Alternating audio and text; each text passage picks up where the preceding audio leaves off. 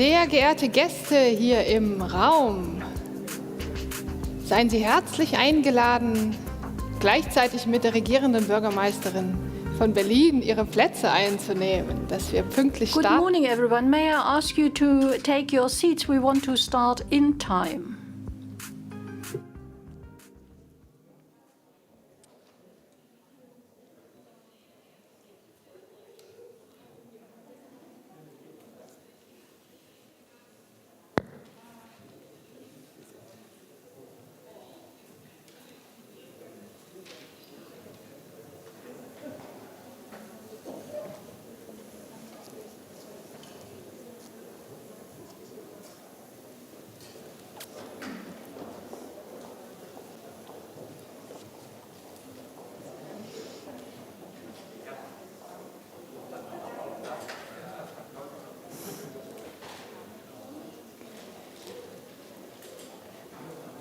Nochmal herzlich die Einladung. Suchen Sie Once again, Platz. please take your seats. Der Ihnen sympathisch ist. Find one you like best or find the one with your name tag. Zusammen. We want to start in time and all together.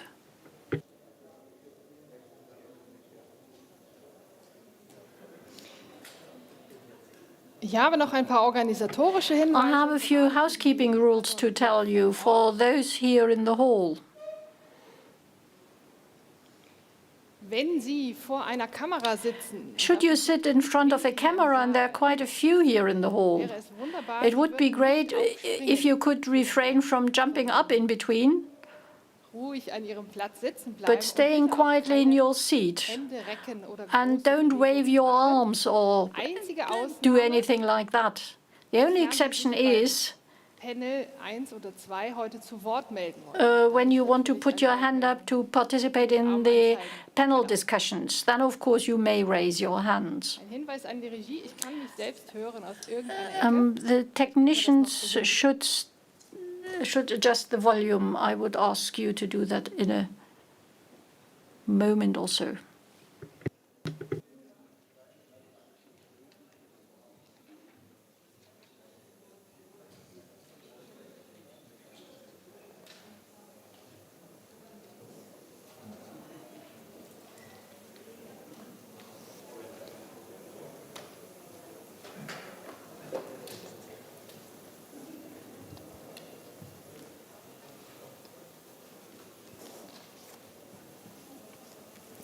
Ich sage schon mal ein paar organisatorische Hinweise auch für die Zuschauer. And now a few Auch Ihnen ein herzliches housekeeping Willkommen rules for the participants in the live stream. A warm welcome to you as well for the second round of our symposium. During the symposium, you have a chance to participate in the chat, to share comments with us, ask questions, give us information. There's a small window, a little window below the live stream.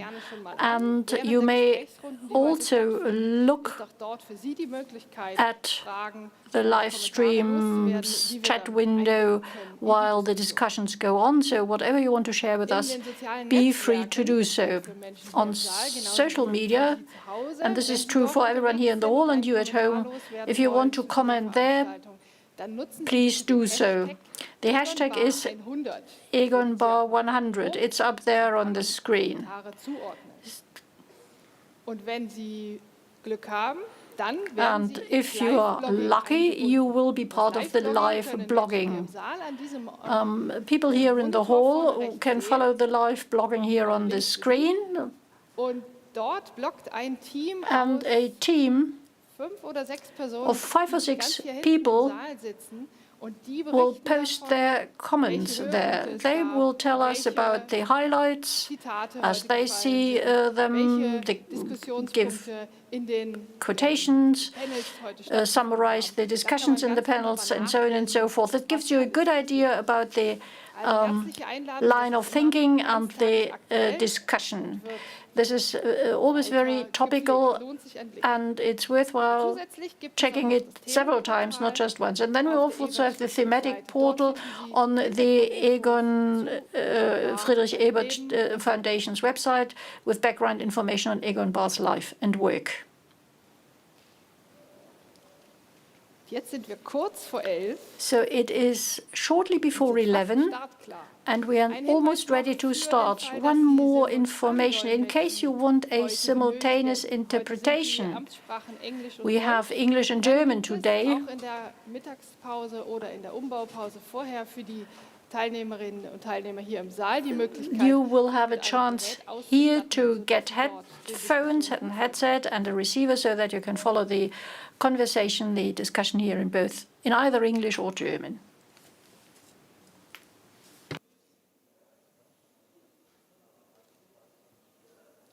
Ansonsten haben wir jetzt Punkt 11. And now it's 11 o'clock sharp,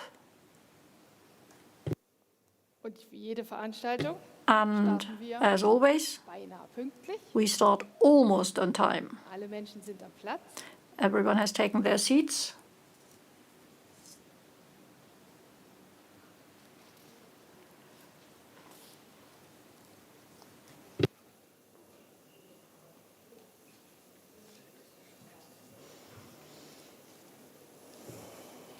Und ich darf sagen, herzlich willkommen zu Welcome to the 5th Egon Bahr Symposium held here in Berlin.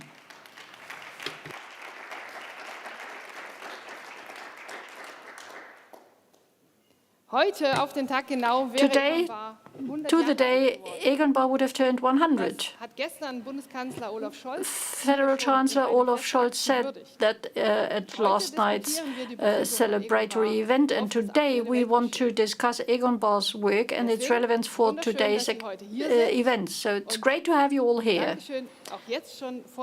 And thank you for your interest in our event. It takes place in a hybrid format. These are COVID-19 times, so all people here in the hall have been tested negative for COVID-19, and we hope that you on the live stream are also in good health.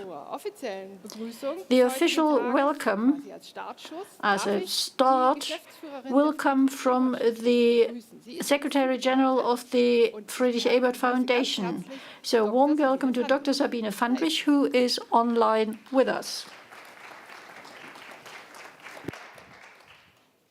Ja, meine sehr verehrten Damen und Herren, Ladies and gentlemen, Herr Bundespräsident Dr. Fischer, Federal President Dr. Fischer, Ambassador Marikio, Ambassador Bonagi, President, State Secretary, ladies and gentlemen, deputies of the German Bundestag, Adelheid Bahr, family members of the Bahr family, Heidemarie Wieczorek-Zeul, guests in Berlin and in the live stream. I am happy to welcome you all on behalf of the Friedrich Ebert Foundation, and I would like to extend greetings to you, the participants in the 5th Egon Bahr Symposium. Peace and security policy in the 21st century, the title of today's event is of utmost topicality. In fact, we should have said peace and security policy after the 25th of February 2022, the day of the war of aggression against Ukraine. The assumed securities we had have changed on that day forever. For a long time, we have considered peace in Europe as secure. Our assumption was that wars of aggression in Europe belong to a dark past, and simply because of the existing agreements concluded within the OSCE, the Charter of Paris, and other meetings are no longer possible. We all had to learn that this is not true. We are horrified when looking at the war in Ukraine. This is also one reason why this symposium is of topicality. The 5th Egon Bahr Symposium is taking place this year to commemorate the centenary of Egon Bahr. 100 years ago, as was said already, he was born in Treffort in Thuringia. It was a time when the Weimar Republic was under its first president, Friedrich Ebert, was grappling for the existence of the parliamentary republic and the rule of law, especially also Thuringia. Treffort is commemorating Egon Bahr today by unveiling a commemorative plaque and a commemorative event. We send our greetings to the town and are there with them. Yesterday, on the eve of the symposium, Chancellor Olaf Scholz commemorated the progressive thinker Egon Bahr. He was a far-sighted strategist and reconciler. He was a man to whom peace was the utmost vision and the utmost objective of his political work, for whom policy had to be hammered out in the spirit and in the interest of the people, and who always based himself on reality. Even if it was absolutely inconvenient, as he said in his famous speech in Tutzing in 1963, even if it's running counter to our sentiment. It gave him the great ability to change perspectives, to open up new lines of sight and lines of thought, and showing political path hardly anybody else saw. So together with Willy Brandt, He developed the policy of change through rapprochement with Olof Palme and others, the concept of common security. It enabled him to propose a policy of small steps and achieve great changes in its wake. Over the past few days, we sometimes gave a sigh if we had an Egon Bahr today. Since 2015, he's no longer with us. So together with the Willy Brandt Circle, we decided to hold these symposia. We apply the principles and the concepts of his policy to the current situation so that we too open lines of sight and lines of thought and political paths so that we see clearer, even if it's inconvenient, so that we are able to secure the peace that we are about to lose. So our objective for today is to cast light, to shed light on the current situation after the breach of international law carried out by Russian President Putin, and to discuss short-term and medium-term consequences. We want to discuss the implications for the European security architecture, and we also want to look at the global perspectives. This intellectual work that brought us together here in Berlin and in the virtual world needs to be supported by all of you. I'm really pleased to have such a high-ranking group of participants here, and that we have a number of keynote speakers that will definitely provide food for thought. In the first round, I would like to welcome Heidemarie Wieczorek-Zeul, the chairwoman of the Willy Brandt Prize.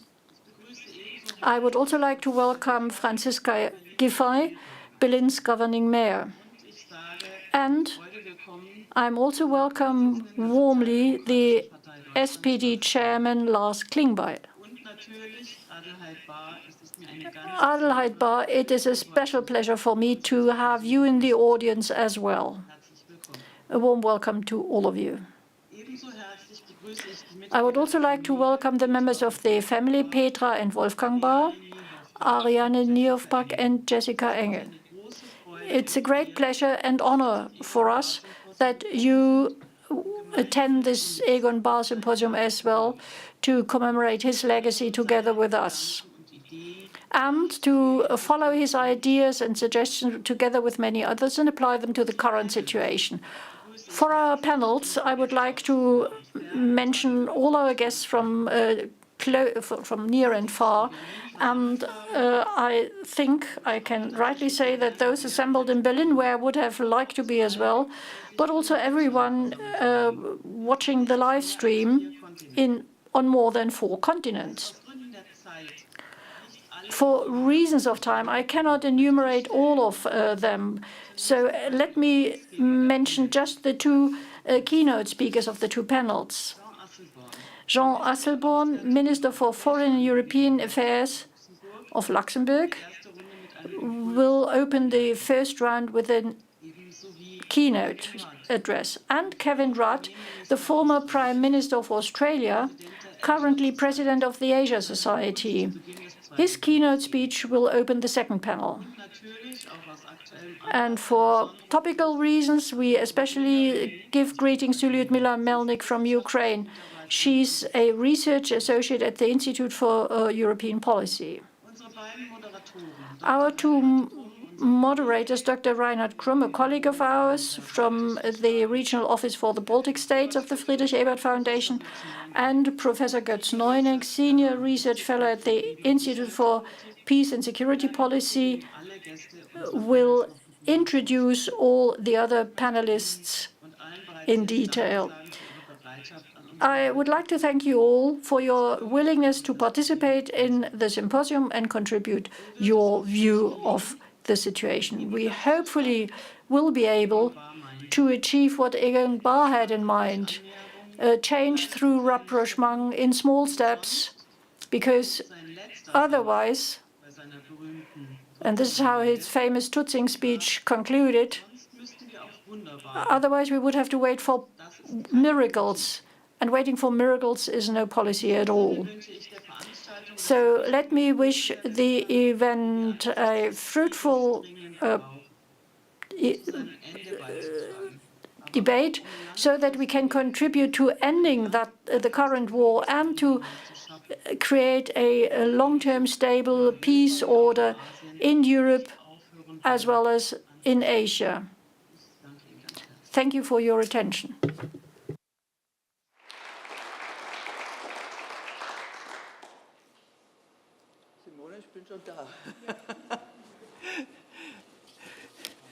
Ja, vielen Dank, Sabine Vandrich. Und vielleicht für die, die sich schon gestern gewundert haben, persönlich, aber ich habe nur einen eingeklemmten Nerv und sonst gar nichts. Und der hindert mich aber weder am Reisen, noch am Arbeiten, noch an dem nachhaltigen Engagement. Und deshalb bin ich auch heute hier.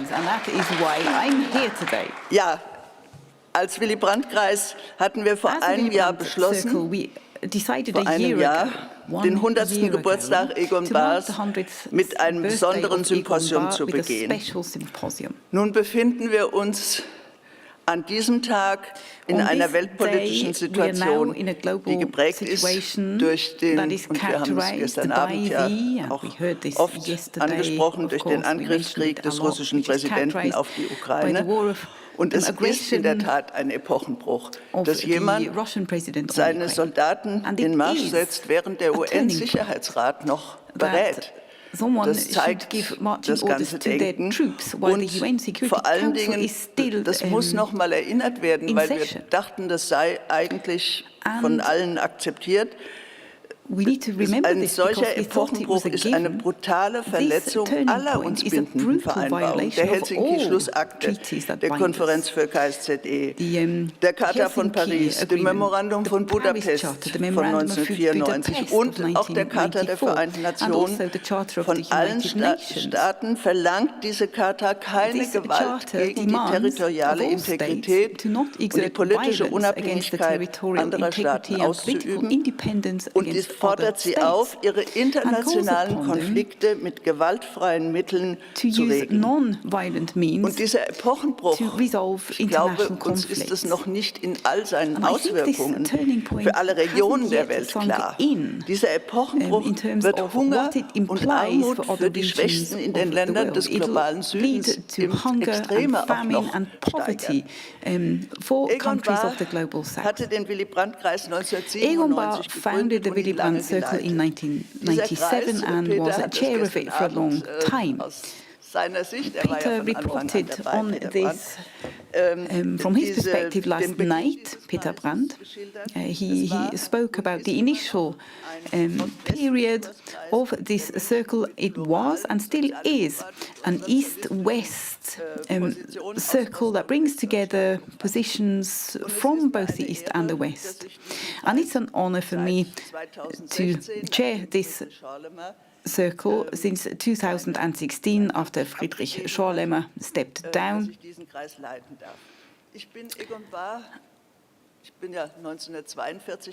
I was born in 1942 and I often met Egon Bahr while I was in the Young Socialists. I admired his Ostpolitik, I admired his courage. I also experienced him as the Secretary General, and he was, shall we say, dry in that role. And we stayed in touch afterwards. He was one of my predecessors as Minister for Economic Cooperation and Development in the Schmidt government. And on the occasion of the 50th existence of our joint ministry, we met in 2012, together with Erhard Eppler, to debate perspectives of a new, more just world order.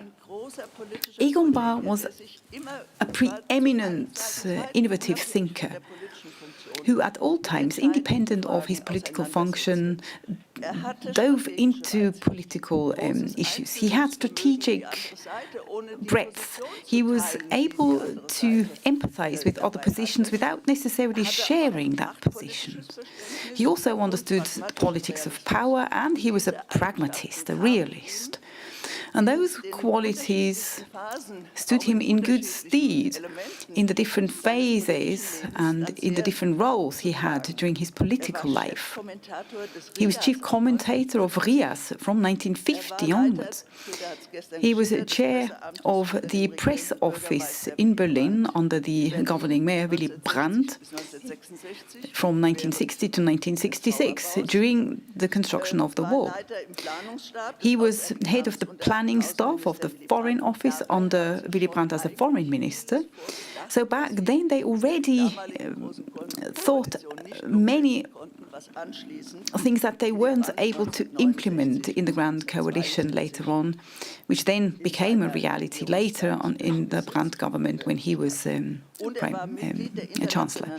And Egon Bahr was a member of the International Commission for Disarmament under Olof Palme in 1972. We also mentioned this yesterday. He was the long-standing director of the Hamburg Institute for Peace Research and Security Policy for 10 years, from 1984 to 1994. And Götz Neuneck, I'm very grateful to him, is carrying forward Egon Bahr's thoughts, his thinking, to the Willy Brandt Circle. Egon Bahr had visions. He did everything he could to implement them. And the core of his policy was the Ostpolitik, reconciliation with our eastern neighbours. Without his work, it would not have been possible to leave behind the bloc policy and to create space for civil society to come together. Without his work, German and European division would not have been overcome. Egon Bahr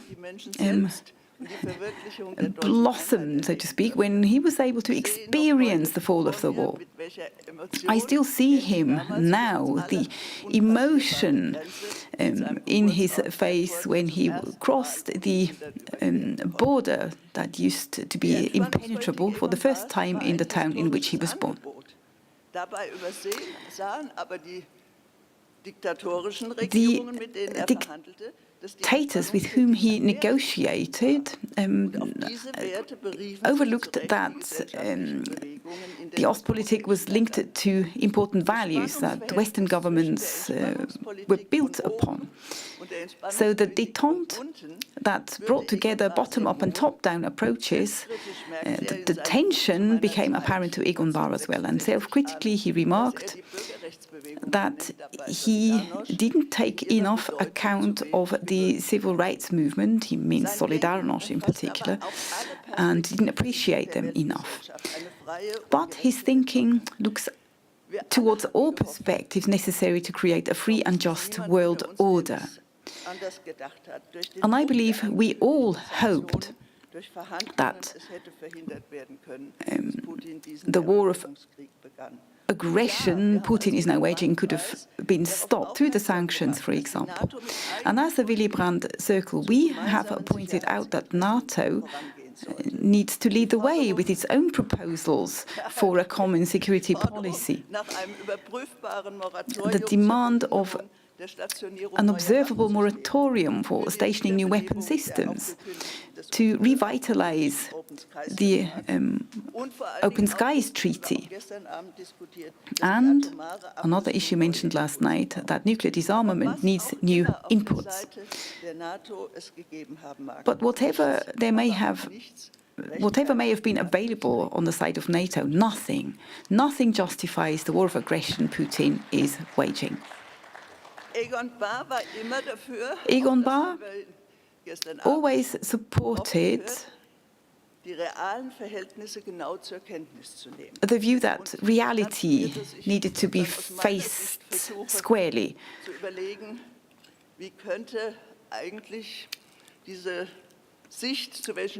And I'm wondering, what are the consequences of this today and now? I think we still need to understand this. Putin and Russia are pursuing imperialist interests. Today, we must protect those who, quite rightly, are resisting the expansion of Russian interests in neighboring countries. Common security, in my view, needs to be established between the people in our countries, those countries that are part of the EU and NATO, but also extending to the people in Russia. And Olaf Scholz said this very clearly last night. The people of Russia are also interested in peace and a secure life. Cooperation as part of the détente has enabled economic development. Many interconnections have arisen globally, which have contributed to reducing conflicts. But to believe that economic change automatically leads to more democracy and opportunities for participation, that hope has not been realized. We're seeing this not only in Russia, but also in China. Securing peace through cooperation is the founding idea of the European Union. It was born from the experiences of the horrors of two world wars and Nazi barbarism. The concept consisted and still consists of creating so many interconnections that a war of one country against another is no longer possible. And it has established binding norms and common rules that can be tested by the European Court of Law. And I know not everyone likes to hear this, but I'm asking the question nonetheless.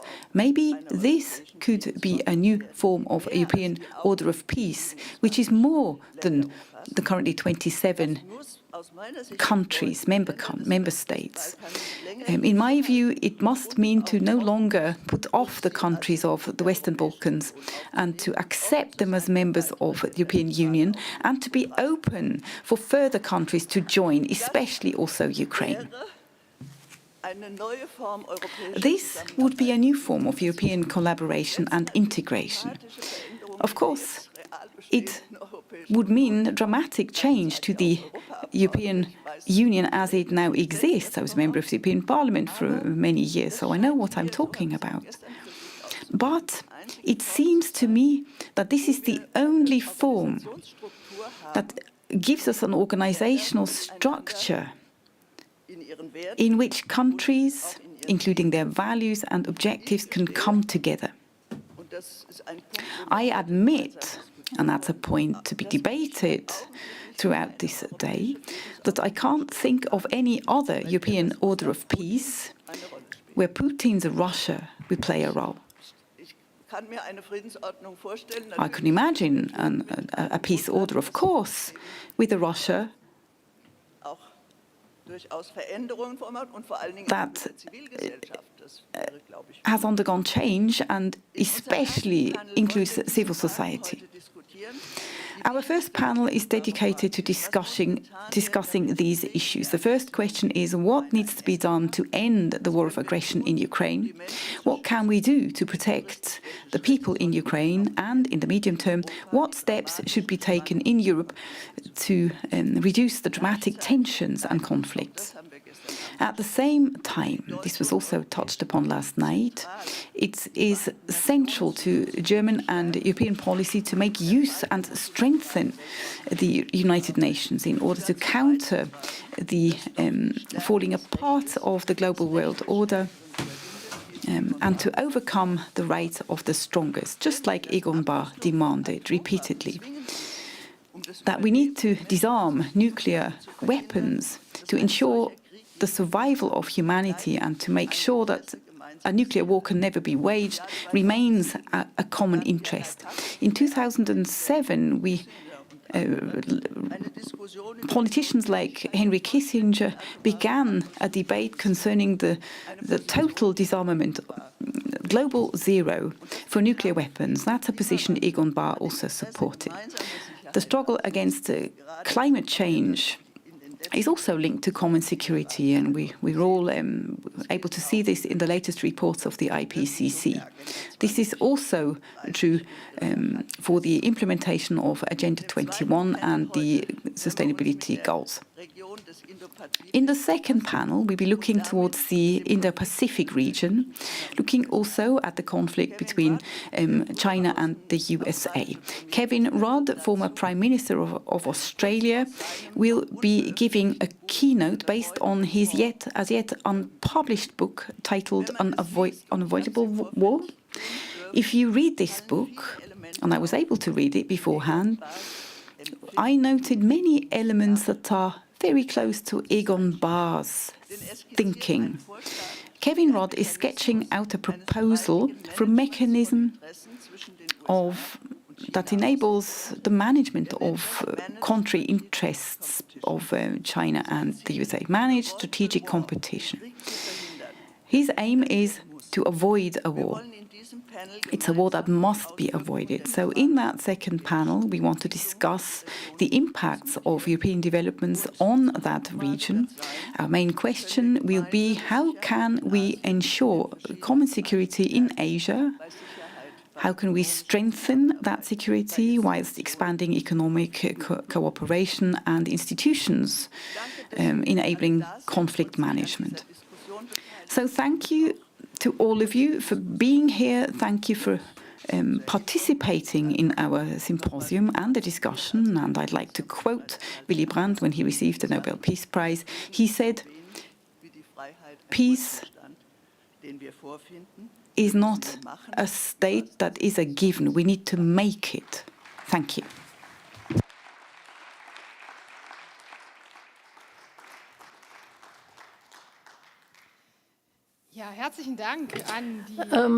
Thank you for your introductory statements, Heidemarie Wieczorek-Zeul. Now I'm pleased to announce the next speaker. The governing mayor of Berlin, Franziska Giffey, will now speak to us.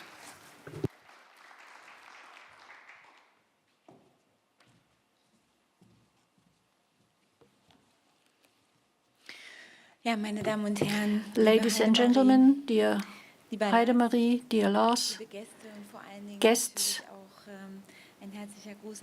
and family members. We stood at Egon Bahr's grave just now to lay down a wreath and here in Berlin, and I'm really pleased that the Ebert Foundation organizes the 5th symposium in order to remember the work of Egon Bahr and commemorate his centenary. So thank you for taking the initiative.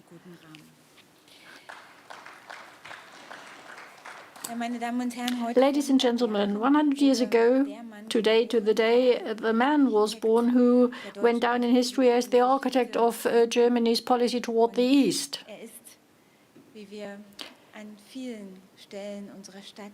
We can see in many different places all over Berlin that he has still a presence here with his ideas and convictions. And in these days now, we notice how a great progressive thinker he was and how much we would now need his advice and his ideas. We won't have that, but we can remember him, can remember his convictions, and imagine what he would have done, so that we know what we need to do. His centenary today is linked with another jubilee. 20 years ago, on his 80th birthday, he was made honorary citizen of Berlin. Our city owes a lot to Egon Bahr. His portrait is one of the gallery of honors in the on the third floor of the Red City Hall, together with Marlene Dietrich. But not only, of course, and his boss, supporter, friend, Chancellor Willy Brandt, whose portrait is there as well.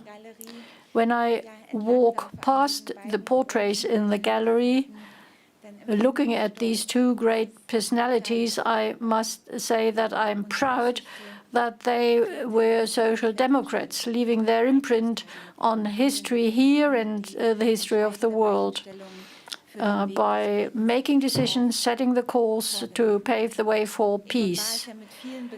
Egon Bahr has been described with many terms: architect of the Eastern Treaties, patriot, the designer of the German policy, a communicator, great social democrat, or a legend of the Social Democratic Party. He's known beyond the party, and is highly appreciated by many people. Richard von Weizsäcker,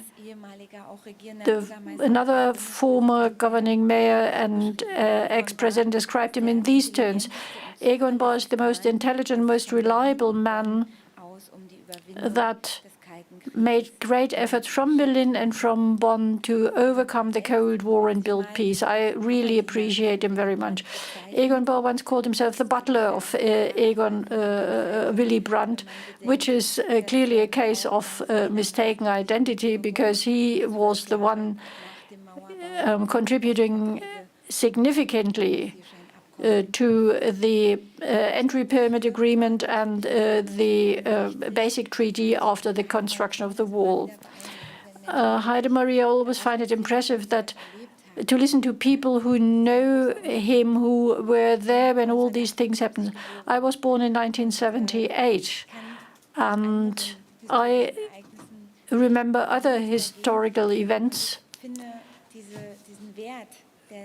And I have learned the value of contemporary witnesses, giving us an eyewitness description of the events. Today, we have here in the hall people who remember these years. And I would like to encourage you very much to share your experience with the successor politicians. It's important to talk to school children, to university students, what it meant to be there in those years and what it meant for Berlin. You can travel all over Berlin, but there are only few left to remember the time when the wall was built, what Berlin looked like afterwards. The color, the dominating color in the East was gray. But what did it mean for people? Families were ripped apart. They were unable to see each other under simple conditions. It was all very difficult to get along with one another. And for many people, it was the time when they were unable to live in freedom to do what they wanted to do and found right. What is a matter of course now was simply not there. I think it's very important not to forget that and to remember it, and that the time we are living in now is not a matter of course. Neither is peace a given. Just as freedom, peace must be won again and again, as we now see in the most dreadful terms. Peace is no longer just under threat, but peace is gone in many places which are very close to Germany. This is why we have the responsibility to remember how it all came about and what the work of those people like Egon Bahr was to achieve peace for all of us. Just as Heidemarie said, he was not just someone leaving an imprint on Berlin, but before that, as a journalist, as the chief commentator at the RIAS, someone who was familiar with local and federal policies, someone who knew that 1961, when the wall went up, was a break. For the Berliners, it was an incomprehensible event, and it was clear that it would determine history for a long time to come. In 2013, he wrote, when looking back at those years, that the construction of the wall was the high point of the Cold War, but the beginning of its end as well. This idea was really forward-looking. He himself very much argued for the policy of change through rapprochement. The new strategic orientation made it possible to achieve rapprochement gradually through small steps, to change the situation gradually. When looking back at 1961, the policy of small steps that started 2 years later on Christmas 1963, when the West Berliners were able, for the first time after the wall had gone up, to see their beloved ones on the other side of the wall. Although it was freezing cold, people stood in line for hours to get an entry permit and to join their families again, more than 2 years after the forcible division of the city. Willy Brandt commented at the time, on the 22nd of December, on the radio, at the moment, thousands of Berliners sit together as a family in the East. For the first time after long months, they were able to reunite. The Berliners are a big family in a big, horribly divided world. When I read those lines said by Willy Brandt on Christmas 1963, it's just like now. The Berliners are a big family, although the world is forcibly divided. When you see the thousands of assistants and helpers, the volunteers supporting refugees coming here from Ukraine, people inviting Ukrainian families to their homes. We have volunteers in the police force, in the fire brigades, in the refugee homes. The Berliners are a big family still, and this is what sets us apart as a city of freedom, a city of solidarity, and the willingness to help. This has also got to do with the legacy of Willy Brandt and Egon Bahr.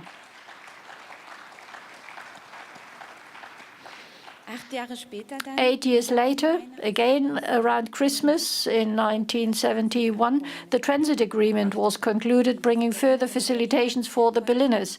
West Berliners were able to use a safe corridor to leave West Berlin without applying for visas, without customs and other border checks.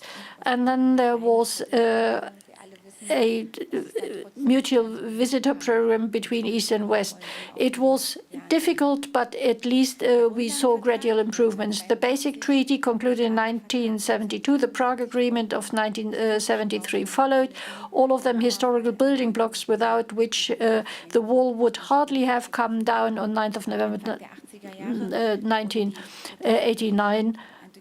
And reunification. The protest of the anti-communist Solidarność trade union in Poland were often seen critically, but it was clear that the attitude of no risk, we need to preserve what we have, did not go down well. Willy Brandt acknowledged this conflict, and he once said, speaking to school students, in international politics, it's never about democracy or human rights. It's always about the interests of states. Remember that, no matter what else you are told in history lessons. I can imagine what the history teacher thought about that, but, well, when you read these lines, it's incredible to see how history repeats itself, the interest of states.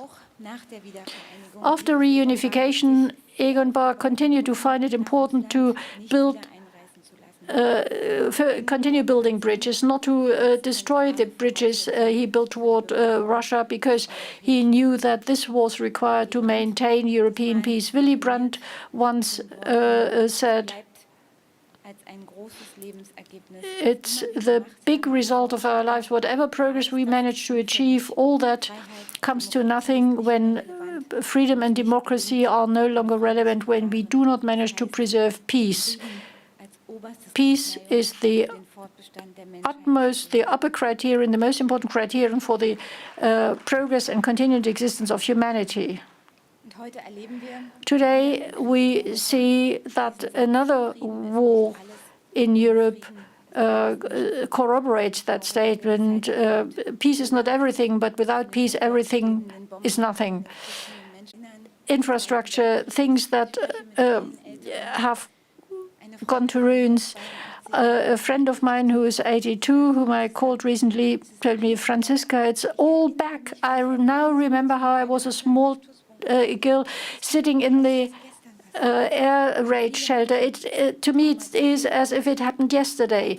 People are traumatized and re-traumatized. And we see now that children ask us, what is that? My son asked me a couple of days ago, Mom, will war come here as well? Our teachers in school keep asking us, how do I tell a first grader what a war is? We issue teaching material in the hope that it helps teachers to address the issue in school. We have school psychologists who do upgrading courses for teachers, explaining them how to deal with the situation. And let me be very open, how to manage that the conflicts in the world does not dominate the schoolyards. Just as we saw a couple of days ago in Marzahn-Hellersdorf, the Russian school that was attacked. Russian and Ukrainian children go there. It was attacked. And of course, just as the whole school community, the children are in shock. I talk to many people of the Russian community here, and they tell me, we are now the enemy. When we speak Russian, we get funny glances. This is a real problem. We need to be very clear that this is absolutely intolerable. Hatred and slander is never justified.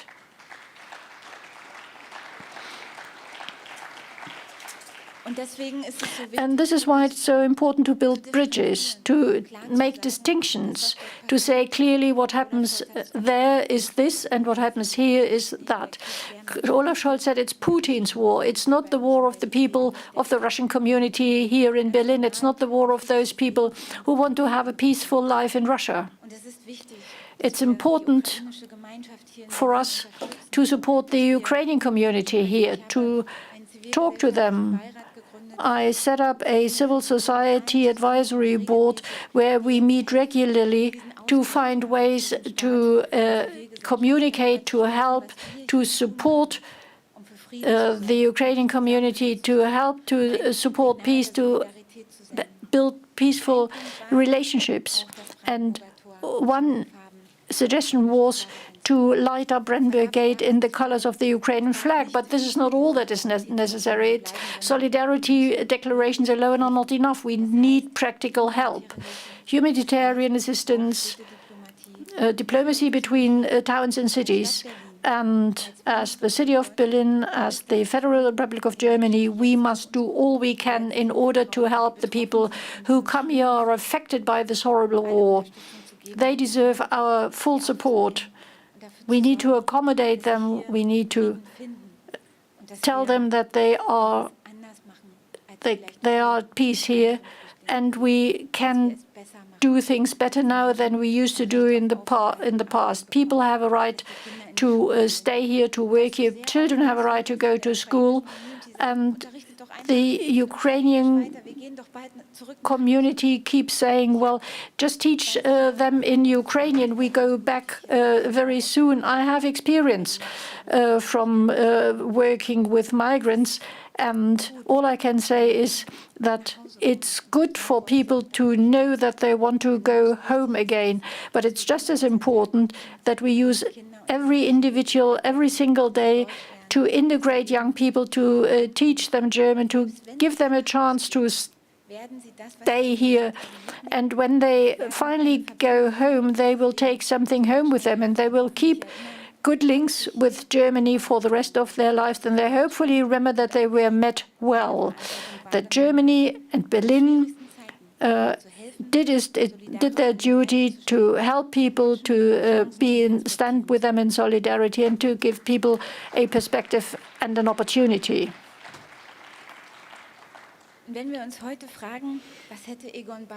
When we ask ourselves now, what would Egon Bahr have said? What would his advice have been? I'm pretty certain that he would have said, help wherever you can. Everywhere and everybody in their place, in their role. Not everyone can help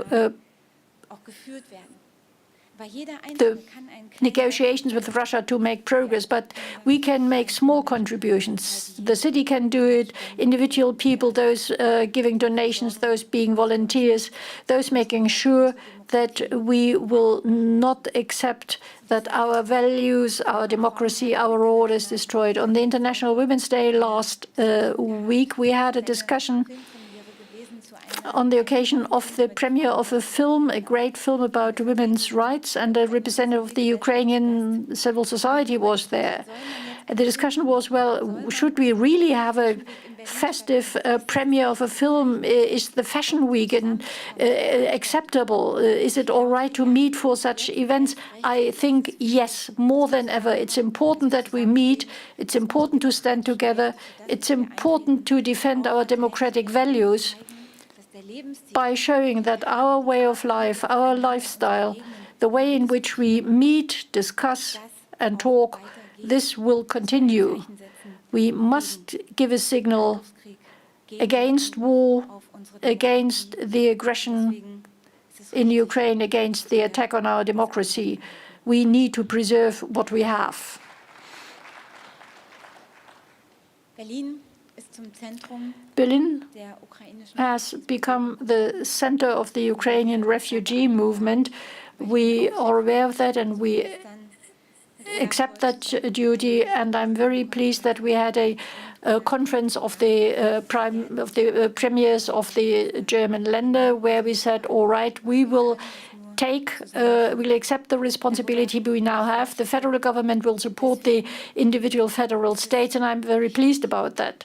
This is why it is so important, just as Egon Bahr kept saying, that we need to stand together, that we need to cooperate, that we need to have a dialogue when we want to overcome a crisis.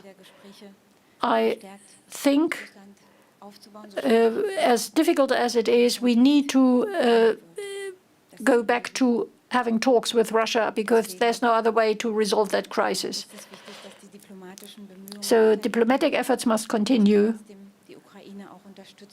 and still we need concrete support for Ukraine to hold out in that war. We do not yet know what the price for peace is. But Willy Brandt once wrote in a foreword to one of Egon Bahr's, his friend's book, next time it will be immeasurably more complicated. There's no more important thing to achieve than this, helping to prevent a third world war. This is the most important objective that propels us all forward, that is the driving motive behind whatever we do. Thank you for coming here to attend the 5th Egon Bahr Symposium. And I think it's good not just to meet in our own circle, but that people from elsewhere can participate, can listen, and can take something home with them. Thank you very much.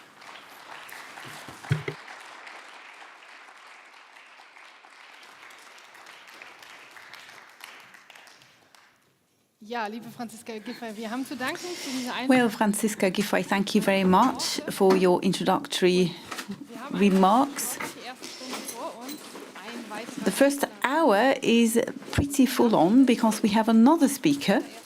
So to conclude the first hour of our symposium, I'm pleased to announce an input by the SPD Chairman Lars Klingbeil.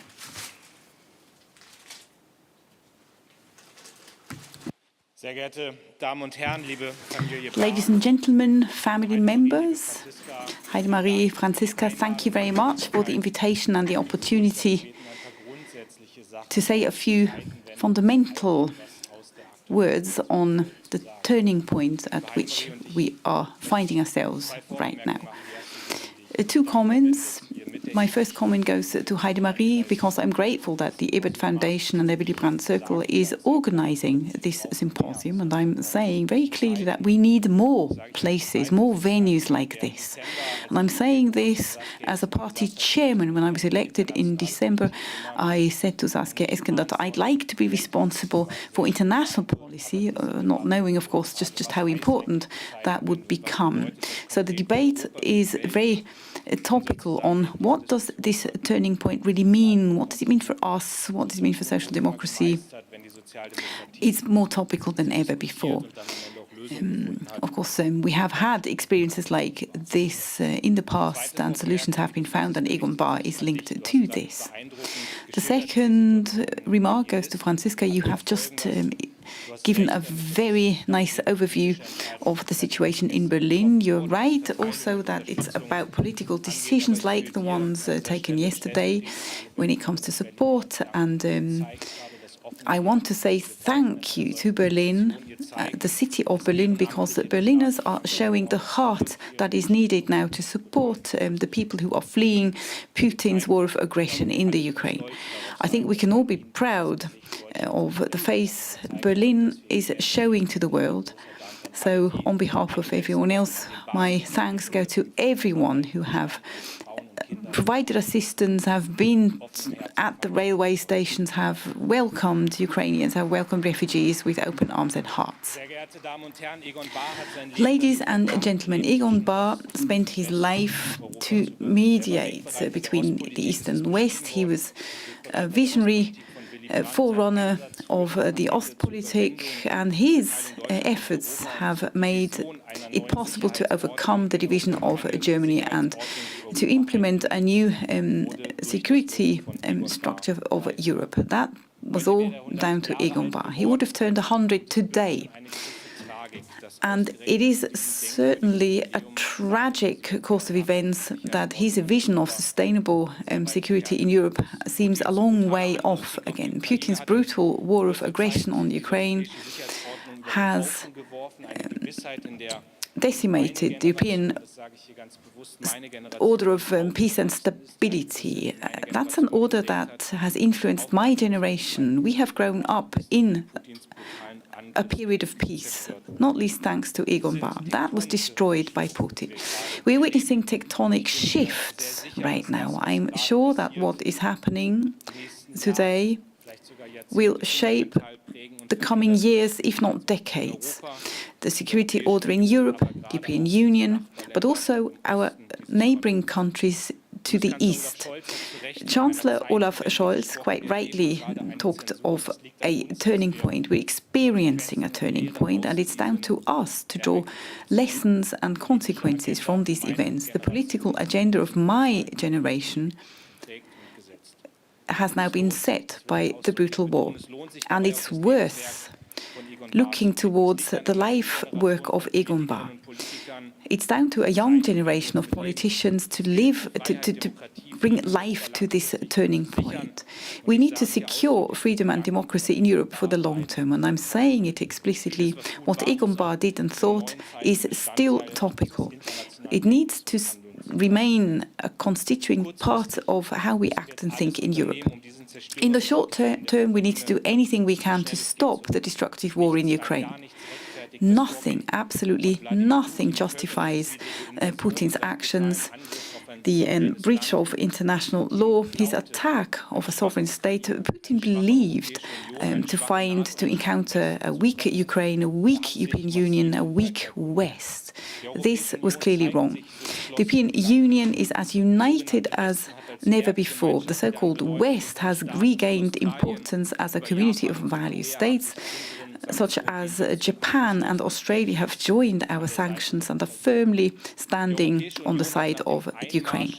After the invasion, the European Union has acted decisively and quickly. Harsh sanctions have been brought to bear on Russia. They are right now affecting the Russian economy and the Russian elite. Russia is isolated internationally. At the General Assembly of the United Nations, 149 states denounced Russia. There were 4 dictatorships on the side of Russia: North Korea, Belarus, Syria. NATO is as strong as never before, and Putin has contributed to this. NATO is strengthening its presence along the eastern flanks and remains a guarantor of stability. Ladies and gentlemen, this war cannot be won through military means. Putin will understand this eventually. The belief in wanting to live in peace is stronger than the imperial ideas of Vladimir Putin. This war is the beginning of the end of Vladimir Putin. And up to that point, we'll do anything to stop the destruction that is going on. But we need to keep a clear head. It's clear that there won't be military involvement of NATO, there won't be a third world war. But there are many possibilities still left to us to take additional sanctions and political pressure that can be brought to bear on Putin. The war in Ukraine is also changing our lives in Germany. Franziska Giffey has just referred to this in an impressive way. War has become a matter of debate again around our kitchen tables. Especially the older generation is reminded of dark events in the Second World War. I'm also experiencing this in many conversations. And indeed, it's affecting a young generation. War is no longer just a computer game or on Netflix. It's suddenly become very real. Only 2 hours away from Berlin, a brutal war of aggression is taking place. I could never have imagined that in the year 2022 we'd be experiencing a war of attack in the midst of Europe. And I'm sure Egon Bahr would not have dreamt this when he passed away in 2015. But I'm emphasizing also it was right that we had dialogue with Russia, that we invested in dialogue. It was right, even though relations with Russia became increasingly strained. It was right to rely on international law, the inviolability of national borders, the integrity of European states. It was right to rely on all this being respected. It was right to rely on historical treaties. Many of us just simply could not imagine such a destructive war of aggression in the 21st century. This path is Vladimir Putin's path alone. But I'm saying this very clearly also, we need to respond to this. We need to learn from this, and we need to ask what are the consequences we want to draw. And looking back, yes, we need to ask ourselves whether the Russian invasion of Georgia in 2018 or the annexation of the Crimea or the murders in London should have been assessed differently, if we should have read these events differently. That assessment is also important because it will determine how we'll act in future. Olaf Scholz said in the German Bundestag on the 27th of February that we are faced with a turning point. He has named the first steps to be taken, more money for defense, delivering weapons to Ukraine. But I'm saying clearly that this turning point is more than that. It'll be with us for years to come. It'll demand many things of us in the coming years. The European security order needs to be redefined. Many answers will only become apparent in debates like this one and in other debates. And because I've been asked to bring some first ideas, I want to do this by presenting you 4 thoughts. My first thought: only a position of strength allows us to extend our hand. It's only a position of strength that allows us to stand up for peace and human rights. Egon Bahr and Willy Brandt have always understood this. Rapprochement is only possible from a position of strength. And yes, that strength also needs to be military strength. At the time of Willy Brandt, the military budget was more than 3% of our GDP. From that position of strength, negotiations became possible with the Soviet Union. Far-reaching treaties to strengthen security and human rights could be negotiated. And Olaf Scholz has announced that military spending will be increased to 2% of our GDP. 100 billion of special budget has been made available, and I'm saying that this is the right path to take. It is not about armament. It is about enabling the Bundeswehr to take up its tasks in defending Germany. We need to be able at any point in time to defend our country. And I'm emphasizing explicitly that this is not a turning away from social democratic policy of the past. It's a logical continuity of Willy Brandt and Helmut Schmidt. Anyone talking about the militarization of our society has not understood the turning point. The turning point is not about militarization. It is about détente. It is also about strengthening the United Nations. It's about global law, international law. But we can only achieve this, and that's what we are learning. We need a position of strength, and we need to make sure that we are in a position of strength. My second thought: Europe needs to become more important geopolitically. Europe is our strength. Membership in the European Union is our strength, but I'm also saying very clearly that it doesn't make sense when 27 member states have their own security policies.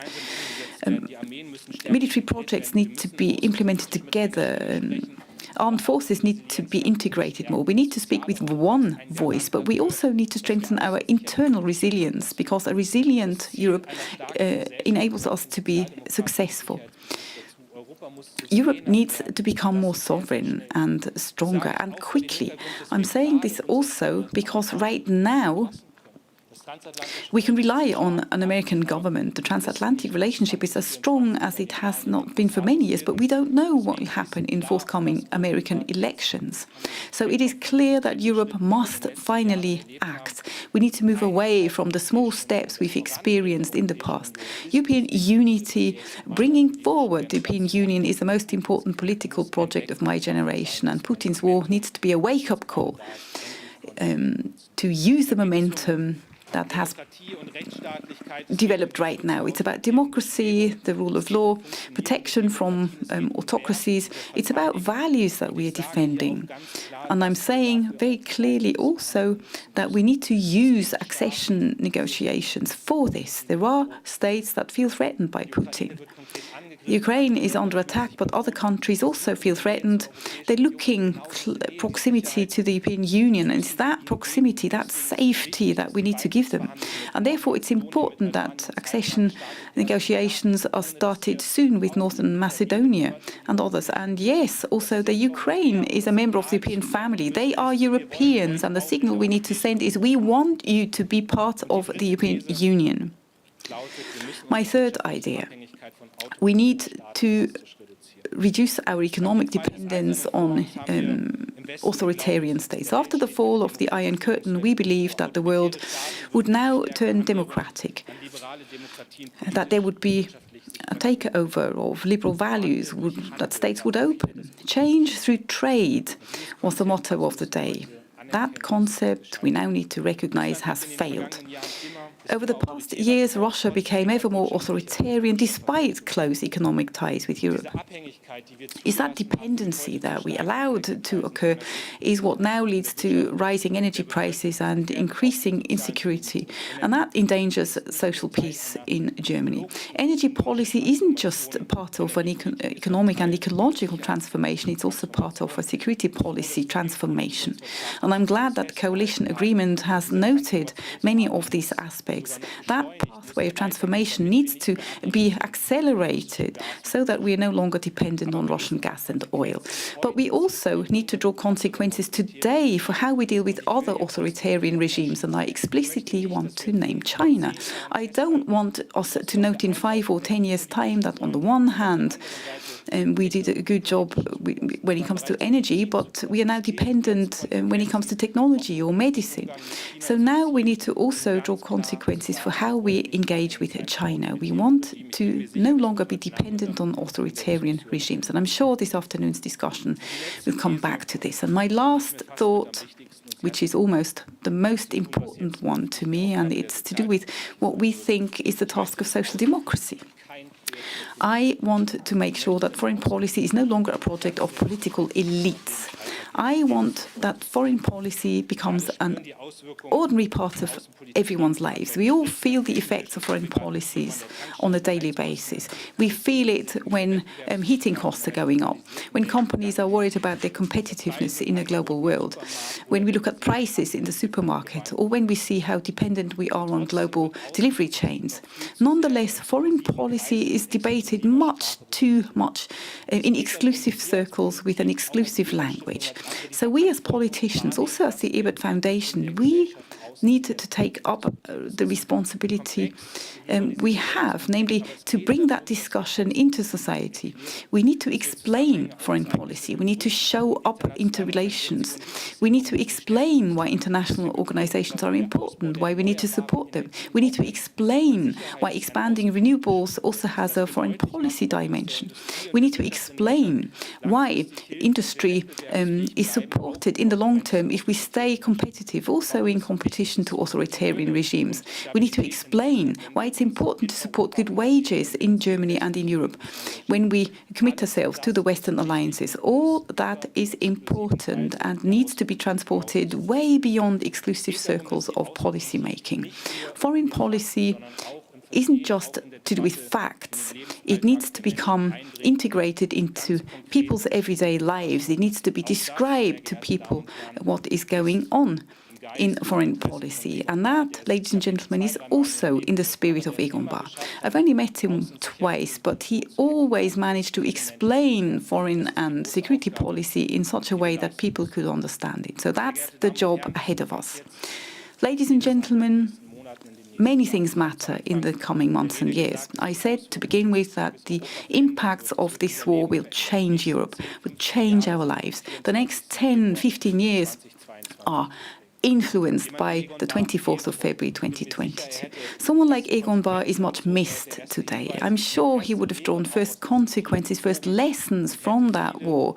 He would have given us much input and food for thought. It's now down to us, Social Democrats, following Egon Bahr, to guarantee well-being, democracy and freedom for Europe and Germany. Peace is a challenge. And I'm emphasizing many of the things we did in the past continue to be right. And as hard as it may seem today, I'm sure that the route towards the future leads us across bridges, not through trenches. And that is something we must never forget, even in difficult times like these. Dear Heidemarie, I'm sure that today's symposium will bring us first good ideas for the changing times that are ahead of us.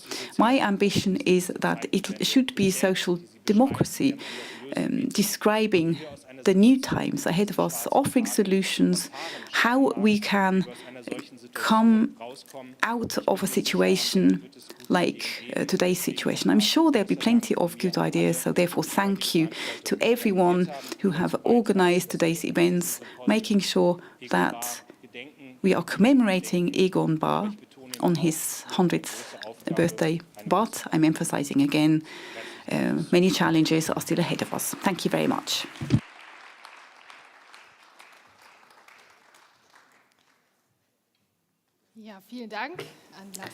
Thank you, Lars Klingbeil.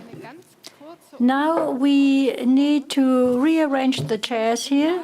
So I would like to ask those in the hall to stay where you are. You may talk to your neighbor, say hello in a low voice. We need just a few moments to set up the stage here for the panel discussion. We will continue right afterwards, also the live stream.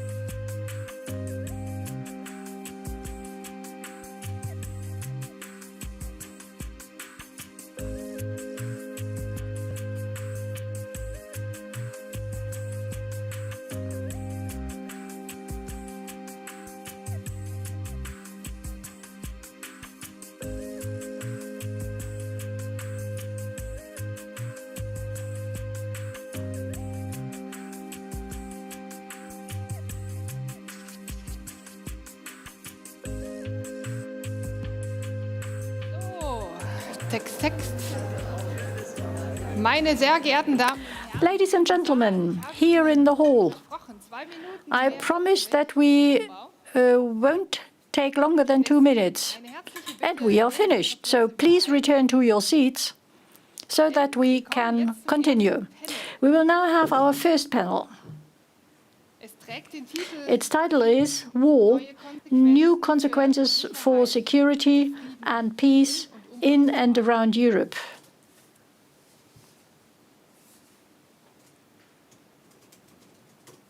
If you want to know who will be the host here, I tell you it's Dr. Reinhard Krumm.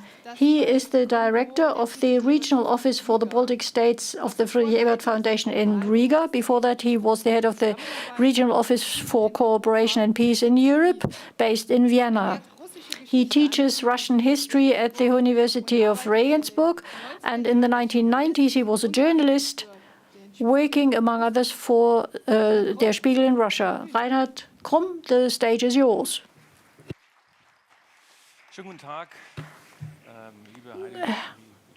A warm welcome to all of you, Mrs. Wieczorek-Zeul, family members, excellencies, ladies and gentlemen. I'm happy to be the host of the first panel, and a warm welcome to all of you. It's no less, no more than war and peace, and this is what we want to discuss today. We will start with a contribution from the doyen of European foreign policy. Jean Asselborn, the Minister for Foreign Affairs of Luxembourg, is the foreign minister with the longest tenure in Europe. He's followed by the one in Latvia, the country I live in at the moment. Mr. Asselborn will give us his input to set the framework for the discussion to follow. So I do hope that the technology works. And Mr. Asselborn, there he is.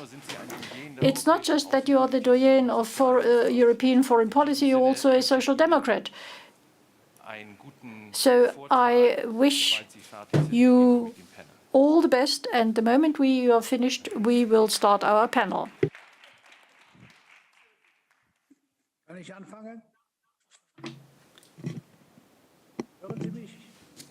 Can you hear me?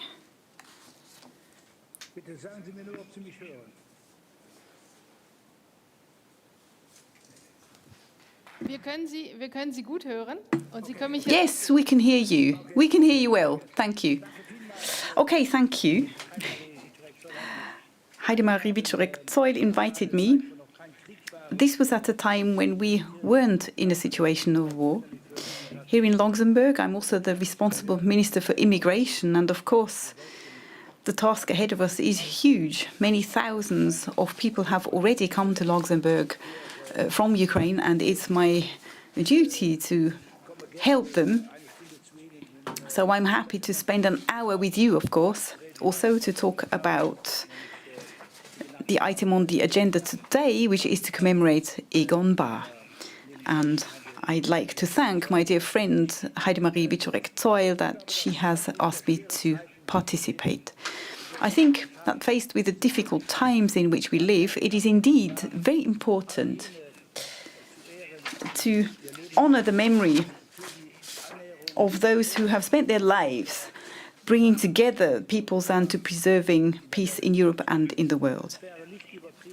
I wouldn't exaggerate when I assume that Egon Bahr, as a pioneering foreign and security politician, today on his 100th birthday, would be horrified to see that war has returned to Europe. Egon Bahr, who alongside Willy Brandt has made an essential contribution towards the gradual approach between the two German states, would surely be appalled by the images reaching us today of a veritable fratricidal war, a war between brothers, really, a war of Ukrainians against Russians, a war of aggression, in fact, which is clearly in breach of international law, a war that was instigated by the Russian president, a man with a very old-fashioned worldview, who seems to be driven by fears of the past.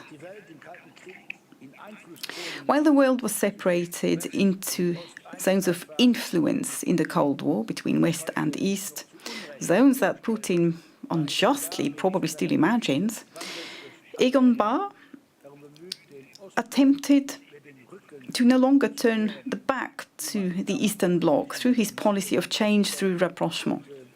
Back then, it was called the Eastern Bloc. Today, we would see this differently. So his point was to turn towards the Eastern Bloc.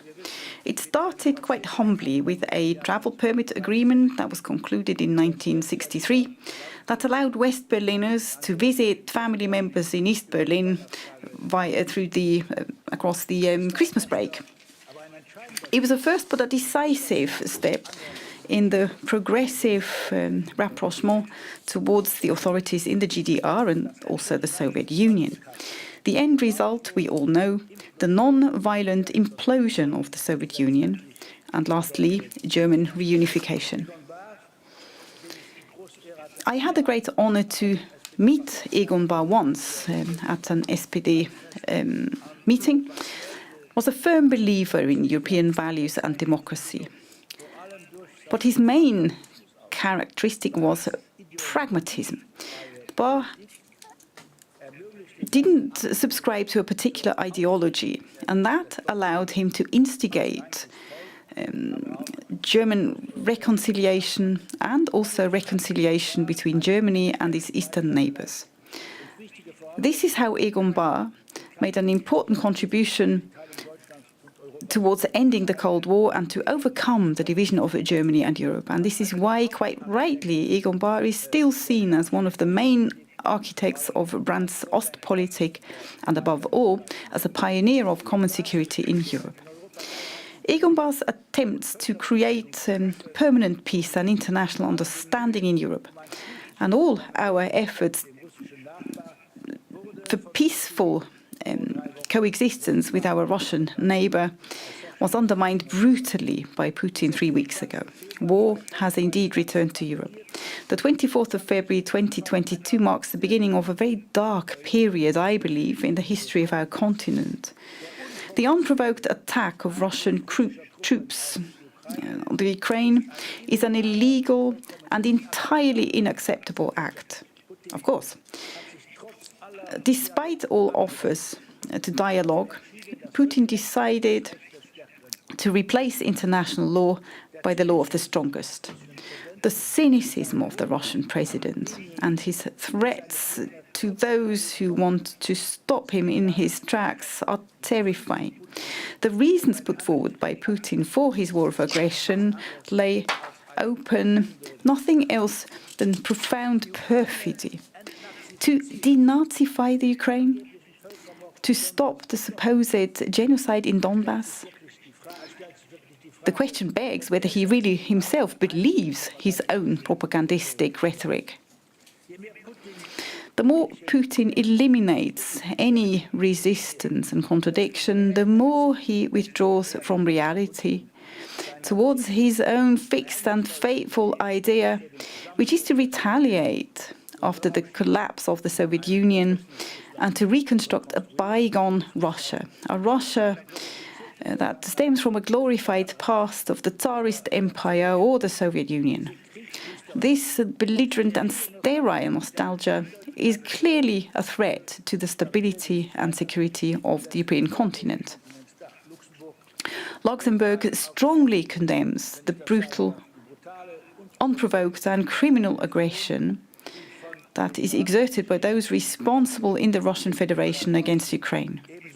We also condemn the involvement of Belarus under the leadership of Lukashenko, who is making available his territory for Russian armed forces and is contributing Belarusian troops towards the aggression against Ukraine. All that is unacceptable.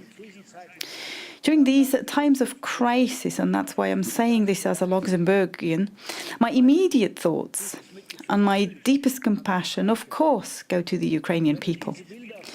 Seeing the images of bombarded cities, Russian tanks and fleeing civilians, I'm inevitably reminded of what Luxembourg and other countries experienced on the 10th of May 1940. Other countries had similar experiences during the Second World War.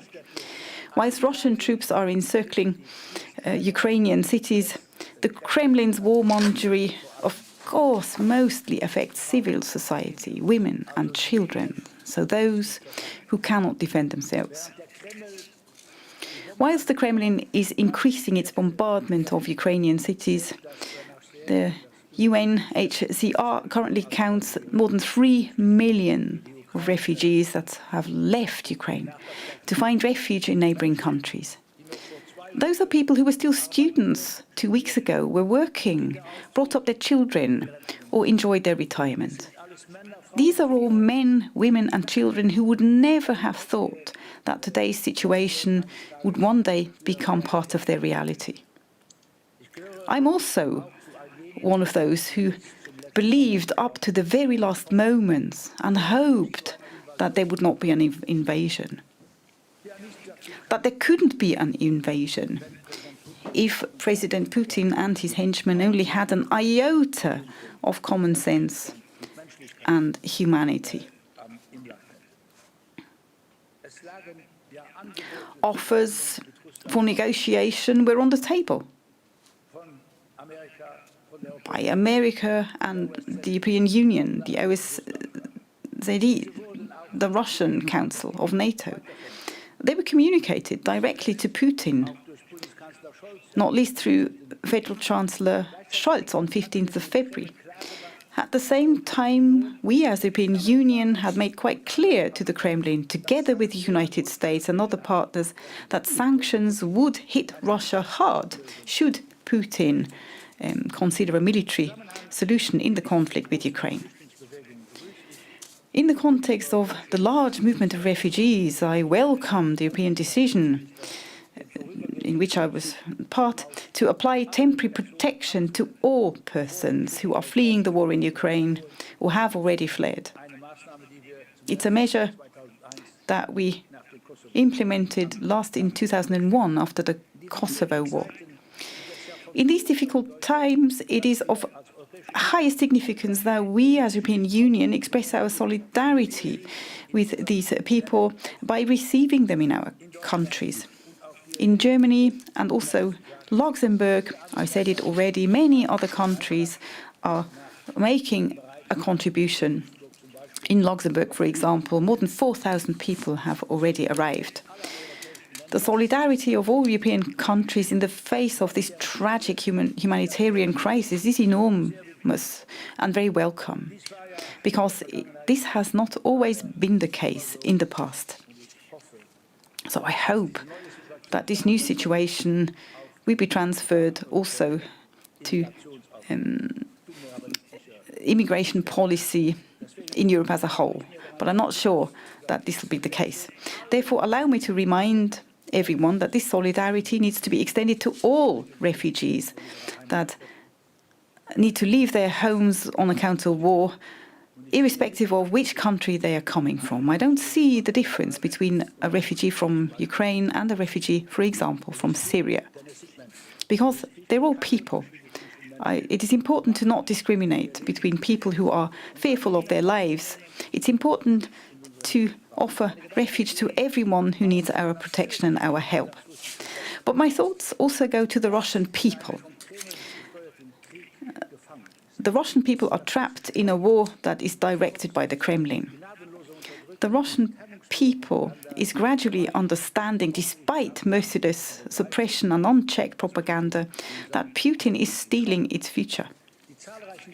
The numerous demonstrations of thousands of very courageous, mostly young people in Moscow, in St. Petersburg, in many other Russian cities, and the thousands of arrests are clear proof of that.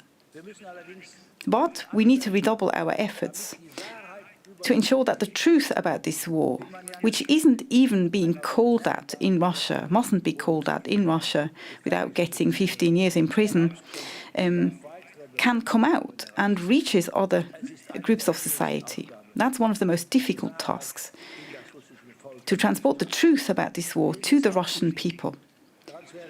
And it's also important to remember that the Kremlin and its action do not embody the Russian people. It is Putin's war, not a war of the Russian people. We need to do everything to counter the discrimination of Russian people in our countries. The hostilities we are currently experiencing, unfortunately, also in our country and in schools, for example, are not a solution to the war in Ukraine. The 24th of February 2022 will be known as a big turning point of history. Putin's only merit, if I can call it that, is that he has opened our eyes. For the first time, our sanctions are more than just moderate threats, freezing central bank reserves, banning the most important Russian banks from SWIFT, stopping the Nord Stream 2 pipeline, seizing the assets of a certain corrupt Russian elite, closing the entire European airspace for Russian aeroplanes and aviation companies, deciding to send weapons to Ukraine, not least by Germany, and finally closing Russian disinformation agencies in Europe. It wasn't news to us that organs like Russia Today and Sputnik had nothing to do with freedom of opinion. It was clear to us that they were stooges of the Kremlin. This, of course, also means that Western media and information channels were themselves banned in Russia.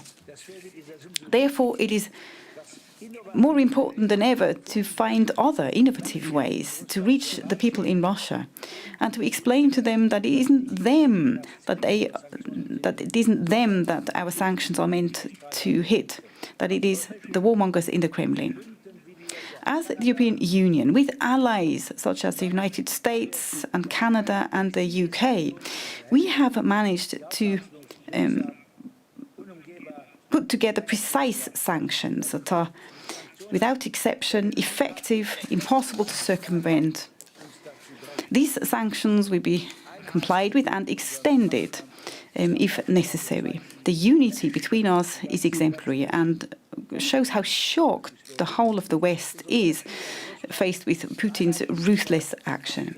Our collective decisiveness and unity vis-à-vis a tyrant who has plunged into a futile war has probably surprised the Kremlin. Putin's planners probably didn't expect this. Even though the sanctions are partly hurting us ourselves, we still must do our part to send this strong signal to Moscow. Only diplomacy, however, can lead to a long-term solution for the conflict in Ukraine. As you know, first attempts are currently being made of rapprochement, which is only a first small step.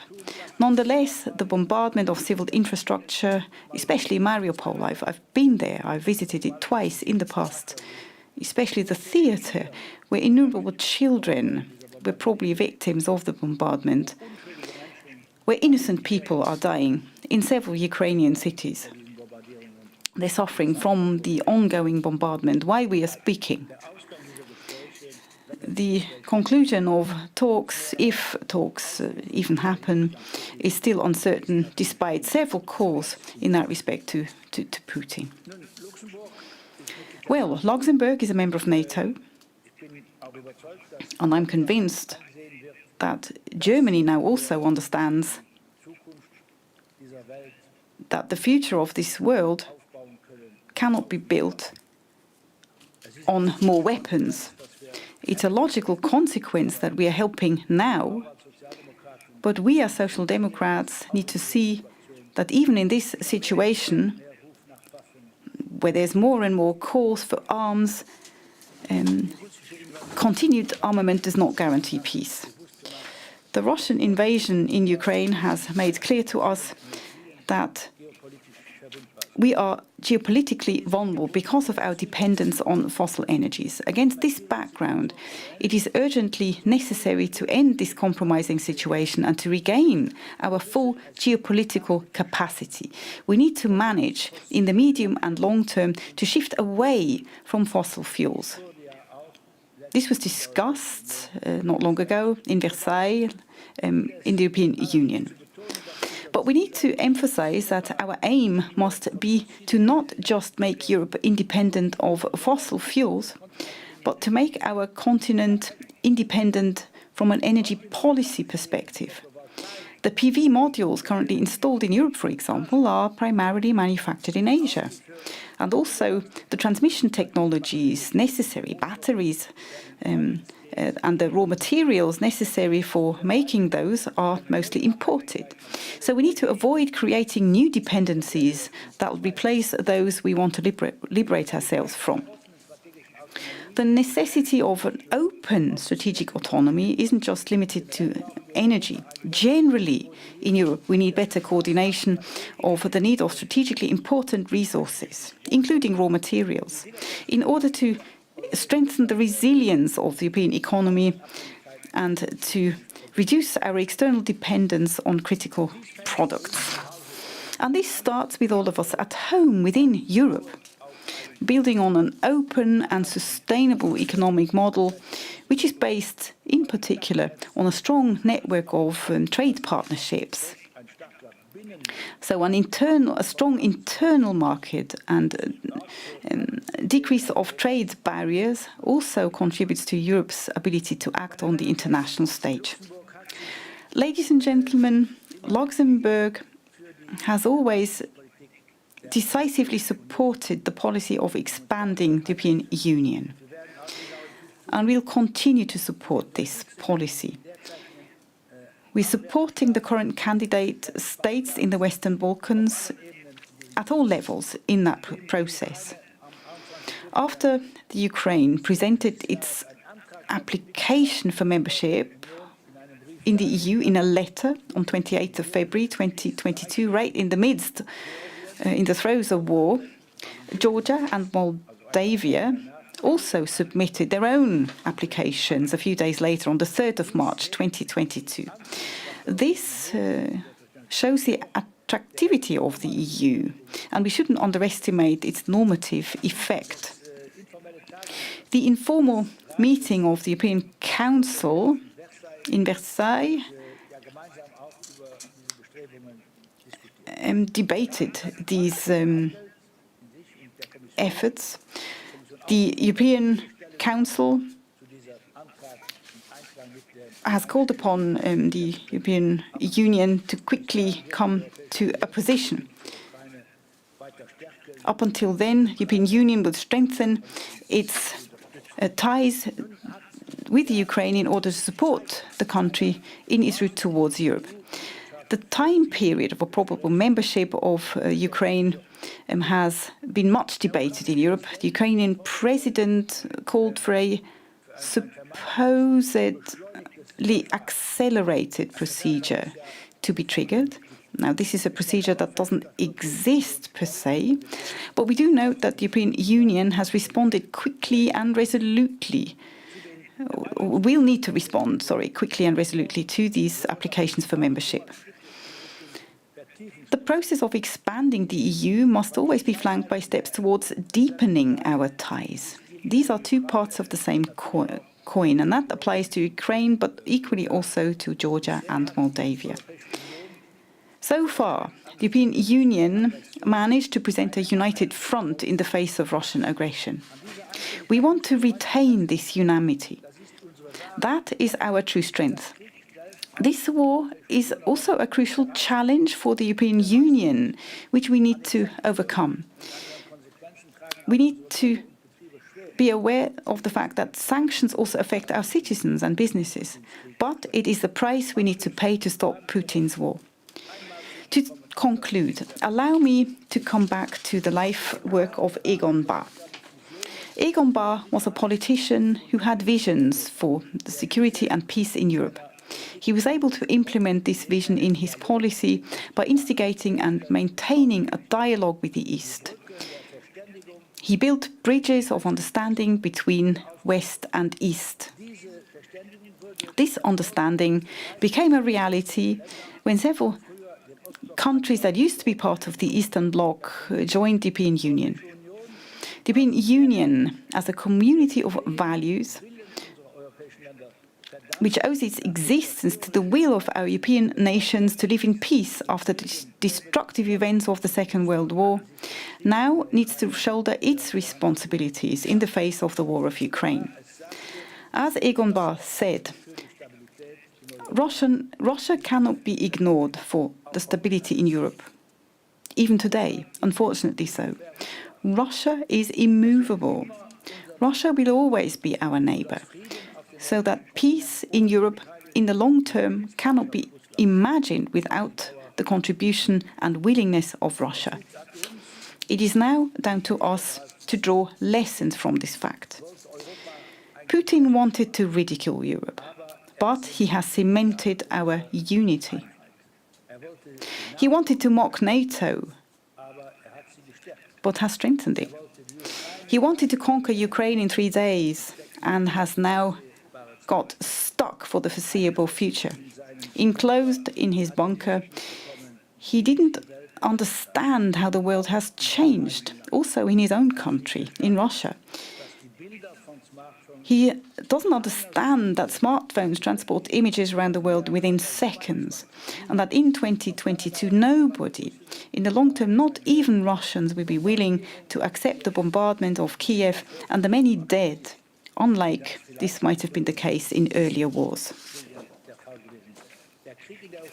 The war in Ukraine is a tough reminder for all of us who have taken peace in Europe through decades of democracy and a European process of unification for granted. Our solidarity with the Ukrainian people must do justice to the courage of Ukrainians, because it will be the Ukrainians who win this war. It is they who are fighting, also on our behalf, for freedom and democracy. May we be worthy of their courage. Egon Bahr also said, there can't be stability in Europe without the involvement and participation of Russia. May we very soon see a time when Europeans, Russians and Ukrainians, and I'm quoting Egon Bahr, are back in dialogue and in mutual respect are working towards peace in Europe and stability in Europe together. This war, this terrible suffering, needs to end. This war has already damaged so many things that Egon Bahr and his contemporaries have built. Thank you for your attention.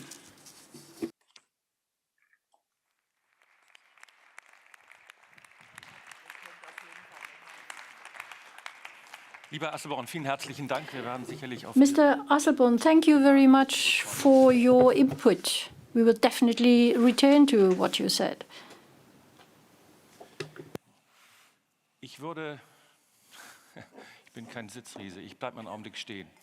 Well, allow me to stand for a moment.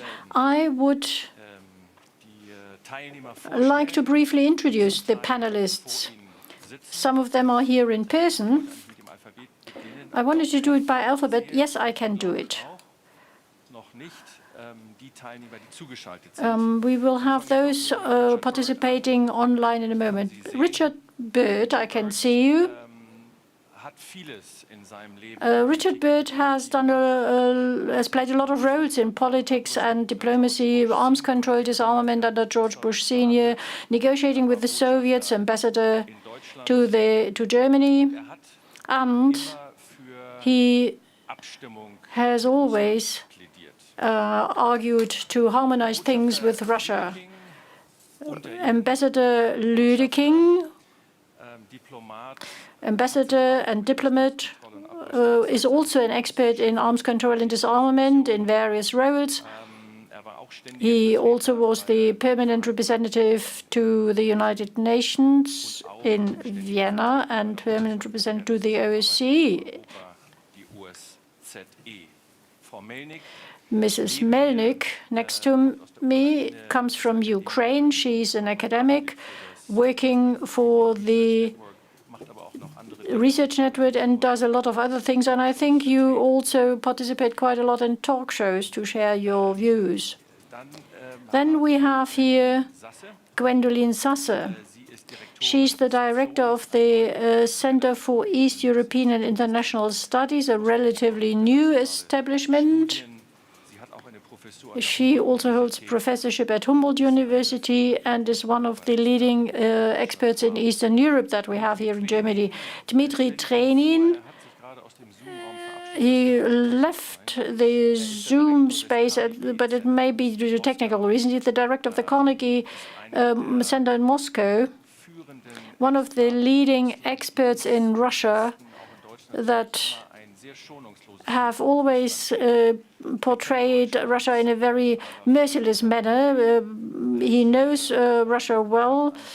He has military expertise, and he is a real expert. I hope that he will join us again very soon. Well, what's the procedure? We are limited in terms of time.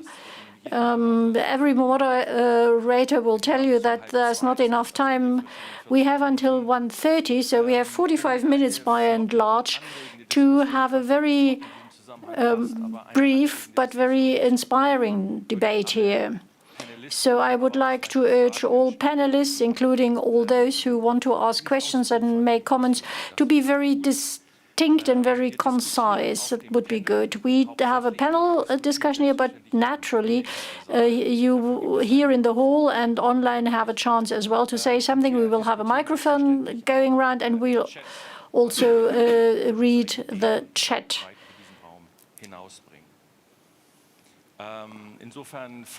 So do ask questions, but refrain from making comments. Before we start, I would like to set the tone here, because we can't proceed otherwise, to my mind. There's a British writer, feminist, socialist, pacifist, who, after the First World War, wrote about war. Whenever I think about war today, so when it was all over, whenever I think about war, it was never summer, it was always winter, it was always cold, it was always dark, and it was uncomfortable. But the permanent symbol was a candle put on a bottle burning with a very small flame. I'm saying that also because war in Ukraine is not an easy issue to discuss. But let me also remind us all that Egon Bahr, and I was lucky enough to talk to him once or twice about European security, and whenever I started to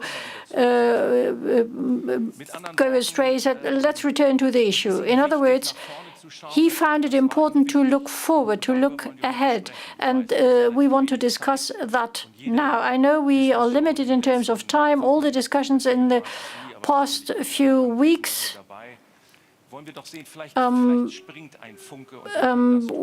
we're desperate, and probably we can just try to look forward, just as Lars Klingbeil urged us to do.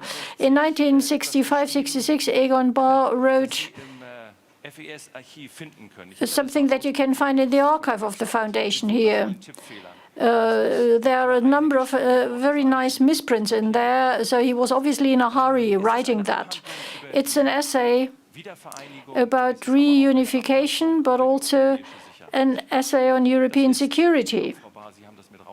I think, Mrs. Bahr, you were one of the co-editors of the little book that came out. Its title is What Now? What Now is, I think, a good title for our panel here as well. It goes without saying that Egon Bahr's time was different. That's a simplistic thing to say. What we have now is a very volatile time. He lived at a time when the Cold War was the framework for everything, but the Cold War also was a volatile thing. He wrote the pamphlet in 66 and 68. The invasion of Czechoslovakia started in 72. The basic charter, the fundamental charter of Helsinki.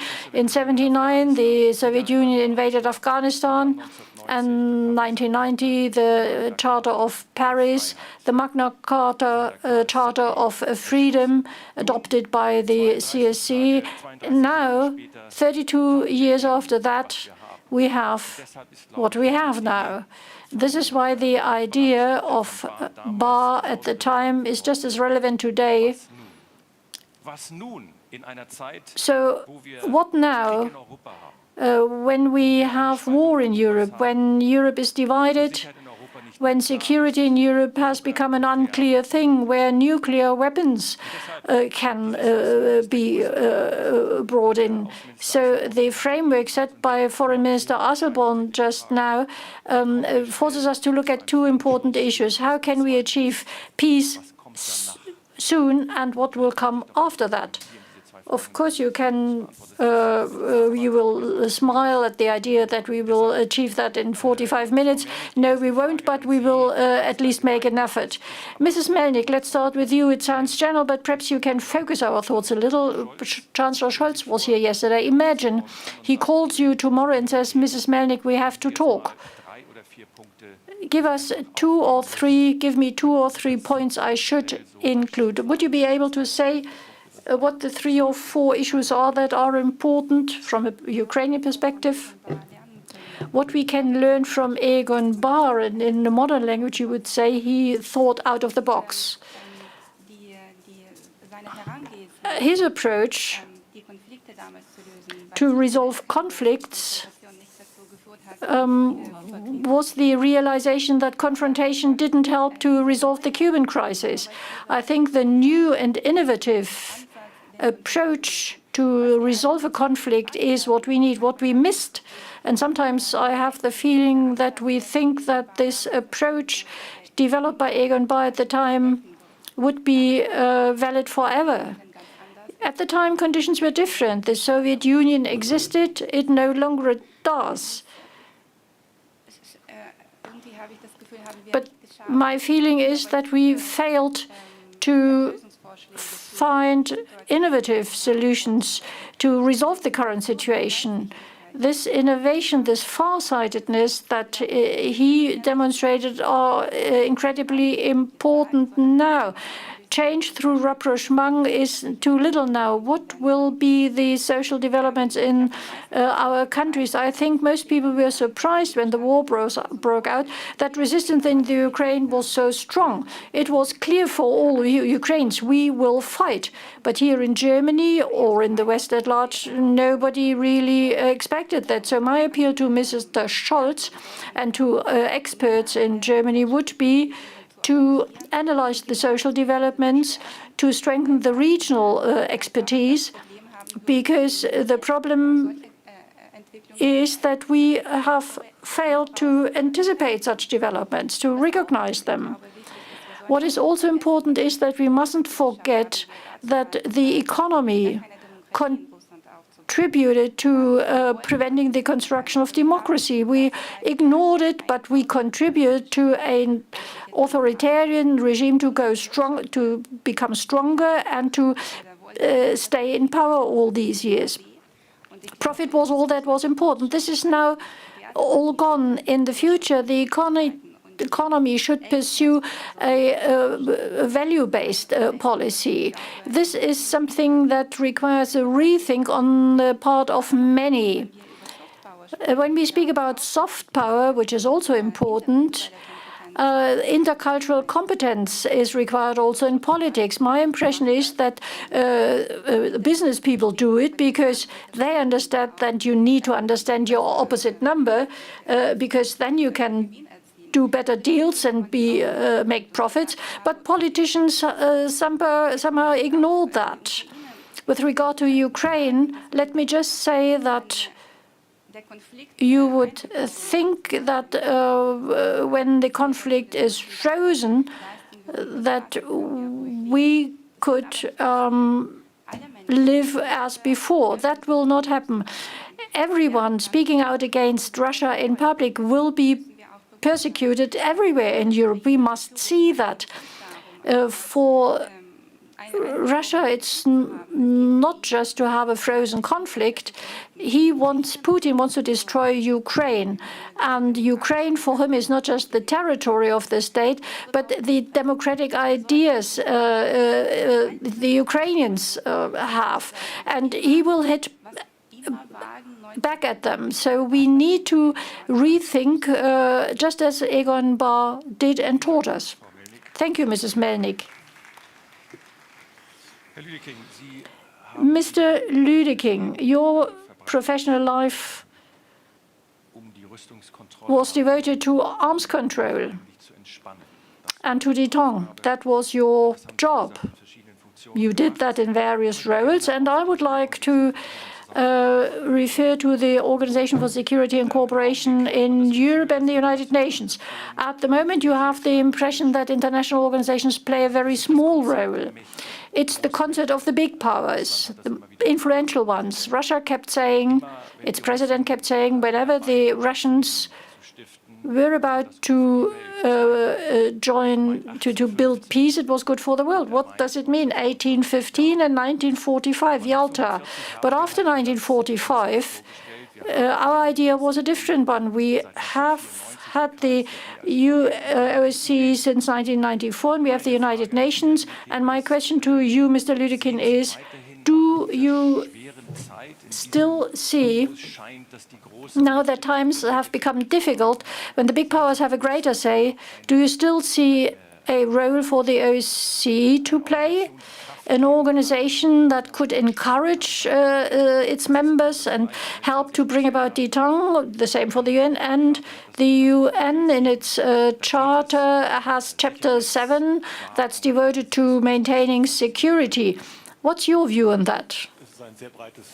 This is a very broad-based issue, honestly speaking, and I must say that when you read the Charter of Paris now, where the optimism is palpable everywhere, and that a new time was to be built on the basis of Western values, claiming that we are no longer opponents, we now cooperate. You read it now as something that is strangely part of the past. I do believe, of course, that we must maintain our claim to a rules-based order that needs to be shaped and that needs to be decisive for international relations. But we now find ourselves in a situation where, well, more recently the OSCE has been an organization on the fringes, but we now seem to be at the beginning of a new Cold War, and we must make Europe able to stand on its own feet and to take all measures to defend itself effectively, efficiently. And quite honestly, such steps were overdue as far as I'm concerned. Now, putting the Bundeswehr, the German army, in a situation to be able to defend the country efficiently, which it obviously was not in the more recent past. It was a mistaken belief that after the end of the Cold War we would reap the peace dividend and wouldn't have to spend on a lot of on defense any longer. As I see it, well, although I must be careful with predictions at the moment, the Central and Eastern European states must be given guarantees that we will side with them, that we will support them. We must make it clear to them that we also support them militarily, which we did. But at the same time, and it's difficult really to address, so let me include that in my thoughts as well. Mr. Asselborn mentioned that as well. Actually, we cannot only go for confrontation at the moment. We must also try to overcome confrontation, or at least to set a few rules You said détente equals arms control. I have never understood arms control as something that leads to peace. It has always to be put on a secure basis of nations being able to defend themselves. But I do believe that we must do all we can to end that horrible war very soon. That would probably require difficult compromises. The question is how to save face, and that will be a big issue for Putin as well. When we now have discussions,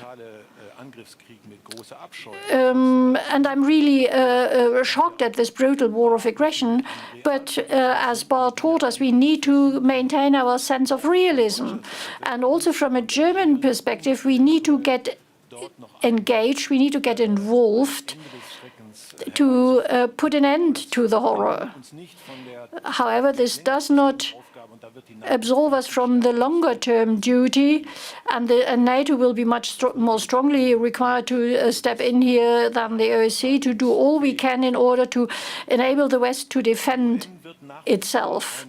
And what about the UN? The UN is going to play an important role as before. It is our conscience as before. More than 140 states condemned the war of aggression against Ukraine. You mentioned Chapter 7 of the Charter. We won't be able to use that against Russia because Russia is a veto power. So the UN is going to play an important political role as before. So I think you have to do one thing and not neglect the other thing. We need to do something to strengthen ourselves, to strengthen our own security, to prepare for another Cold War, to take all the necessary military measures. But at the same time, we must also strengthen the rules-based order. And we do it by strengthening the UN and taking the necessary steps there. Diplomacy is not out of the game now. On the contrary, diplomats must try to influence the course of events. And we managed, after all, to isolate the Russians. Richard Byrd, I would like to bring you in. I presume you sit in Washington or near Washington now. Thank you for taking your time and joining us here.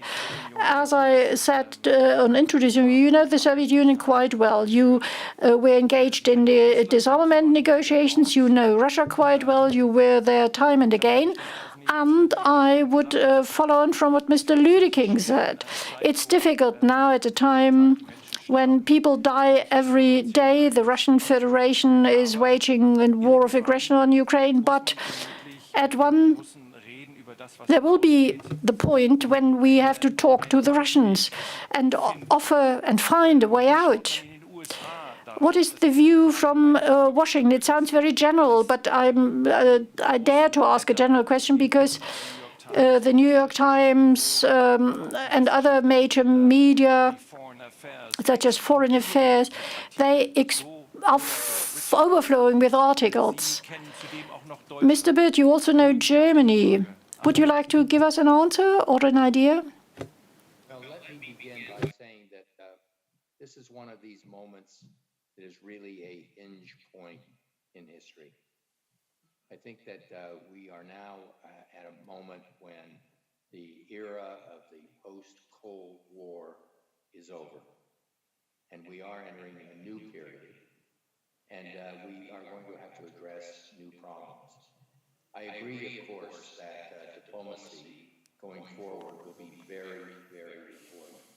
But just as Egon Bahr understood very clearly, diplomacy doesn't exist in a vacuum. It has to be put in a strategic context.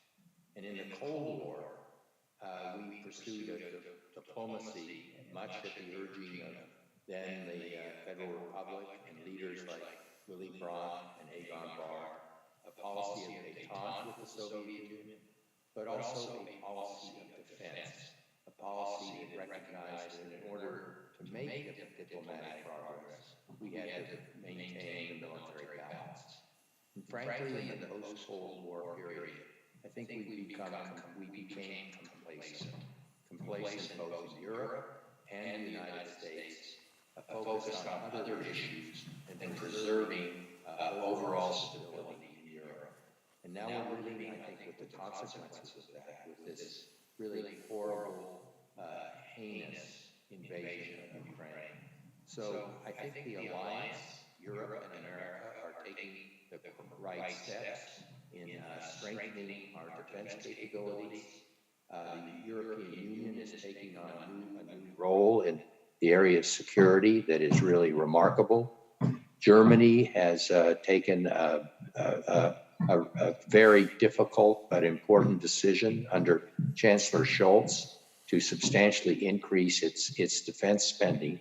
But that also has to be married, I think, with a new creative effort at diplomacy. We have dismantled a good deal of the arms control architecture that was put in place during the Cold War. There is no longer an anti-ballistic missile treaty. The INF treaty has been abandoned. So as we go forward in the aftermath of this terrible crisis in Ukraine, and look for a stable strategy to achieve our goals and protect our interests, we are going to have to pursue a double-tracked approach with defense and détente, meaning that we have to preserve the military balance. We have to continue to maintain, I think, very rigorous economic sanctions, keep them in place as an incentive for cooperating with Moscow. But it's also going to be important for us to generate new thinking about how to achieve not only a lower level of military capabilities, but a more stable military balance in all of Europe. Richard, vielen herzlichen Dank dafür. Jetzt würde ich aber noch mal eine Thank you very much. But still, may I ask about this creative approach, the new thinking that Gorbachev started back in the 1990s? What would be the external conditions, the framework for this new thinking? It would probably have to start with the thinking about the countries that we call the Eastern Partnership members, Armenia, Moldova, Belarus, and so on and so forth. Mr. Bird, how would you describe this new thinking with regard to these Eastern Partnership countries? 3 of them have an association agreement with the EU, others have not. What about Moldova, Ukraine, and Georgia? Well, I think there are maybe 2 or 3 ideas that we need to think about. First of all, just in terms of hardcore weaponry, Russia enjoys a significant advantage in these short-range battlefield nuclear weapons. And we've seen and we've heard Putin in the last few weeks talk about the possibility of even using or threatening to use nuclear weapons in the current war. We have to now focus on those weapons. They have never been a subject for arms control, but that needs to become a priority because those weapons are very dangerous. And if nuclear weapons are ever used in Europe, they will probably be these shorter range, so-called sub-strategic weapons. So that's a very important item we should pursue. Secondly, the CSCE agreement is, of course, negotiated and agreed to in 1975. But maybe given the changes that have occurred since the end of the Cold War and the countries that the new relationship of new countries that have were created in the collapse, in the aftermath of the collapse of the Soviet Union, I think we need to maybe think about renewing the CSCE process. Maybe we need a new, in the aftermath of the end of a war in Ukraine, where we hope there will be a Russian withdrawal and an agreement that preserves a free and sovereign Ukrainian government. We should perhaps look at European security again in a new era and think about a new renewed CSCE2 agreement. And finally, we need, if the European Union is going to take on a larger role in European defense and security, which seems to me almost inevitable in the aftermath of this conflict, then we need to look at what the meaning of new association agreements with countries in Europe, with the EU, mean from a standpoint not only of economics and social policy, but also security. Vielen Dank. Bevor ich zu Gwendolyn Sasse komme. Thank you very much. And before asking Gwendolyn Sasse, I would like to ask Mr. Asselborn again. Let me return to the issue that I addressed earlier. The countries belong to the Eastern Partnership. They go different routes. But how willing is the EU, with regard to Ukraine, Georgia, and Moldova, to do something that goes beyond we have seen so far? You said something about that, a quicker rapprochement, but you said, well, we can't accelerate the accession process. So what are the current efforts in the EU to do something? Because in Ukraine, Moldova, and the other country, what can we expect now? Your question is very pertinent. I think that we can't avoid giving a very strong political statement on the Ukraine, making clear that Ukraine is part of the European Union. But we mustn't stop with Ukraine. We need to say the same for Bosnia, for the countries like Serbia that are really part of the European Union. You know the problem of North Macedonia, back then still called Macedonia. We waited 15 years for the conflict over the name has been resolved. Still, we need to know that a strong declaration, and I'm hoping that Ukraine will remain a sovereign state also in the future. We need to give a clear message here. But maybe it would be a mistake to solely focus on the Ukraine. We need to also look at everything else that is in our neighborhood, i.e. the Balkans, where we said in 2003 that these countries should have the right to accede to the European Union. We saw that Georgia and also Moldavia have joined Ukraine in applying for membership. Of course, there was then the message from Ukraine that it's a different dimension and that the application from Ukraine needs to be treated first with priority. But it's a difficult question to say that, they should become members of the European Union super quickly. We all know that this is impossible because we would make it impossible for the European Union as it now stands to continue to function. But at the political level, steps could be taken. We could think that, Zelensky himself actually said that he no longer aspires for Ukraine to become a NATO member. So maybe that could be linked to a strong statement on membership of the EU. Maybe also allow me another sentence. I listened with great interest. Everybody wants diplomacy to intervene, but diplomacy is made by humans. Diplomacy is done by persons. They don't have to be ambassadors, but it is humans that engage in diplomacy. So if on the one hand you show the will, which is what we did before the war, and on the other side you have people who have an ideology for their country that completely misreads reality or denies reality, then it is extremely difficult. If you sat down around the table with Putin, I'm saying this very clearly, I don't know what his words even mean or count for. So the difficulty we now have is, people like Lavrov. I've known him since 2004. I never thought he would be doing foreign policy for his country in that way. It's very difficult to even have a person to speak to within diplomacy, and the same also applies for NATO. NATO knows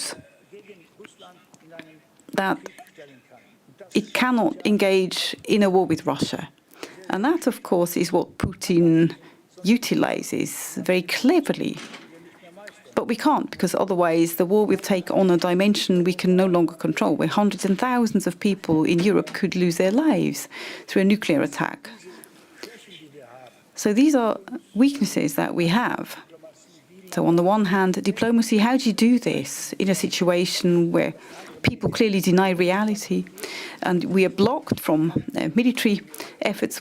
Well, it's just a fact. We can strengthen Ukraine by delivering weapons, but Putin knows exactly that neither in Ukraine nor in neighboring countries, which might be in his sights, I hope not, of course, like Moldavia and Georgia, that the same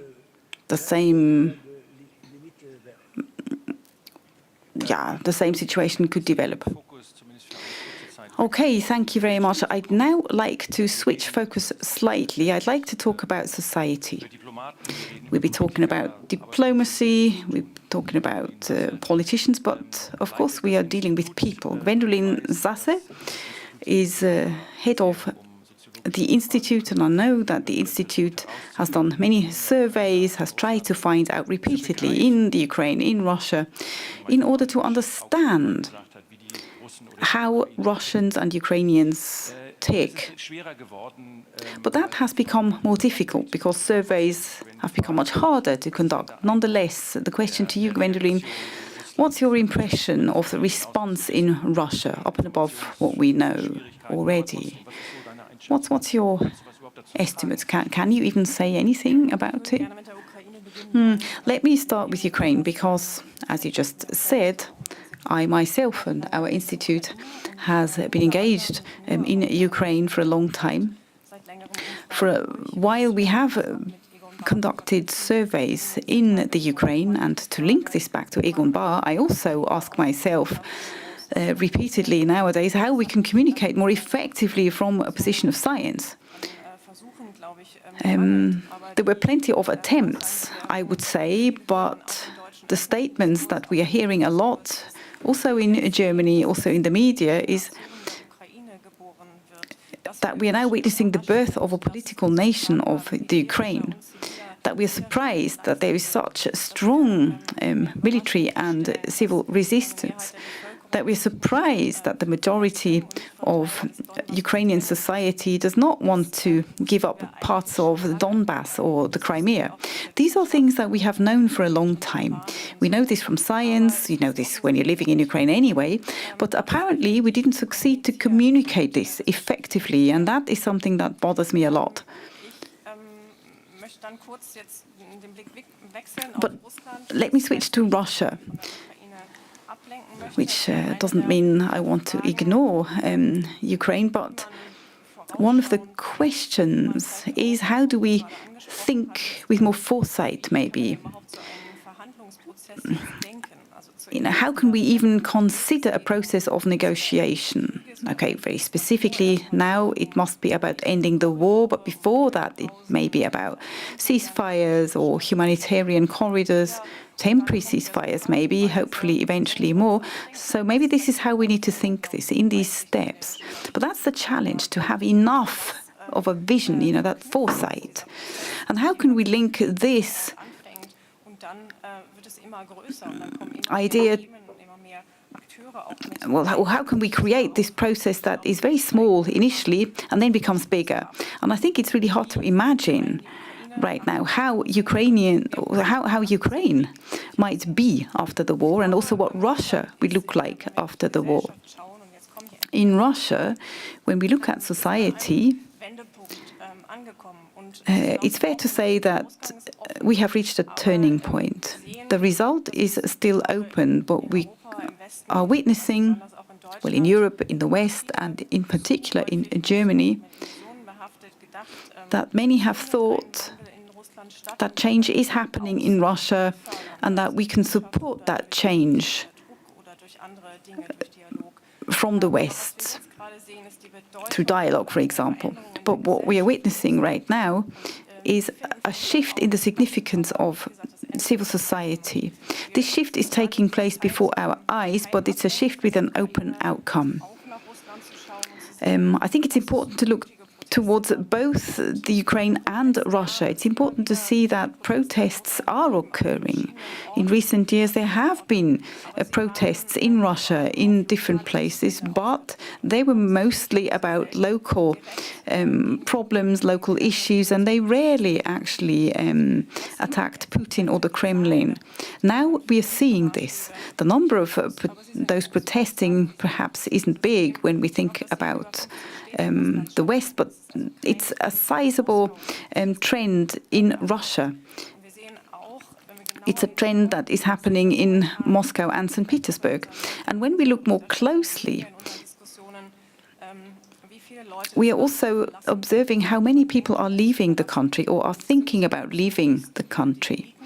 These tend to be the elites, initially cultural, scientific elites, but probably also economic, maybe political elites are likely to follow. So that is why I've said the end is open. Right now, there's a moment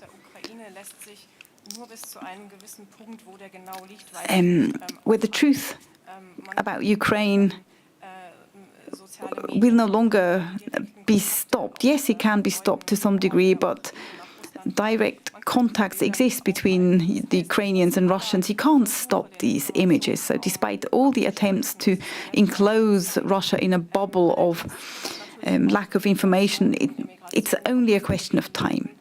But migration also means that pressure on the system might lessen. I mean, of course, our design can't be to keep people in Russia. At the moment, it's not easy to leave Russia. Only people with certain resources can even think of leaving. But in my sphere, mostly within science, it isn't really about change through rapprochement anymore. It's about preserving contacts, staying in touch. Many of us here today probably are receiving emails, are receiving news, are receiving emails from people who are trying to reach out. That's very moving, and we need to respond to that. But it's not easy if I just focus on the scientific context at the moment. You know, what does it even mean we don't want to cooperate with state institutions? Does that include universities? Yes, quite rightly so. But of course, we want to continue to stay in touch with scientists. But how do we do this? What's even possible, both financially and also content-wise? It's just one sphere that I'd really want to commit to. The survey that we have done for many years at the ZEUS, but that the Friedrich Ebert Foundation has also done in Russia and Ukraine, that related to the whole of society, but focused in particular on young people. Young, of course, comprises, well, everything below the age of 30.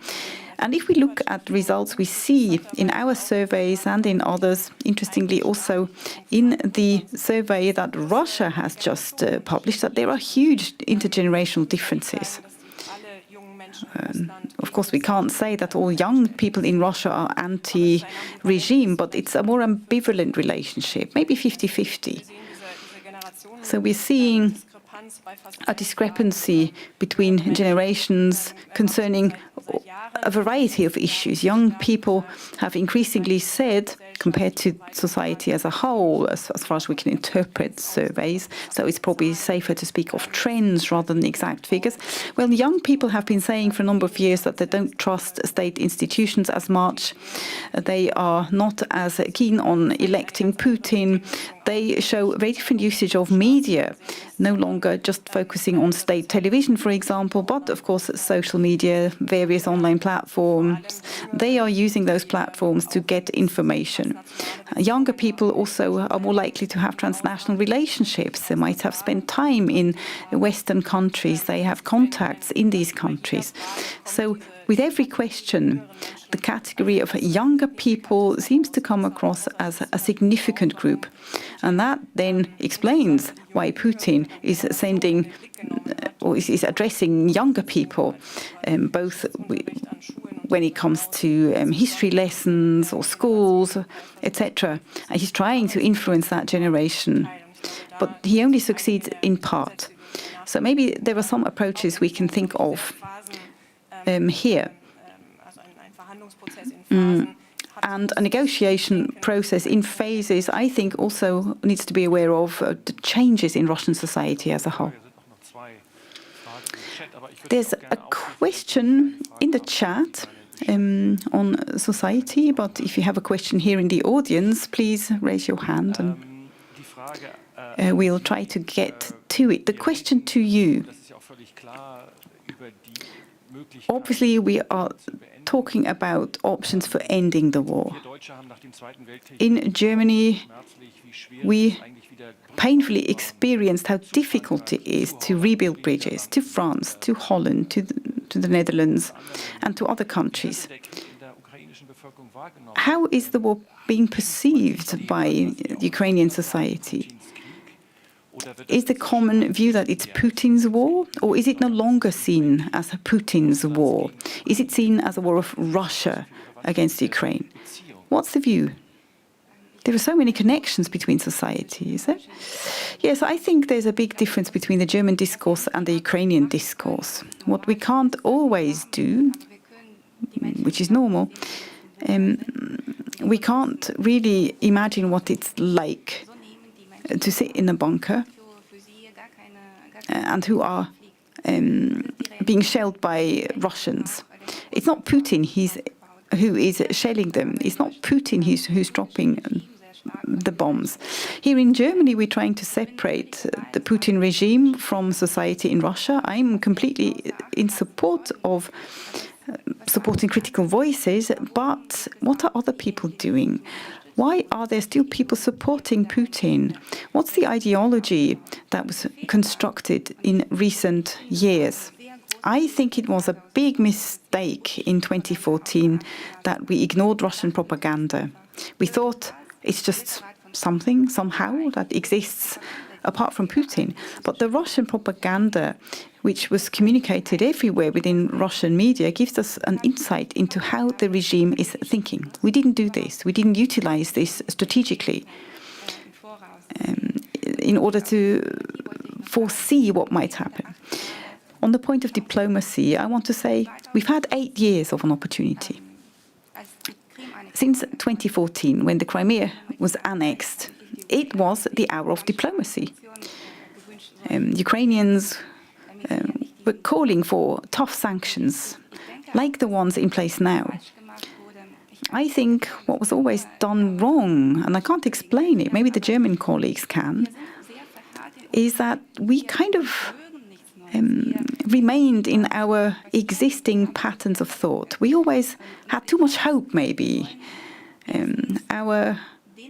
We were too comfortable in what we were thinking. I think we should be open to listening more to people in the Ukraine.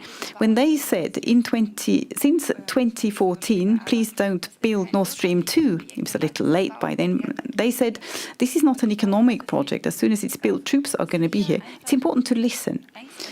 We need to understand these fears rather than try to push them away because we don't like them.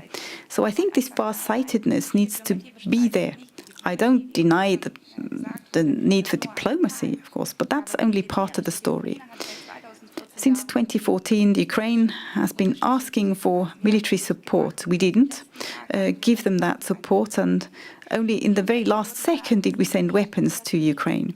Ukrainians would say it's not our war, it's the war that the West has caused, amongst them also Germany. Okay, there's a question at the back. I'm pointing at you with my hand. We'll have a microphone shortly. There won't be a final round, by the way. I'll try to make sure that everyone has a chance to speak. Yes, I want to come Sorry, can you quickly say who you are? Yes, Simone Luc-Hildebrand. I'm a teacher was a teacher of politics and still very committed. Well, we quoted Bahr. He said it's never about human rights, but about interests of states. We didn't hear a lot about the interests of NATO and the interests of the United States. Are these just value-based interests that played a role, that the borders of NATO were expanded a little more than originally planned? Is it just interests? And is it just human rights that in the Ukraine itself a military basis was built for ships? Is that just human rights that play a role there? There is such a military base between Odessa and the Crimea. Thank you. I don't think that there's an American military basis in the Ukraine, but Richard Burt, let me give the question to you. Did you hear it? No.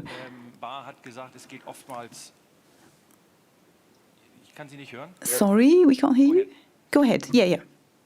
I think it's a very easy question to answer. I don't think there is a single place on this planet where the United States shares more values and interests than Europe. And I think that one of the reasons that we are facing this terrible conflict is, I think both Europe and the United States, not just since 2014, but really since the end of the Cold War, have tended to be complacent and have not focused enough on how to strengthen the European-American relationship. The reason, there are a lot of reasons that NATO was expanded during the 1990s into this century, but the main one was the countries who were most of them former Russian Soviet satellites wanted the protection that they saw that NATO could give them. So countries like Poland, Hungary, the Czech Republic wanted to join NATO, and it was difficult in that era as these countries are seeking to democratize. It was difficult for, I think, both Europe and the United States to say no. I don't think that Ukraine will necessarily become a member of NATO. In fact, I believe that as part of the diplomatic process now underway, we will see if there is a diplomatic solution. Part of that diplomatic solution will be designed to guarantee Ukrainian neutrality. Vielen Dank, Richard. Thank you very much, Richard. I think there's another question at the back. Sorry for pointing my finger at you.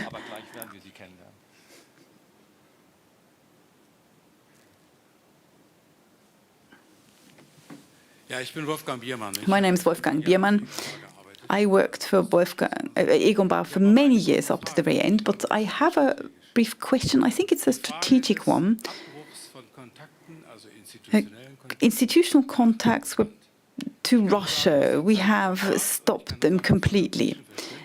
From the period of Egon Bahr, and also based on my political understanding, I think it's as important. It's very important to retain as many contacts as possible to Russia, between institutions, between civil society, in order to get rid of this image of the enemy. If everyone is punished for Putin's policy, maybe solidarity with Putin will become even greater. I can only agree with that. And quite honestly, we are now in a phase where we need to be careful not to be morally outraged, and respond with a hot head, but we need to keep cool and be rational. Egon Bahr has always been a politician with a great sense of realism. Our interest is to return to peace, and this can be bitter. For example, by somehow resolving the issues that Russia is worried about. First, that's the status of Ukraine.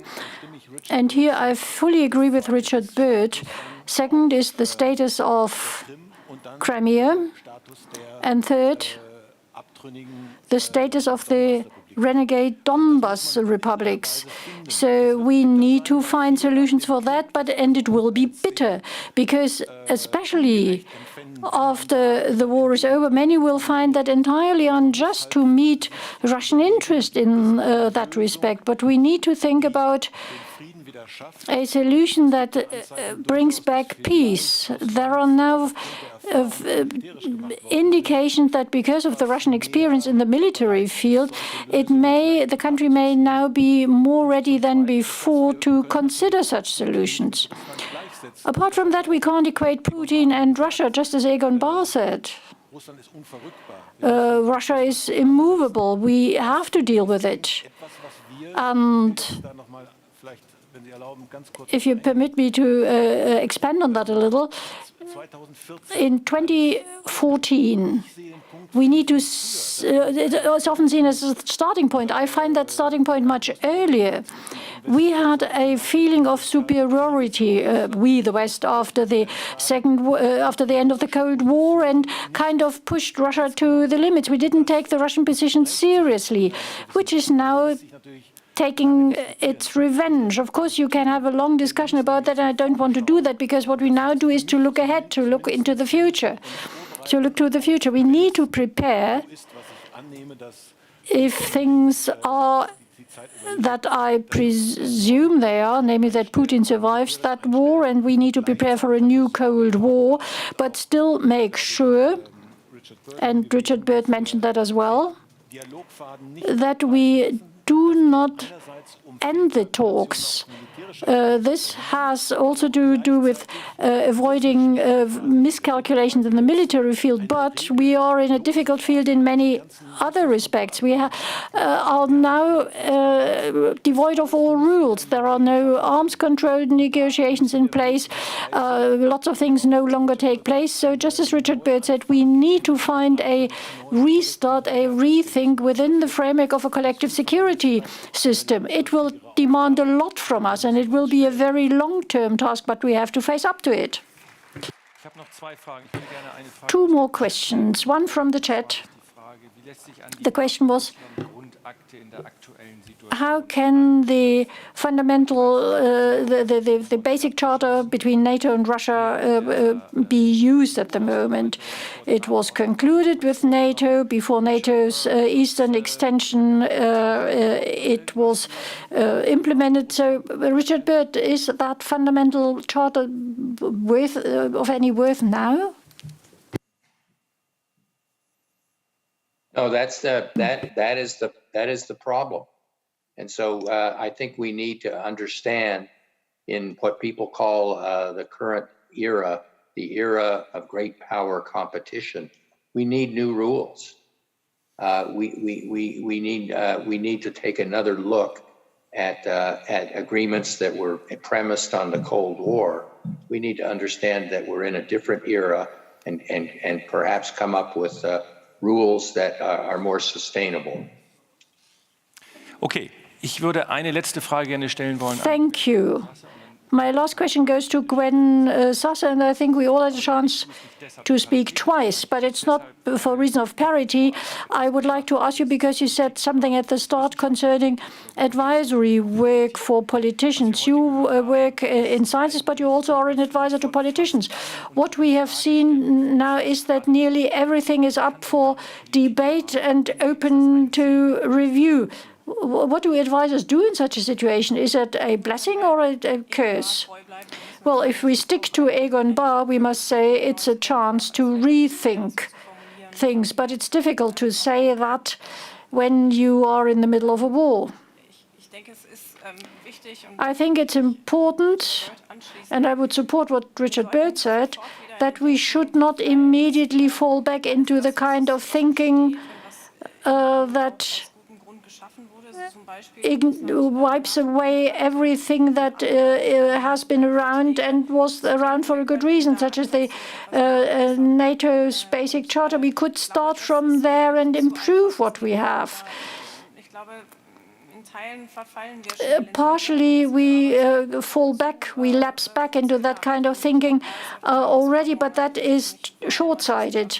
So seeing myself as a scientist and hoping to have enough expertise to say so, my belief is that we need to recognize that this is an interface now, and we need to go through all the trouble to find a new way of thinking, to look at the things that we have that are that have been put on paper, and they offer food for thought. And from troop deployment to new weapons bases, it's probably necessary to put that aside for a moment and start to think from a different angle. I would like to also say that the role of the EU, that has often been seen as a subordinate role before the war, because the EU also gladly ignored it, that role will be of new importance. And when we now see the first timid steps toward negotiations and discuss neutrality of Ukraine, then I think, well, it is fair to say, well, a model like Sweden and Austria and Ukraine, of course, said, no, it's a Ukrainian model. Whatever that Ukrainian neutrality is, it doesn't mean to join an alliance, but it's different than just speaking in general of neutrality. We mustn't forget that Sweden, Austria, Finland joined the EU, and that the EU represents for Putin everything that he needs to keep out of his own country if he wants to save his own system. So when we talk about Ukraine's accession or Georgia's or Moldova's accession, all that will be of growing importance. There is one more input from Luxembourg. You can wind up here. No, I don't want to conclude here anything. I listened with great interest. Let me just say that one of the participants said that we as Europeans are a bit afraid to rethink. That was true for the Brexit, because we never believed that it could happen. We didn't believe either that Trump would be elected. And here it's the same. We did all we could, but as a European, you have to admit that we did whatever we could to prevent that war and to push Putin onto a diplomatic channel, but we failed. But I also agree with all those who said we mustn't give up, and particularly see the people in Russia and find channels to stay in touch with them. That's immensely important. And I very much hope that we find a way to spread the news, the truth about that war also in Russia. I heard from our embassy in Moscow last night, the last survey made by the EU showed that 70% of the population backs Putin. That's the reality.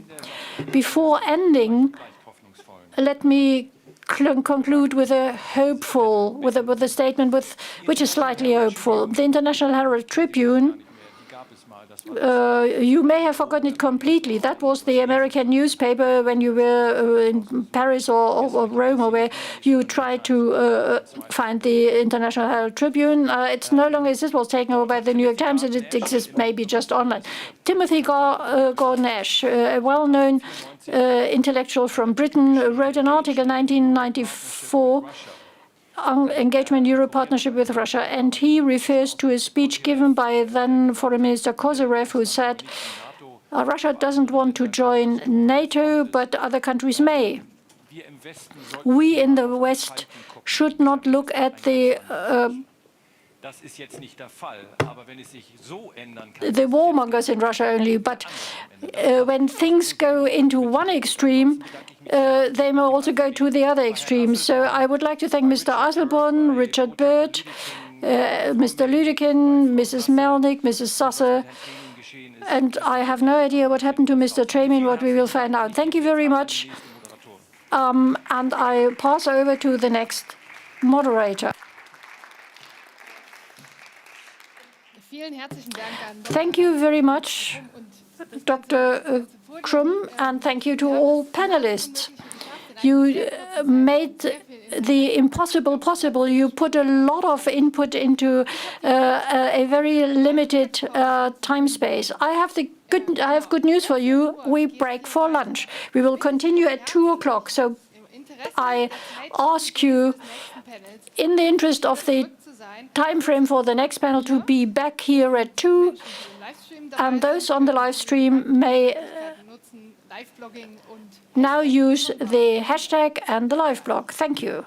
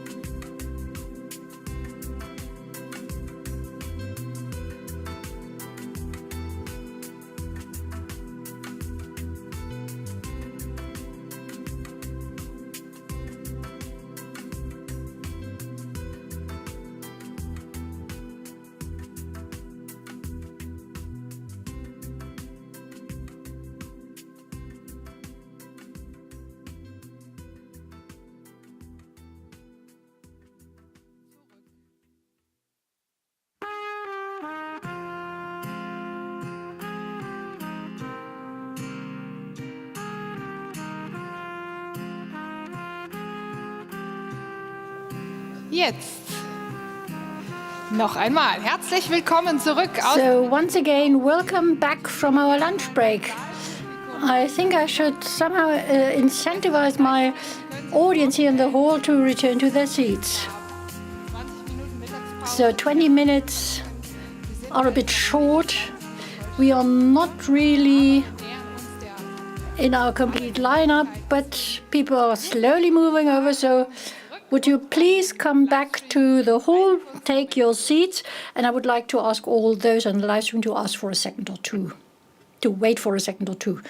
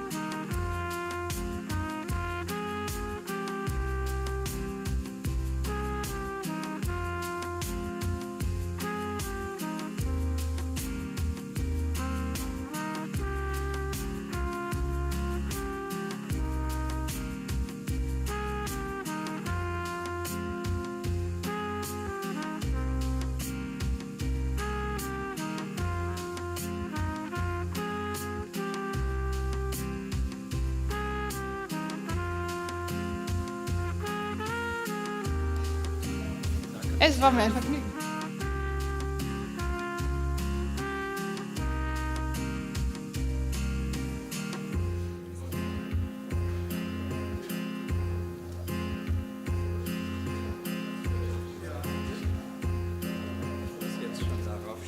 Aber bitte.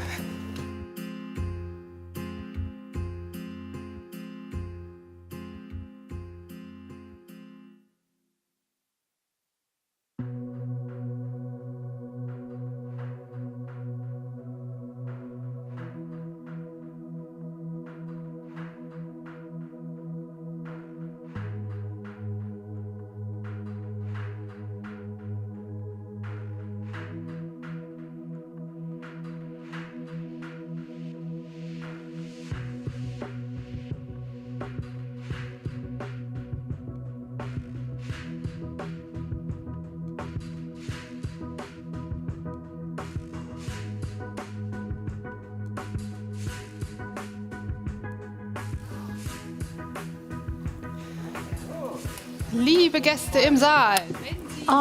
Dear guests here in the hall, please return to your seats now. We want to start immediately. The panelists are ready. So I'm happy to welcome ex-President Köhler again, who has joined us today.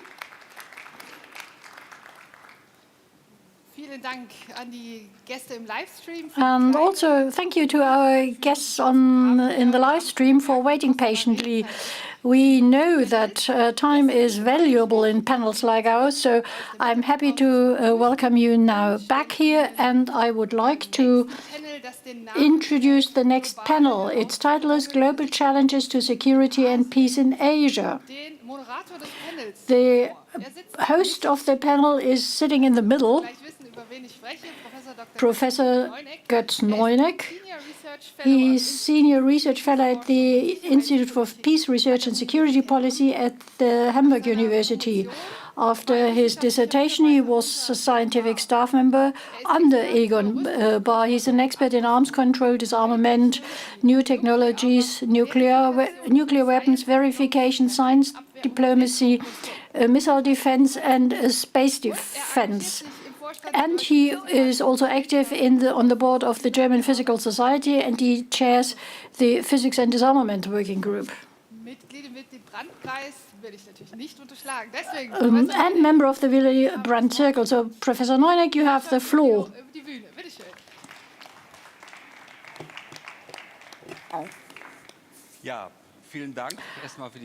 Thank you for the friendly introduction. After lunch, even if it was short, it's never really easy to open a panel, especially with a weighty title like ours. I hope we'll manage.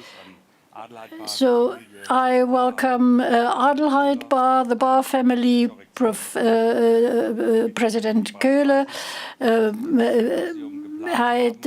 Wieczorek-Zeul. I'm a member of the Willy Brandt Circle, but when we planned this symposium, we didn't know of Putin's plans. And the second panel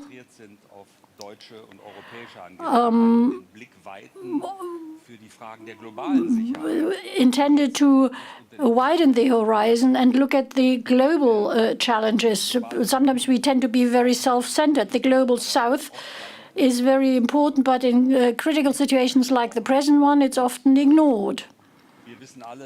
We all know that geopolitics have always considered Asia to be a very important region. So the idea was to have a European-Asian dialogue here. Our first panelist, therefore, will be Kevin Rudd. I hope you can hear us. We can see you at least. You're far away. Nevertheless, thanks to modern technology, we are able to see you and hopefully also hear you. Well, we more or less know you all. You are known here as the 26th Prime Minister of Australia from 27 to 10 and then again. And you also have experience as a foreign minister. What is even more important in academic circles is that you are you have studied China studies, you have a degree there, and you're president of the Asia Society.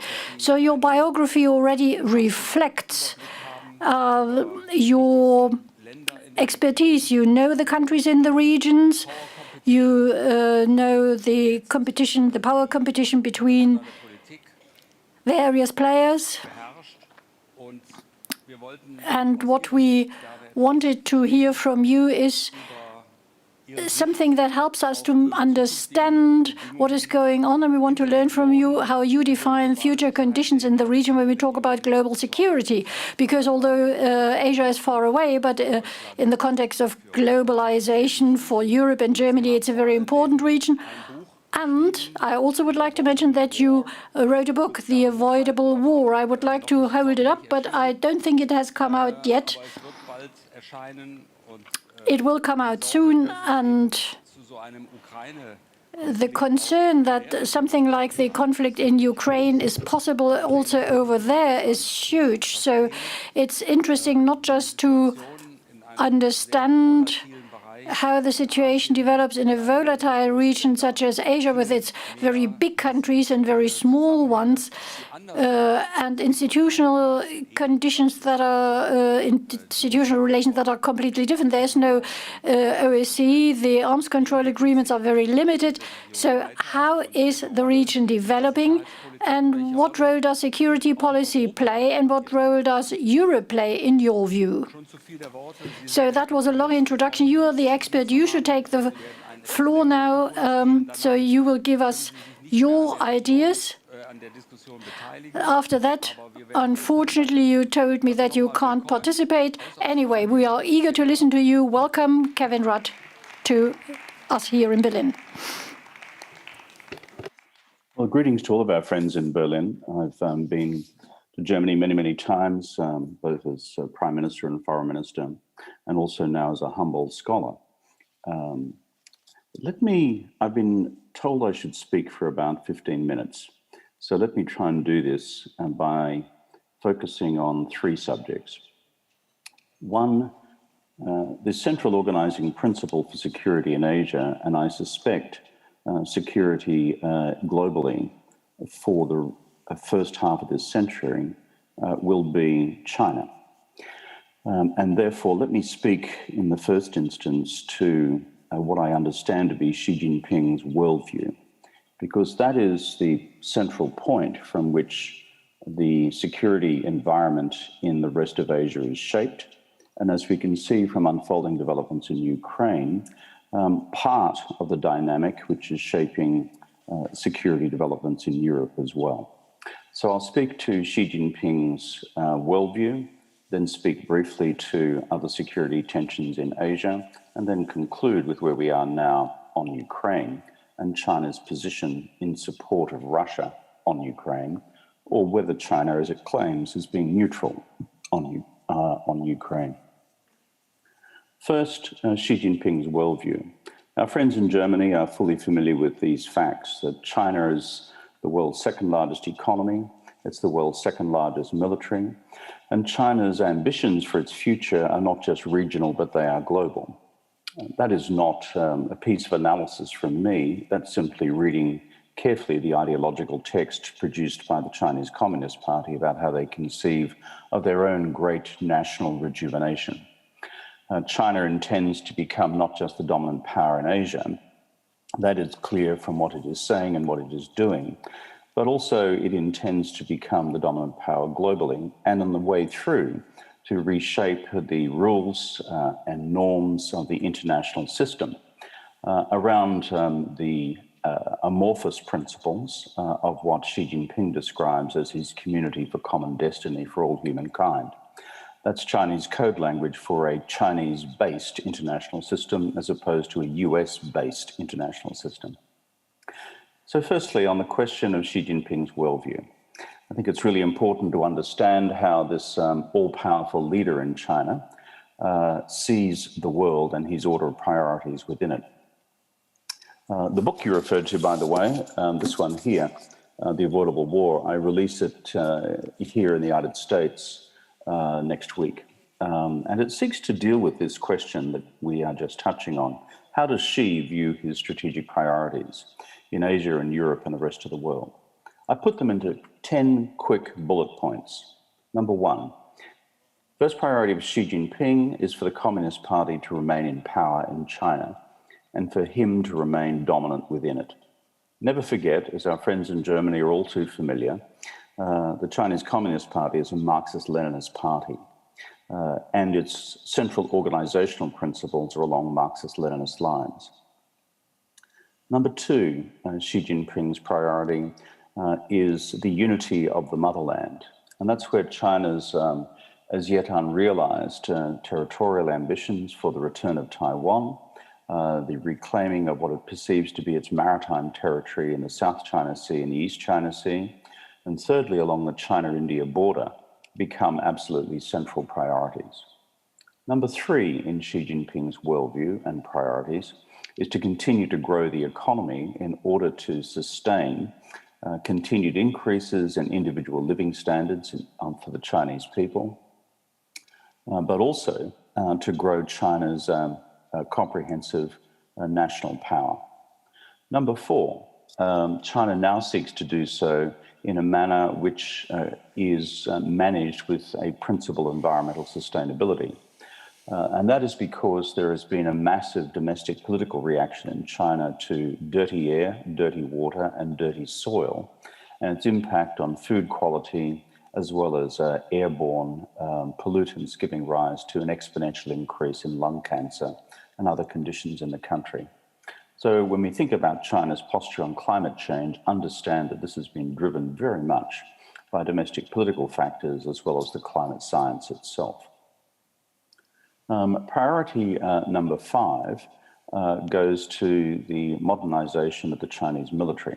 Xi Jinping has had an ambitious program of military reform, and his intention is to have completed that reform and modernization program by 2027, to turn the PLA, the People's Liberation Army, into what he describes as a world-class military operation, with deployments not just in his own country, but where necessary in Asia, and of course, growing military exercises with the Russian Federation right around the world, including as far away as the Baltic and the Mediterranean, and of course in the Russian Far East. Number 6 is China seeks benign and ultimately compliant relationships with its 14 neighboring states, of which the number 1 is Russia. It's worth mentioning that point because the only other country with 14 neighboring states is Russia itself. And the central dynamic in China's approach to Russia is this. For the 30 years of the Sino-Soviet split between 59 and 89, Russia was a massive strategic problem for China, which actually underpinned Mao and Zhou Enlai turning to Nixon and Kissinger to bring about the new relationship with the United States strategically 50 years ago. But with the normalization of China-Russia relations going back to 1989, when Gorbachev, at the end of his period, met with Deng Xiaoping to resolve the border question, that fundamental strategic principle began to be turned on its head. And in the period since then, over the last 30 years, and particularly the last 10 years under Xi Jinping, you've seen this ever-increasing normalization, and not just normalization, but mutual strategic embrace between Beijing and Moscow. From China's perspective, this is critical because it releases China's national strategic resources and strategic energies and focus against what it perceives to be its principal regional and global adversary for the future, and that is the United States of America. Principle number 6 is consistent with number 5, which is to push China's sphere of influence into the Pacific. And that means dealing with the questions of Taiwan, the South China Sea, and the East China Sea against Japan in a manner whereby China extends its zone of influence out to what is called the first island chain. If I could draw our friends in Berlin to a mental picture of the map, draw a line between the Japanese archipelago in the north and Okinawa, then to the east of Taiwan, down to the Philippines archipelago, and then into Southeast Asia. That is the sphere of military and strategic influence which China now seeks, and therefore finds itself in axiomatic confrontation with the United States as it seeks to push the United States away from its immediate maritime periphery in order for China to exercise the realization of its territorial claims immediately proximate to its eastern border. The next principle in this sort of series of concentric circles that I'm seeking to describe in Xi Jinping's worldview is as he seeks to consolidate and to expand China's influence across its maritime or Pacific periphery, China under Xi Jinping has done something new. And this is, of course, to push towards its western periphery across Central Asia, across Central Europe, Eastern Europe, and of course into Western Europe if it can through the agency of the Belt and Road Initiative. China's strategy there is to turn a region where the United States, particularly in Central Asia and in Eurasia, is not a dominant power because it's not a maritime zone, it's a continental zone, to use China's strategic leverage coming off the back of the Belt and Road Initiative, but the simple gravitational pull of the Chinese economy to eventually turn this wider region, essentially from Western China to Eastern Europe, and ideally to Western Europe from Beijing's perspective, into a wider region where the gravitational pull of the Chinese economy ultimately induces a maximum degree of foreign policy compliance with China's interests. And you can see that fairly systematically rolled out over the last 5 to 7 years.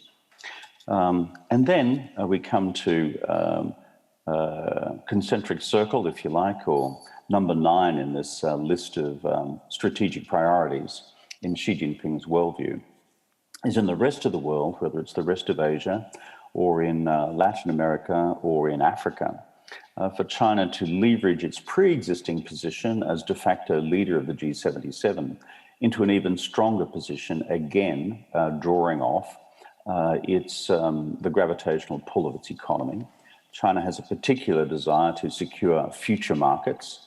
It sees rising consumer demand in Africa, rising consumer demand in Latin America, the critical supply of commodities from less geopolitically complex areas such as the Middle East and Australia as being the best way for the future. So China's diplomacy is now active in every single capital across the developing world. China, by the way, as of a year or so ago, had more diplomats and more embassies abroad than the United States.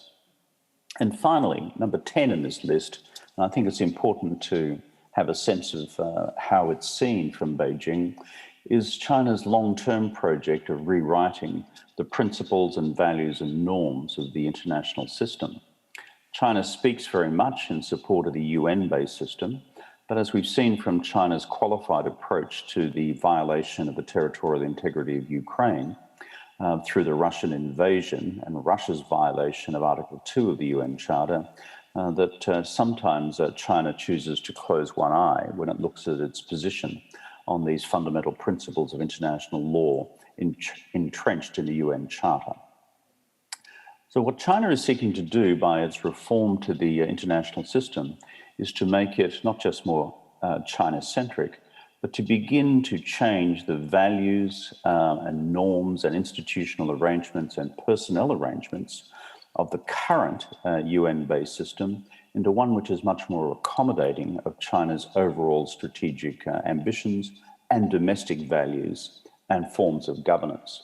And of course, where you see the rubber hitting the road most acutely on this question is the deep conflicts which now emerge in the Human Rights Council in Geneva, as China seeks to change the definition and interpretation of human rights, which were entrenched in the UN Declaration on Human Rights in 1948, into something more compatible with China's own definition of democracy, what Xi Jinping calls whole-of-process democracy, but also beyond that, the priority of economic development and development rights over civil and political rights.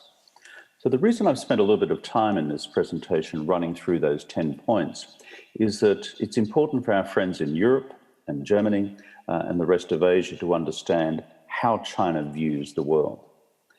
Let me, in the remaining 5 minutes I have with you, then touch briefly, therefore, on how this worldview impacts the foreign policy and security policy perceptions here in Asia. And let me conclude on the question of the Ukraine in Europe, which is not just a European concern, it's a global concern.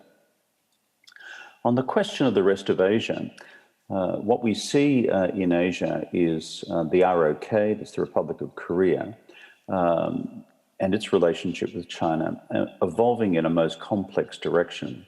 There's recently been presidential elections in the ROK just last week. The centre-right has won those elections narrowly on the basis of a posture of the ROK hardening its strategic policy towards China. Of course, the ROK is animated by what the DPRK, that is North Korea, does in the future, and its hope and aspiration that the Chinese might be able to moderate DPRK future behaviour, but the political realists in Seoul being of the view that that is best done by maintaining a solid strategic relationship with Washington, the deployment of US troops on the Korean Peninsula in order to deter adventurism on the part of Kim Jong-un. This is a complex triangular relationship or four-way relationship between the DPRK and China, between the South Koreans and the United States. But it is a volatile zone where, again, China's strategic interest is to ultimately bring the ROK within China's economic, foreign policy and political orbit. In Japan, what we see is a deep hardening of postures towards China, driven by the unresolved territorial disputes over what's called Senkaku Diaoyudao, the tiny islands in the East China Sea, claimed by both states. Therefore, those tensions are not going to go away anytime soon, but the hardening of the Japanese position on Senkaku Diaoyudao and on the question of Taiwan, and in relation to, given Russia's action in Ukraine, Japan's unresolved territorial dispute with Russia in the Northern Territories, off the northern part of the archipelago, is becoming sharper and sharper. Taiwan speaks for itself, and this remains, of course, the ultimate strategic cockpit, not just for Asia, but for the world. If there's one issue which could trigger a general war between the United States and China, it's Taiwan. Southeast Asia remains in what I describe as the strategic swing state position across the wider region. That is, you see an open contestation for strategic and political and geopolitical and economic influence across the 10 ASEAN states between China and the United States. There are two treaty allies in Southeast Asia, Philippines and Thailand, and of course, Indonesia, historically reasonably close to the United States, Singapore, reasonably close to the United States, Malaysia, not so close to the United States anymore, Vietnam, an eternal balancing act, but leaning towards Washington, Myanmar and the generals now back in China's direction, Laos and Cambodia, basically wholly owned subsidiaries of the Chinese state. You put all that together, you can understand why this is such a contested piece of strategic real estate and maritime real estate. And as for South Asia, the most important development, and I'll conclude the Asian tour de table on this, the emergence of the Quad between India, Japan, Australia, and the United States has been a direct result of India's reaction to the Sino-Indian border conflict, which has gone on since 1962, but which reached a crescendo in June of 2020. And this new quadrilateral security partnership between those four countries introduces a whole new dynamic into the strategic reaction to the Xi Jinping worldview I described before. And let me conclude in the last couple of minutes I have with you on this. On the Ukraine, is China being neutral or is it not? My argument is that it is fanciful to believe that China is being substantively neutral. And I simply advance the following points in support of that. On the 4th of February in Beijing, on the eve of the Beijing Winter Olympics, Vladimir Putin was in China, and they initialed this extraordinary joint declaration for the future architecture of the joint strategic framework between these two strategic partners, the Russian Federation and the People's Republic of China. It's the document which said there were now no limits on future strategic collaboration between the two, extending across the full breadth of defense, national security, foreign policy, economic policy, energy security, and human rights, and international institutional reform. In other words, the content of the document, if you read it carefully, and it's the longest joint document ever issued by the two states, and returns the China-Russia relationship to the glory days of Sino-Soviet collaboration between 49 and 59. This is a document agreed to by both countries, driven by both leaders, on the eve of the Russian invasion of Ukraine. Secondly, as we all know, China has been careful not to criticize Russia, and certainly to the extent of not even describing what has occurred as a Russian invasion of the Ukraine.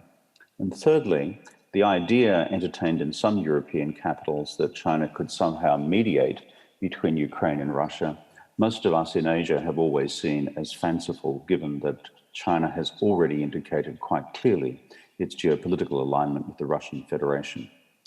How this plays out in the future, and given what's happening in Washington today, and I've been in Washington the last 2 days myself, in the discussion happening now, I believe, between Xi Jinping and President Biden, is an open question.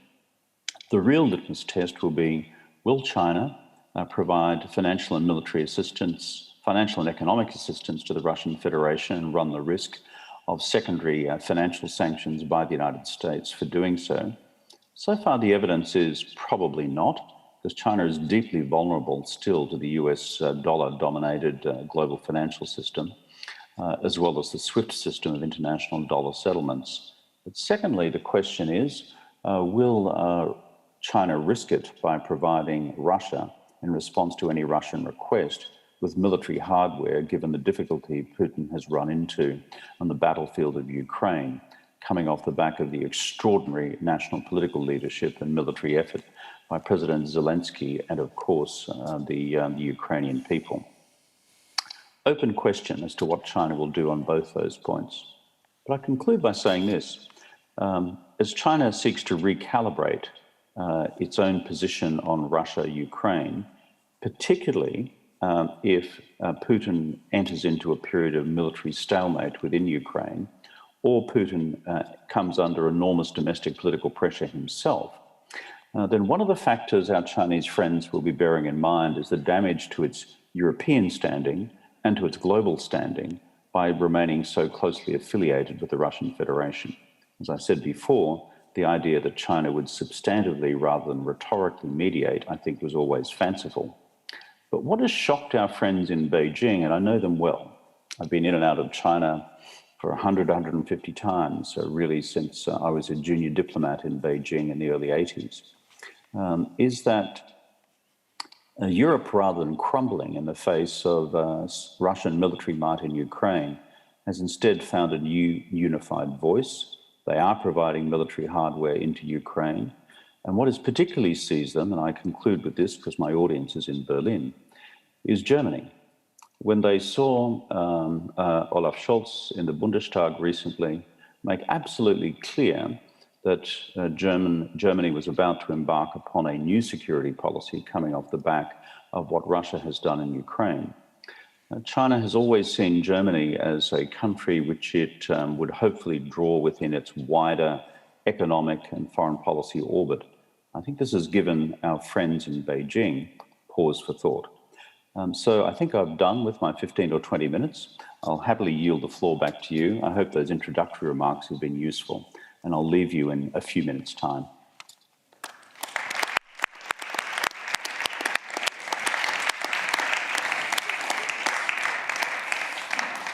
Vielen Dank, Kevin Rudd. Thank you very much, Kevin Rudd, for this very clear and pointed introduction, or lecture, shall we say. Your book describes different priorities and scenarios and conclusions. So therefore, this was highly interesting for the audience here and for our forthcoming discussion surrounding Asia and the global security. I'm not sure whether he can still hear us, Kevin Rudd, but when the book is published, it's possibly a good idea to come back to this discussion. I think for all of us, your insights were extremely interesting, Kevin Rudd. So let me come to our panel, which consists of people in person here in Berlin, but also two virtual participants. Let me briefly introduce the panelists. I hope that you can hear us okay online. Ms. Nösselt and Mr. Hong and Ms. Shao, I hope that you've heard what Mr. Rudd said. But well, before I introduce the panelists,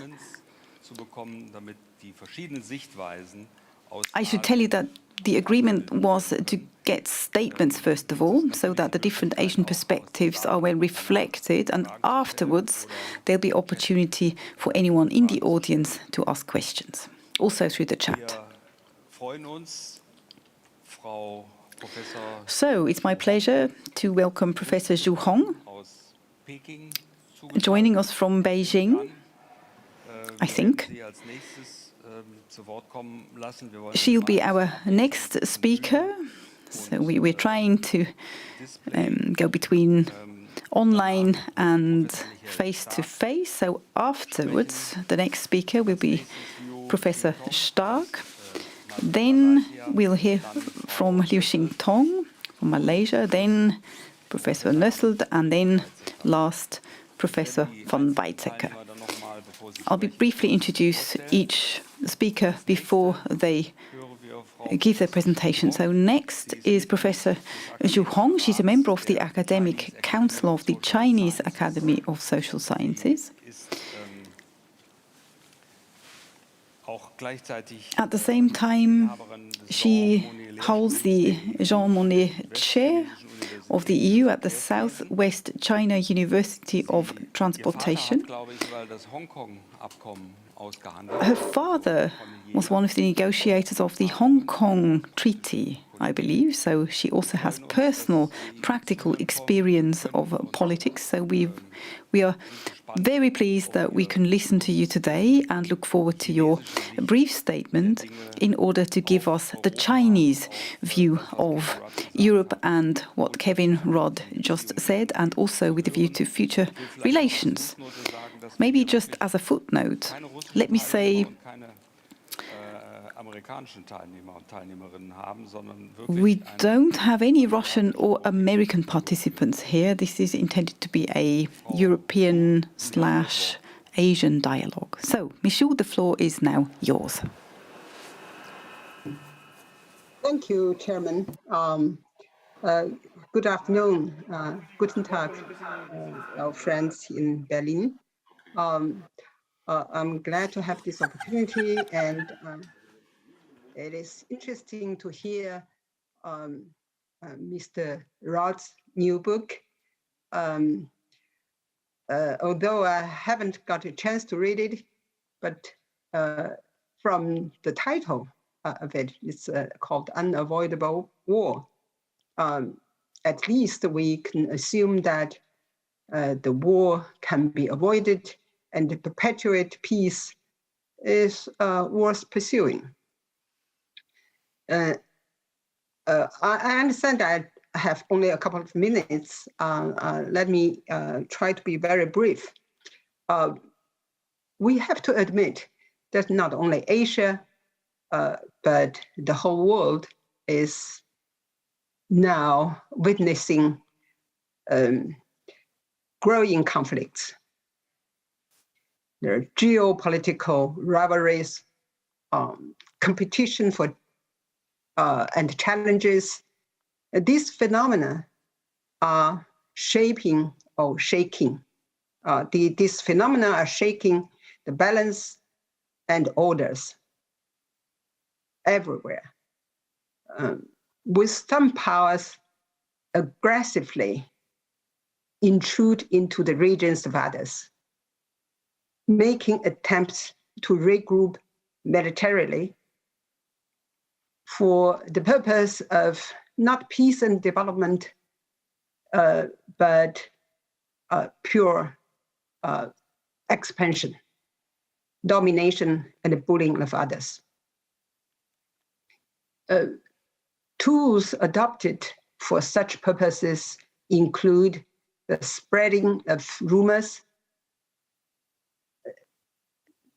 demonizing, making hostile trade policies, economic sanctions, regrouping military alliances, aggressive frontier strategy, playing of chicken, etc. In the ongoing crisis in Ukraine that has been mentioned, Actually, that crisis started 8 years ago. We have seen the deployment and employment of all those tools. We have legitimate fear that what is happening in Europe could someday be spilled over to Asia. Asia is very dynamic. It's very dynamic culturally, very dynamic economically, and also in terms of political systems. However, the 5 principles for peaceful coexistence is also born in Asia. And has been, that 5 principles have been guiding the relationship among the Asian countries. So no manipulation aiming at disturbing this peaceful coexistence shall prevail and turn over the trend of development and prosperity. I do understand that today's meeting is dedicated to Mr. Egon Bahr, who was a master of resolving seemingly unresolvable problems through peaceful means. One of his most precious legacies that I appreciate is the thinking of common security. Indeed, security is a comprehensive issue. It's relating to all partners concerned. No one can or should and possible to pursue unilateral security at expenses of others. Egon Bahr labored his whole life for peace and was instrumental for the design of Ostpolitik. Instead of confrontation with DDR,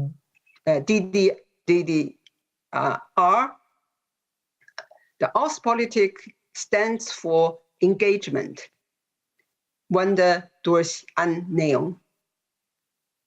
And engagement opened opportunities for cooperation and thus connecting the interests of participants. I'd like to stress that more than that, from the numerous experiences that we have learned that during the process of engagement and cooperation, not only the parties can each gain profits and interests, but they also got themselves changed. These changes are very gradual, most likely towards better. They may know the world better, they may have more knowledge, they gain more common understanding, they become more tolerant.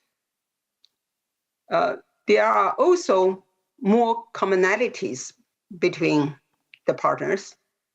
So my point here is that we all have a job to stand up against divide and rule, and try to construct paths toward engagement and common solutions. Thank you.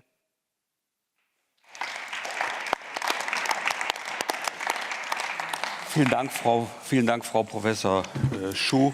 Thank you very much, Professor Schuh. Indeed, the 5 principles of coexistence first arose in Asia, and taking up also the reference to Egon Bahr, we are pleased, of course, that this thinking is also represented in China. You've already referred to the problem of potential spillover of the conflict in Europe to Asia.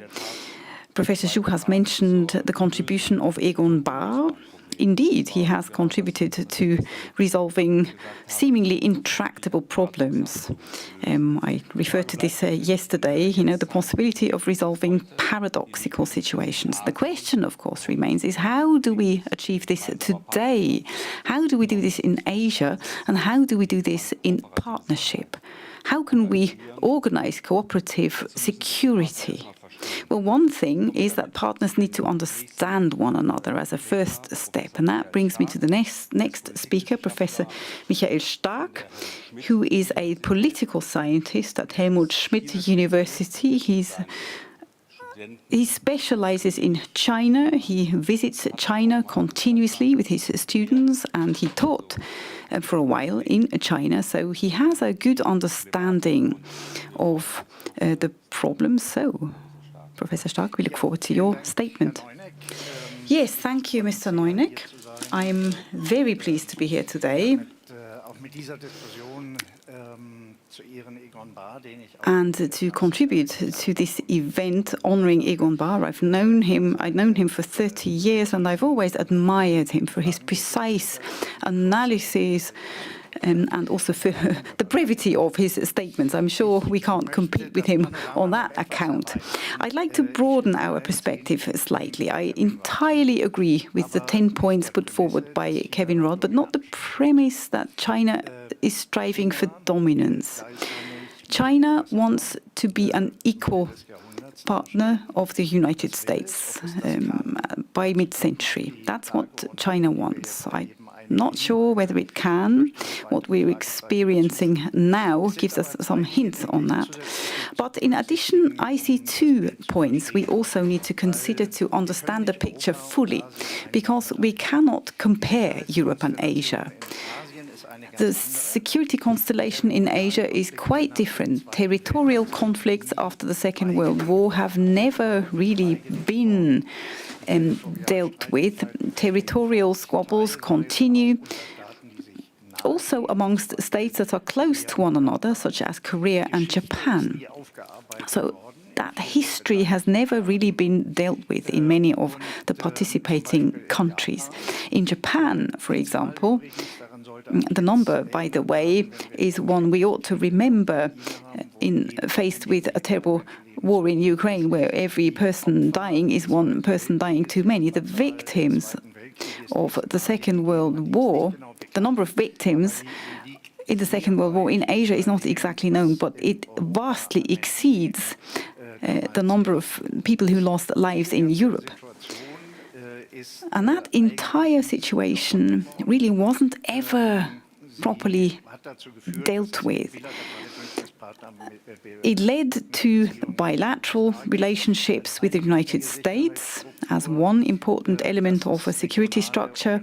It led to regional organizations such as ASEAN, but there is no uniting roof or umbrella like the OSCE. And Egon Bahr, as far as I read, was therefore skeptical that the European model can be transferred simplistically to Asia. And I think he was right, which, on the other hand, does not mean that nothing can be transferred. One important principle, the inviolability of borders, he spoke on that 10 years ago when visiting Taiwan. Well, some question marks have to be placed on that one. Let me also refer to the rise of China as an additional point, which is unprecedented historically. In global history, there's no comparable case where a country has taken such enormous technological, educational, economic leaps over a period of 40 years. And hasn't just risen to a global power, but actually returned to a role that it had for many centuries. I personally would class the renewed rise of China as something that we should see as normal almost. And it's not really about the vast resources China has, but more so how China chooses to use these. And that brings us back to the question of systems. But we also need to see that for Asia, the United States are important, but China is immovable. And it's immovable in another sense than Russia, simply because it is much bigger and more significant than Russia. So those are the 2 points with which I want to call into question the desire of China to become dominant is, firstly, the connection of the fast rise of China and lacking smartness. I think it's apparent that China, in its entire foreign policy, has not developed the smartness that other countries have that have been players on the global stage for a long time. Be it the United States, but be it also the smaller global powers like the UK or France. China doesn't yet have that smartness and is still quite a long way removed from that. You know, how to present itself in international contexts. It is actually mobilizing opposition rather than gaining new friends. And one expression of this lack of smartness is an aspect we're noticing elsewhere in the world as well, including Russia. In a globalized world, I would say we have a general problem concerning erroneous perceptions, mistaken perceptions. I mean, Russia is a case in point. How can you misread the world so drastically? But the same applies to other parts of the world. The United States made many mistakes, and I think also that China is only understanding some of the world properly. And if you then add the internal issues China is faced with, China has had an environmental problems since the 18th century that it needs to deal with. China needs to switch from an economy of expansion to a sustainable economy. China's population is shrinking, and so on. So given all these facts, I could imagine that, yes, you can aim for dominance, but given the many challenges that you're faced with, maybe future leaders or a new future leading generation may actually scale back that objective slightly and may tone down Chinese ambitions slightly. And that's my last point. Some persons think that they can circumvent the principle of 2 periods in office. I think it's a good principle. I don't think we should assume that the history of China is decided by the person of Xi Jinping or will end with the person of the current leader. Chinese history will go on. And what some people picture for 2050 or 2070 doesn't necessarily have to come to pass. And our contribution, which we'll talk about, I imagine, can maybe change the constellation. So I support the proposal made by the book that, yes, there is a danger of war, but the war is definitely not unavoidable. And what this war would mean, we see this right now, and in Asia it would have a completely different dimension. Thank you, Mr. Stark, for your view of the situation based on your knowledge of Chinese history, economy, and culture. Our next speaker is Liu Qintong. Welcome from Berlin to you. You studied at the Australian National University. You are a politician. Between 2018 and 2020, you were the Deputy Defense Minister. You were born in 1977, so you are extremely young for that position. So we heard from Kevin Rudd something about the different regions in Asia. And apart from the big countries, apart from the allies or non-allies of the United States, we would like to hear now a voice from Malaysia. So we are looking forward to your statement. Welcome to Berlin, and the digital floor is yours. Thank you, Professor Neuneck. To friends in Berlin, good afternoon. I have 3 points to make. The first is on the needs for US and China to understand each other more. Secondly, I think Southeast Asia needs to be understood, including by our friends in Europe. And the third point I would like to make is on rethinking about ASEAN as an organization and how to organize the Southeast Asian states. I went to the same university as Kevin Rudd, and therefore that part of the reason I like the way he put his argument. I think he, as a Chinese speaker or Mandarin speaker, Kevin Rudd's book has a great contribution in highlighting the needs to bridge the gap between China and US, and bridging the understanding gap is important. As a Malaysian, there was once I received a visitor from Peking University, and he gave me a card. He gave me his name card.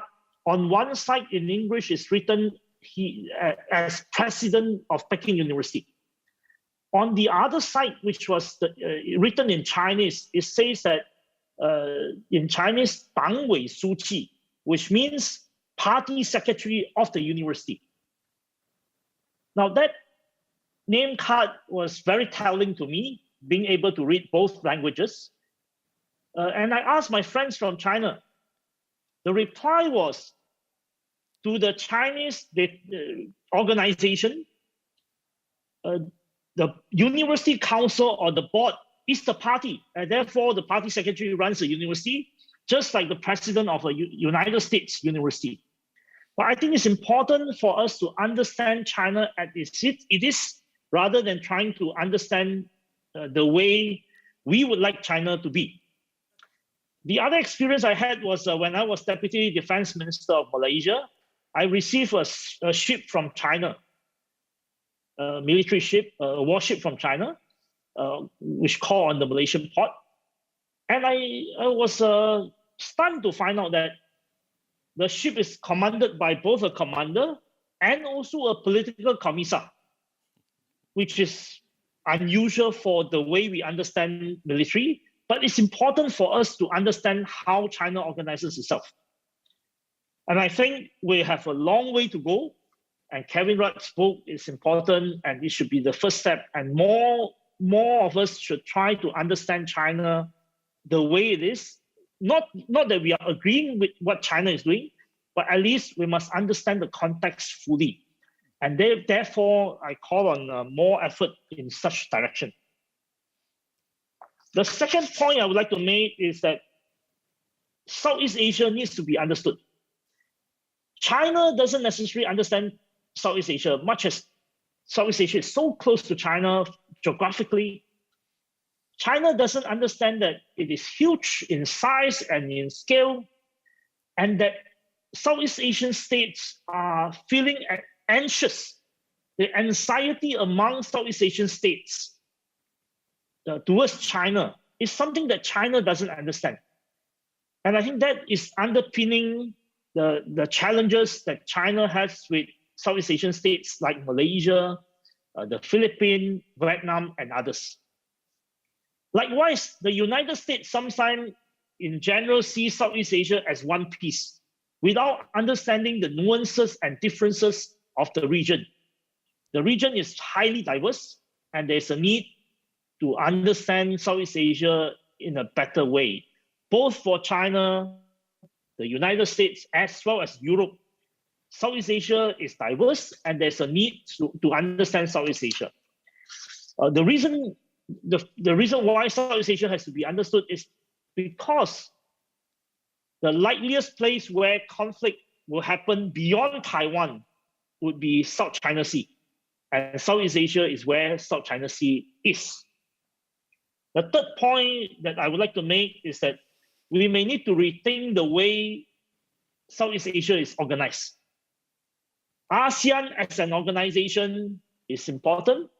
It has provided space and room and mechanism for countries to engage each other, not only among the ASEAN states, but also with other partners through various mechanisms developed over the last 30 to 40 years. ASEAN was founded in 1967. But moving forward, ASEAN will continue to face the challenges of not choosing between the two giants. Southeast Asia cannot choose geographically. Southeast Asia will continue to be China's neighbor for the next 500 years. But at the same time, because of the closeness to China, therein lies anxiety. But at the same time, the presence of the United States is important as a balance. But at the same time, Southeast Asian states do not want to be seen as following the dictates of the United States. And that is especially clear for Malaysia and even other states around the region. There's this tendency and this desire not to choose between the United States and China. Of course, increasingly, this will be difficult. And therefore, if China and United States, as well as Europe, and particularly Europe, if Europe can provide a third way of organizing things and engagement with ASEAN, with Southeast Asian states, that will be really helpful. Southeast Asian state is looking at how not to choose between the two giants as much as possible. But also, I think in order to deal with South China Sea, China needs to see Southeast Asian states in a different way. It needs to understand the anxiety of Southeast Asian states. But among the maritime Southeast Asian states, I think moving forward, there should be a mini-lateral arrangement among the maritime states in order to meet with China, not as individual states, and also not as ASEAN, because ASEAN may not be able to come to consensus due to some states being very much closer to China and therefore not being able to form an ASEAN consensus. I think there may be a need for a new mini-lateral arrangement for the maritime states around the South China Sea, and therefore providing some coherence of positions among the maritime states. For instance, Malaysia, the Philippines, Vietnam, Brunei, maybe Indonesia, as well as Singapore. I think these are my points that I would like to share. Thank you very much for the time. Thank you.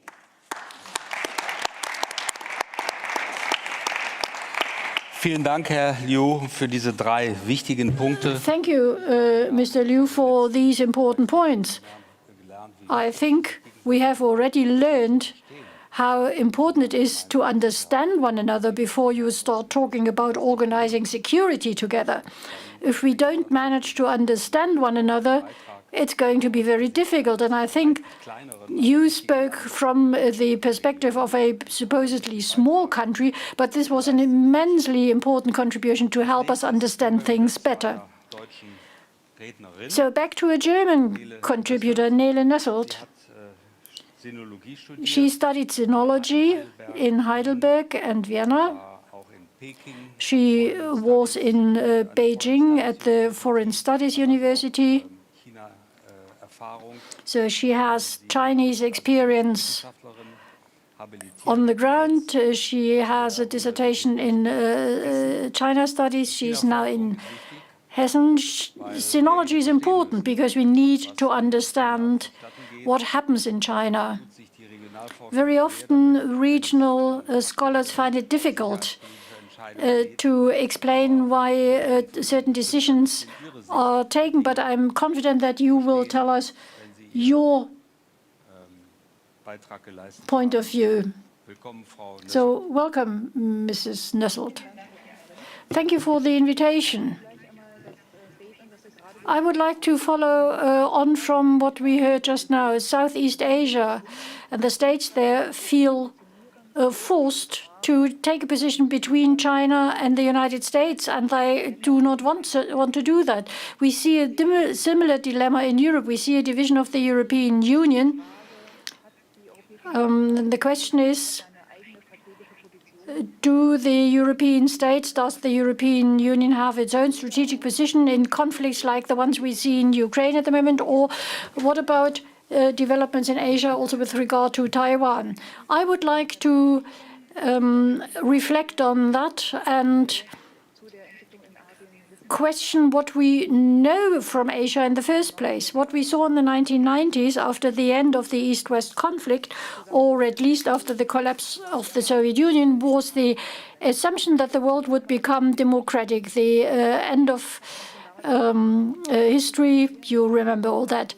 Anyway, at the time, we already said that the biggest challenges for the United States and the liberal order will be the rise of China. So from a neo-realistic perspective, it was predicted that a war between these two prospective superpowers is unavoidable. Today, we heard there is a way out of this war scenario, and we very much hope that this is true. But we also saw that in 2728, an old scenario came back to life, which the Chinese had said the continuation of the Cold War, the thinking within bloc boundaries. The number of autocracies has been growing for years, as a result of which the political community has been speculating that there's a conflict between autocracy gaining ever more ground and democracies that are shrinking, which was the justification to take preemptive measures, promoting democracies, assuming that the People's Republic of China and Russia could actively promote the export of their models. This may be explaining the dilemma we are in at the moment. We work on the basis of scenarios and rarely ask ourselves, what does China really want? The question is asked, but the answers we get from China are often dismissed as propaganda or nation branding. Often a dialogue is inverted, enemy images are kept alive, role models are perpetualized. This is extremely dangerous because then we just have our own view of the world without being able to change the perspective. The world from a Chinese perspective, as we heard already today, also in what Mr. Stark said, the Chinese view of the world is a little different.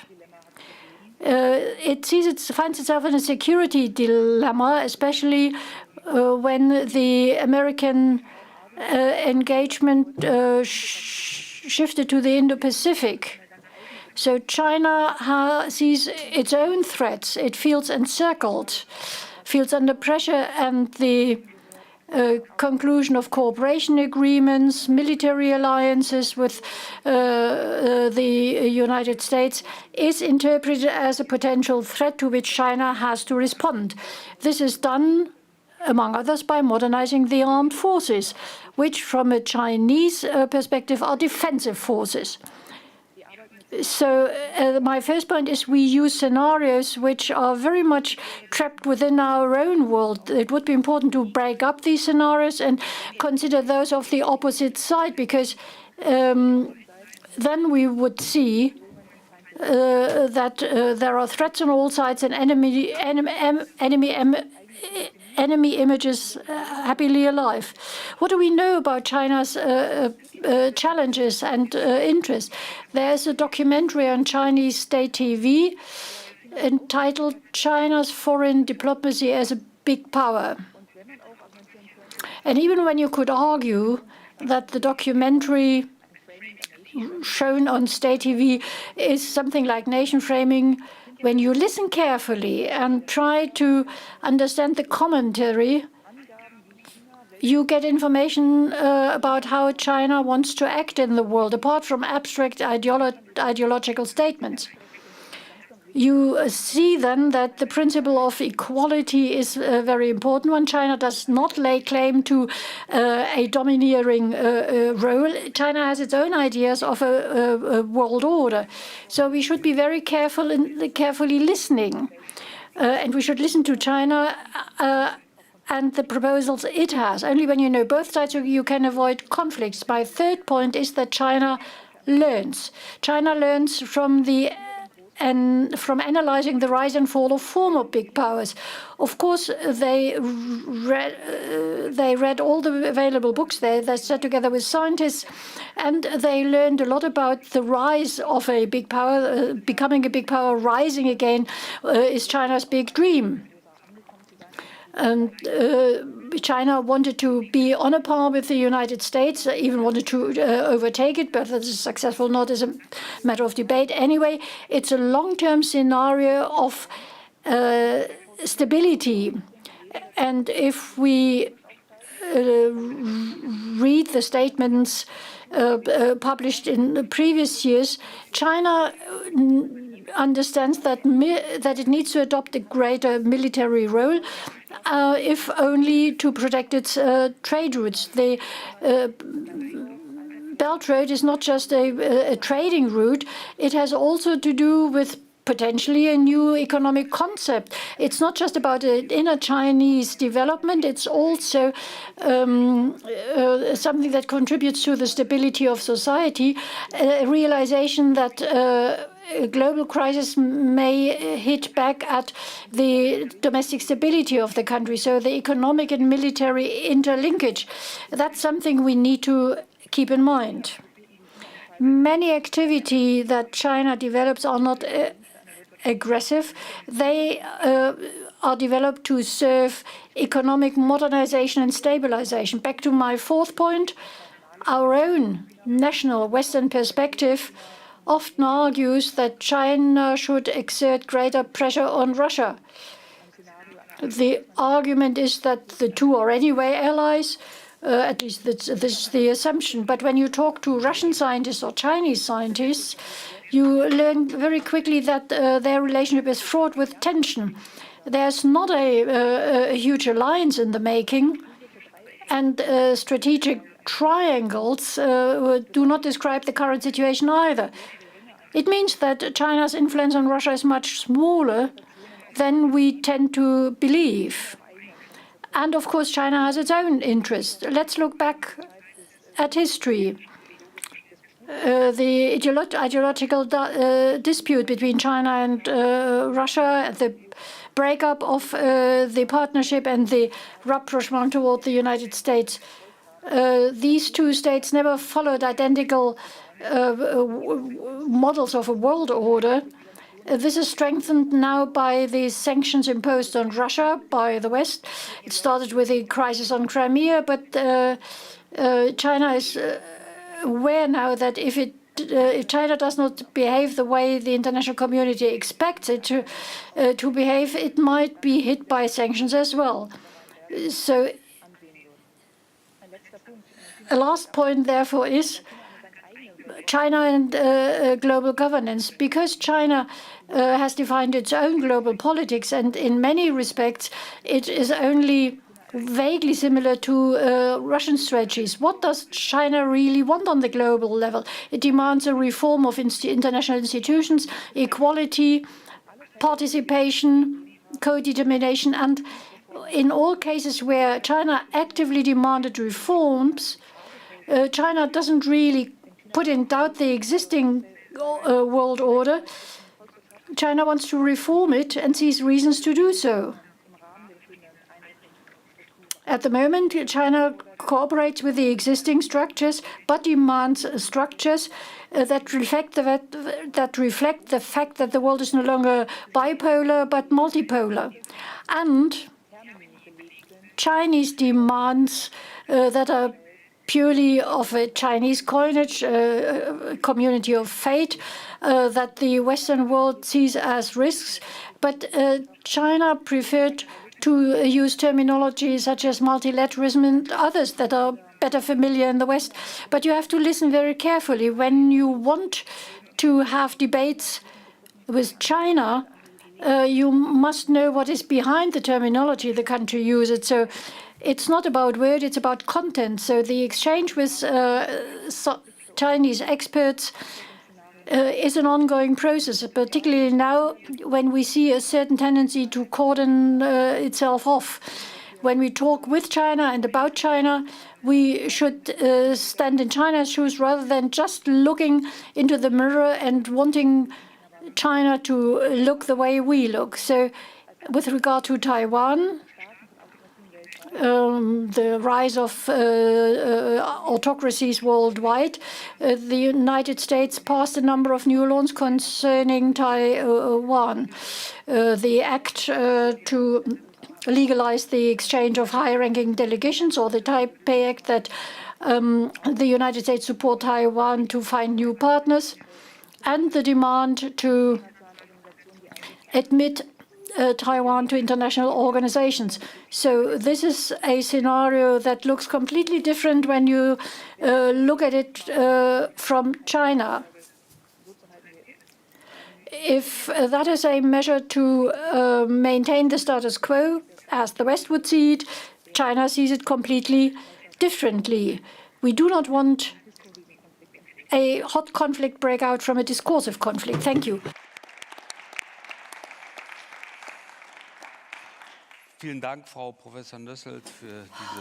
Thank you very much, Professor Nüssel, for these insights. Yes, listening carefully, exchange with experts, organize dialogues in order to come to new solutions in a global world, which is being called into question increasingly. A dialogue, of course, as such is not sufficient. We have to come to solutions at the end, but that's the task of politics. The last speaker is Hans-Ulrich von Weizsäcker. He doesn't need an introduction in Germany, but I'll introduce him anyway. He's a biologist, environmental scientist. He was founding member, as far as I know, of the Wuppertal Institute, a member of the German Bundestag from 2012 to 2018. He was co-president of the Club of Rome. We have invited him because we don't just want to talk about military matters, but also about resources, economies, climate change. The last item was the dominant dialogue of the last few years, and again, the question remains whether current developments perhaps have led to these other aspects falling by the wayside. And that doesn't just apply to the global north, who is dominating these debates, but also the global south. What's happening to the global south? And I'm hopeful that Mr. Weizsäcker will give us some insights on this, because that rounds off our view of global security, to broaden that dialogue to the real needs that humanity needs to deal with. And to quote Egon Bahr, these are questions we can only resolve together. Yes, quite right. Thank you. I don't have much time left. Is it right? 15 minutes, including the entire discussion? That means I've only got 3 minutes. Okay. The turning point we are talking about, quite rightly so, by the way, began 10 years ago, at least in my perception. Professor Nüssel said this very clearly. Many of the aspects we're referring to are much older. What Russia did in Georgia, the Crimea, Putin's trick, so to speak, to become president for life. He did that a while ago. The same with Xi Jinping. So a complete change. But also in India, Modi is actually a dictator. He's a horrible person. So all of a sudden, we are faced with a world of 3 enormous empires that have one thing in common, namely, they hate the West. They say the bad guy nowadays is the West. I heard this from the Asian Club of Rome members. They say every time the word West falls, things get really bad. And that's part of the problem. That we are being confronted with in Europe in a rather uncomfortable way, over the next 5 years or so at least. But besides all that, there's also geographical dispute between North and South. That actually hasn't been referred to much. the Chinese, who consider themselves as leaders of the G77, they know exactly that this anger towards the others is being stoked in Africa, because it was Europeans who colonized Africa, after all. So, in our power struggle vis-à-vis China, if we want to succeed, we need to make sure that our image in Africa changes. That's not been referred to at all today, so far. And this is something urgent that needs to be done. Between North and South, of course, we have the problem of rich versus poor, but that's not everything. We need to see how can we seriously cooperate. The Africans don't have many good things to say about Russia. They're competitors for resources, but they actually get on rather well with China, especially since a lot of money flows to Africa from China. One Belt, One Road, of course, is also a kind of development aid linked to claims of power. Those three dictators, they are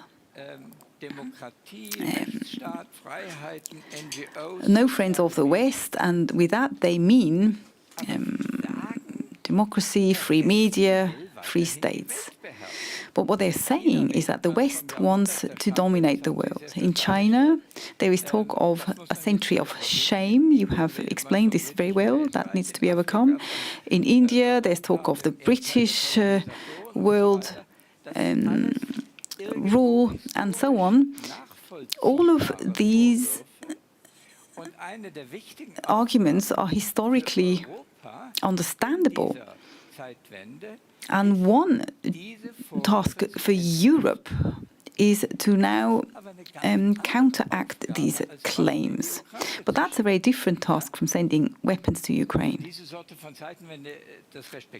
I mean, I completely respect the latter, of course, but we need to go much deeper so that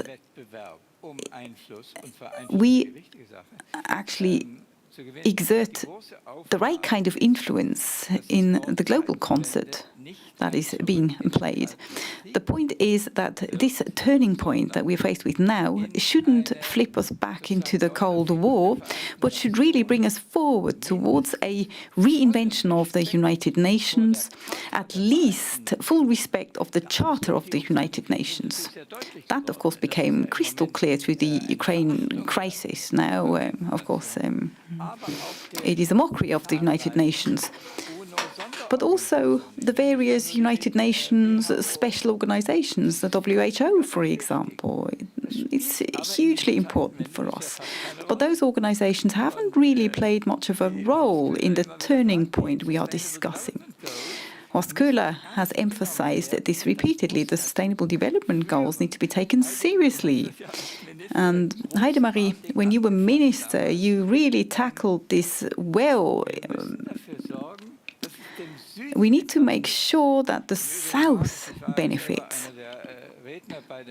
I was one of the speakers at the United Nations on the East River, sent there by UNEP back in the day, and it was palpable that developing countries wanted the Sustainable Development Goals. The North was a bit more hesitant and only had 3 ecological goals: the climate, oceans, and biodiversity on land. So these are enormous tasks.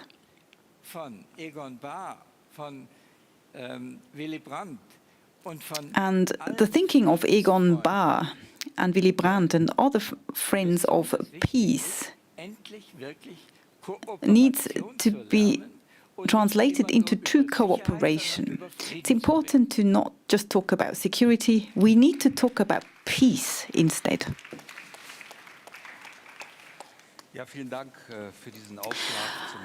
Yeah, thank you very much for this input, which no doubt touches upon a point, or touches upon many points, as a matter of fact, that we cannot hope to call comprehensively today. Of course, sometimes it's important to just speak out on the matters that are important, and others can then draw conclusions. I'm really sorry that we only have 10 minutes left. Maybe we can stay a little bit longer, but probably not very much longer. We are engaged in a European-Asian dialogue, and our colleagues from Asia have listened to European positions. There's a question here from the chat, which is, Asian states also have colonial experiences. It's not just Africa. How does that influence Asian-European relations? Perhaps that's a question I could pass on to our remote participants. And I'd also like to ask them to give their views on the future of Asian-European relationships based on the discussion we have had. What are the priorities you yourself would set? Many things have been referred to. We probably can't do everything at once. It's the job of current politics to pick out what's really important. What would you pick out in the dialogue with Europeans? Maybe in the same sequence as we had before, Ms. Zhu, then Mr. Liu. Is that okay? And then perhaps we can return to the question, what would be our priorities here in Germany and in Europe? Again, referring to the points that have been addressed. Ms. Zhu. Yes. Yes.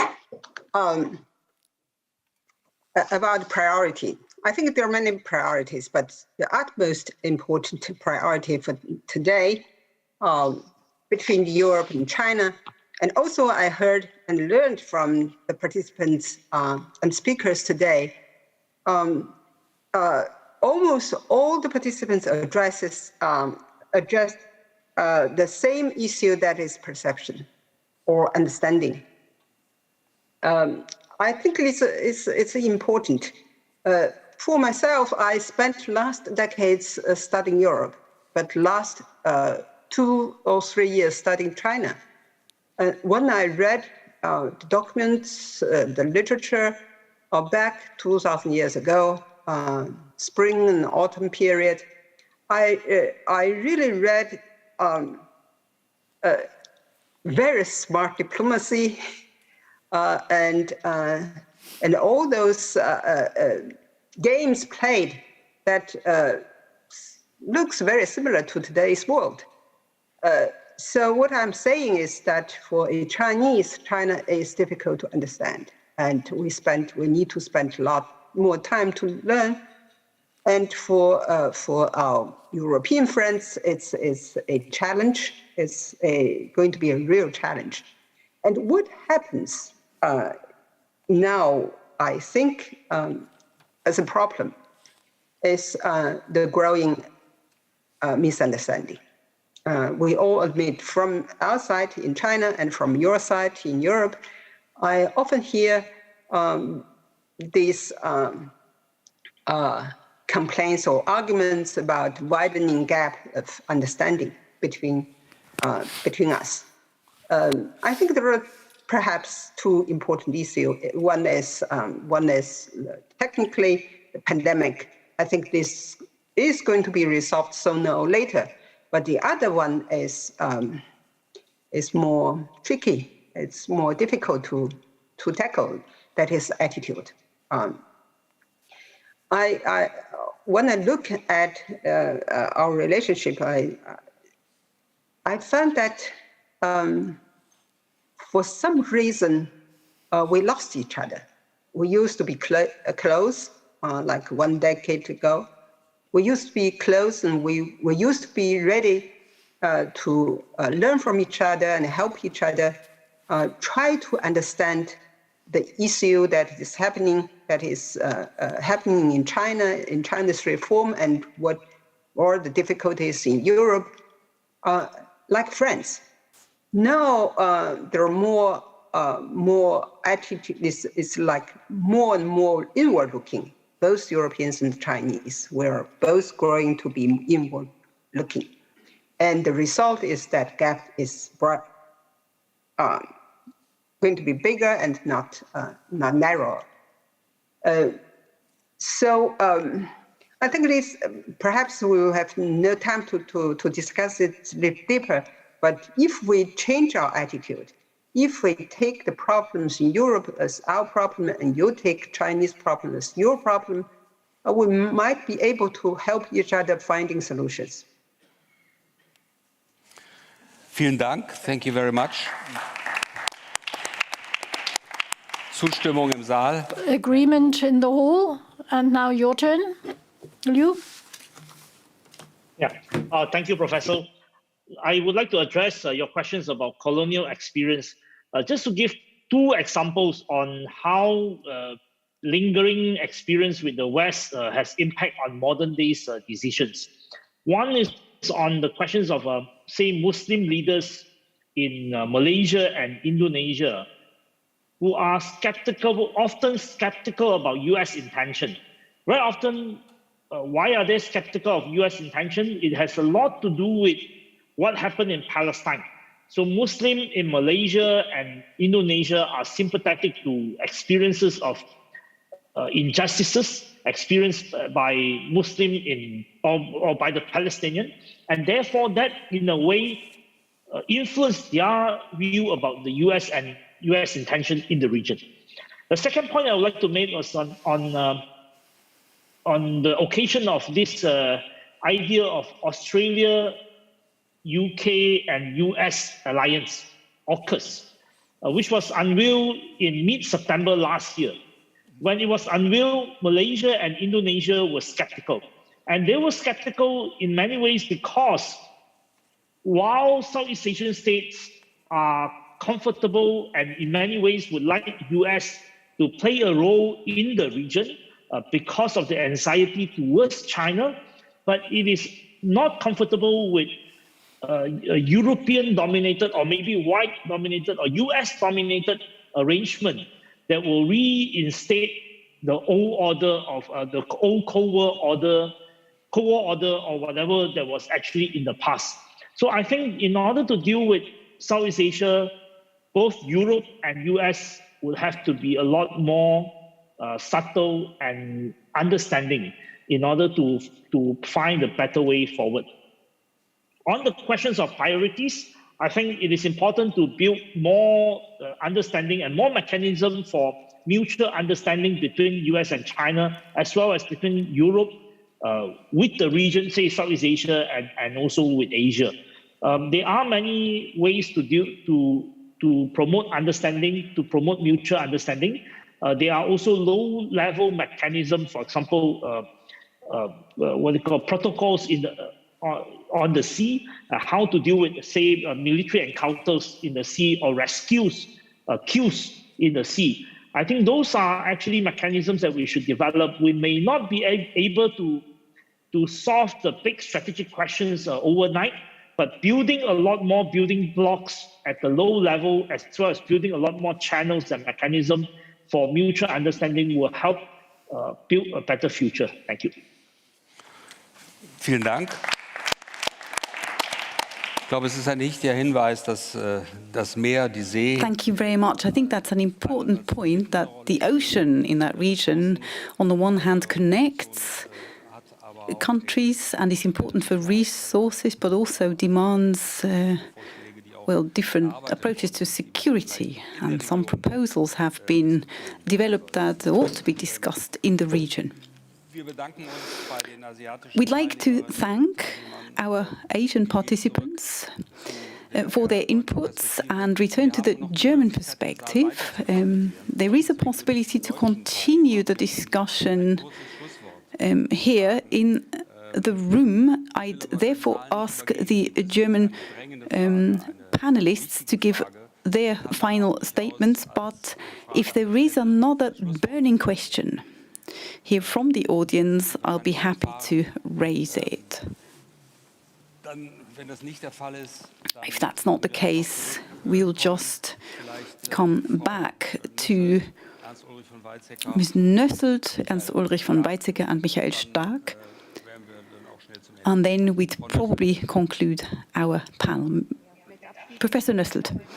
Yes, as we've heard from our colleagues from Asia, it's important that we recognize the security perceptions of the other sides. That's the only way of avoiding a conflict, by listening and by negotiating regional structures or find global solutions. We heard in the discussion that it is also about North-South. That's true. It's also about new distribution models in the world, new order, systems of order, and new competencies between the states that we think about that. That we see that many arms control agreements have now come to an end. We need to avoid new arms races. So we need to look at the other side. We need to see how they are responding to threats. We need to see early on that we need new formats for conferences where sides can feel respected and taken seriously. And my last point, in Asia, we're observing that the Cold War never really ended. And different actors from the region have repeatedly told us this. So there's many old, cold conflicts still under the skin. But they contribute to global confrontations, such as the one between China and the United States, and there is always the danger that they'll erupt into hot conflicts. Diplomacy is the only thing that can help. We cannot divide the world between democracies and dictatorships, because let's be honest, let's count the number of good democracies in the world, then we'd be talking within a rather small group of us. But that exchange will have no legitimacy to shape the world order of the future. Thank you.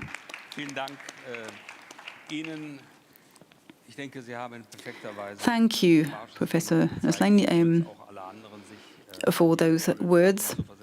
Yes, to always understand the perspective of the other side, and then to take that seriously, to not just remain within the dialogue, but to actually focus that dialogue on strategic core questions. So the question to Ernst Ulrich and Michael, what are the points you'd like to emphasize for us to take away? Ernst Ulrich. I spoke about the sustainability agenda of the United Nations. There is one problem, namely for poorer countries, climate protection, ocean protection, biodiversity protection is an economic disadvantage. They are losing out if they do what's right. That means we need to make sure, when it comes to North-South cooperation, that the countries of the Global South, and that's not just Africa, of course, become richer by doing the right thing rather than poorer, because otherwise there's no opportunity for us to ever do the right thing globally. The Scientific Council for Global Environmental Change has propagated thinking in budgets some years ago. It said there's a certain budget, a total budget, but the old countries of the North have eaten up that budget already. So if we want to emit CO2, if we want to destroy biodiversity in the future, then we'd have to buy licenses from the Global South, so that we in the North can continue to do what we do. That would be a way of ensuring the South gets richer if they don't just throw away the available licenses. That's the kind of thinking that needs to become more influential again in North-South negotiations. So that's also addressing Brussels and also Germany. We also need to include the USA, Japan, and a few others. The Chinese, I believe, would go along with it. Not India, though. During the last hour of the Glasgow summit, the Indians did everything to ensure that nothing is legally binding. Glasgow was legally a zero game because of India. In contrast, the Chinese are much more honorable in that respect. Michael. Okay, I have 3 points. I think, first of all, we need joint European answers in every respect, and those answers should be designed broadly for Indo-Pacific cooperation, so technology, science, economics, and so on. And I think also sending national frigates are not a suitable instrument in our day and age. Second point, we need to listen much more to those who don't want to join one side, like the Asian states, at least under the old government of South Korea, which might change now. Of course, we also need to listen to Australia and Japan, but I think we, by which I mean the European Union, we should strengthen those and enter into a dialogue with those who want to resolve conflicts in that region or want to establish cooperative types of security. And the third point that's particularly important to me, and it goes beyond China and so on, I want to support Mr. von Weizsäcker explicitly. The key answer that we have to give to these global changes is not to engage in another arms race. I'm bothered by that, not least because I've always seen myself as a European patriot. But it's when we talk about the competition between the big powers, the global south is not mentioned and Europe is not mentioned either. I believe that whatever the problems are, whether it's migration or biodiversity, the solution must come from, well, more or less equal partnerships.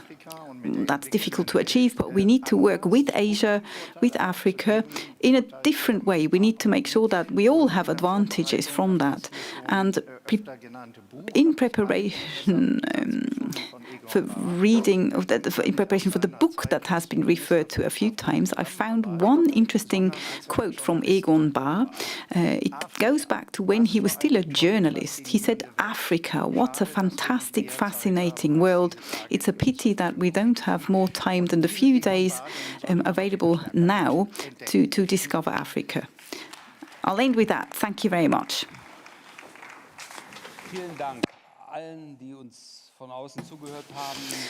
Okay, thank you very much. I'd like to thank all the panelists. I'm really sorry I failed as a moderator. You know, I'm running late.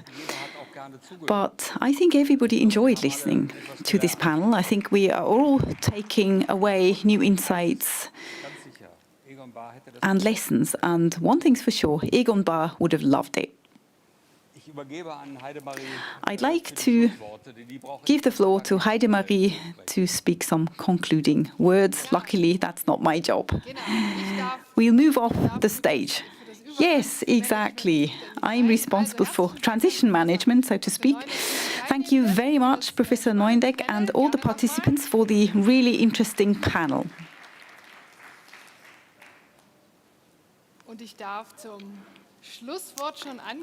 And I'd like to announce two organizers who will be giving us some closing words, the Friedrich Ebert Foundation and the Willy Brandt Circle. So the two hosts have decided to be the secret highlight of today's proceedings. It's a joint closing statement. So we have two microphones, but a shared stage. Thank you for being here. And Götz Neuendek is absolutely right. I hope that Egon would have liked our debate. Yesterday, it was said that a man like him mustn't be forgotten. And this is precisely what we want to do, not to forget him, and to look at his ideas, his concepts again, to check to which degree they could be useful for the future. In the morning, we listened to Lars Klingbeil. Was that in the morning only? The impression was ages ago. Lars Klingbeil said he wants foreign policy to be a civil society issue. And we promise you that we, as the Willy Brandt Circle, will face up to this challenge. We will insert foreign policy in the debate in this country and will develop concepts along this line. And I found lots of good ideas in today's discussion. The most important one, you have to listen to others if you want to understand them. I would like to express our gratitude to the Friedrich Ebert Foundation, especially to you, Irina, because preparing an event like this produces enough material to write a book about it. So thank you, Irina, and thank you to the Friedrich Ebert Foundation. Und ich sage das auch noch mal für das Team, das da wirklich gewirkt hat. I'm also saying this with regard to the team who worked behind the scenes. I tried to understand what exactly had to be done, and it was an incredible amount of stuff they had to do. So it was just great. I'm not sure whether I see the colleagues right now. Anyway, we will tell Thorsten Halber and Gertrin Staldang to say thank you for the work they did. Wonderful job. And whenever I called them, they responded with lots of patience. So many thanks. And I hope we will be there to shape the future as well, to achieve what we all want to achieve, peace. Thank you, Heidemarie. Thank you for this great cooperation we had. Anyway, we have been working for ages already. The Friedrich Ebert Foundation and the Willy Brandt Circle set up this initiative together. When after Egon Bahr had passed away, we said, no, we can't just end it all and wrap it up and that was it. No, it's the 5th symposium now, and I think the Friedrich Ebert Foundation can easily promise that we will continue that work. I find a number of the ideas interesting. You think in terms of states and societies. And this is an idea that is worth being preserved. A day and a half is much too short a time to debate in depth. You usually walk away with more questions than you came in with, but you also have got loads of food for thought. We got lots of inspiration, lots of information from all panelists, and I'm very grateful for that, and I would like to say that explicitly here. So Herbert was here on stage, in the chat, in the hall. A big thank you to all of you, because it's so enormously important to participate in such discussions and to make possible what Egon Bahr was able to do, to change the perception, to change the perspective. So I'm looking forward to the 6th Egon Bahr Symposium. Although this is a little music playing in the future. So thank you to our team. Thorsten and Katrin we already mentioned. Markus Hammersen is another one, who was in charge of the social media, the technology, and he turned out to be an expert for such hybrid formats. Then Markus is on the journalism team in Bonn, so a big thank you to all of you. Außerdem sage ich ganz herzlich Danke zu Franziska Schmidt. And Franziska Schmidtke was in charge of the chat and guided us through the proceedings here smoothly. She too is a member of the Willy Brandt Circle, and next year, when she is through her parental leave, she will go to Hanoi. So thank you to you as well. Adelheid, you were here when we were sitting in the empty hall and discussed what to do in terms of content and technology. And in the end, you said, well, now I know Egon would have said, that's a great thing you plan, and it will be great. And since then, I have known for sure that it will be a good thing. I was looking forward to that moment for weeks, because then I knew I had an idea of how it all proceeded, what ideas were shared, the ideas that came up with that we will work on. Some of the things were surprising, and I believe we achieved one thing.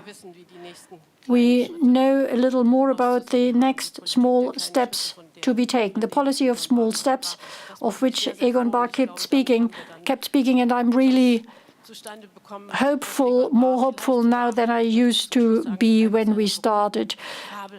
Egon Bahr would have said, excellent. So thank you to you all. Stay in good health, get back home safely, and we will see you back here.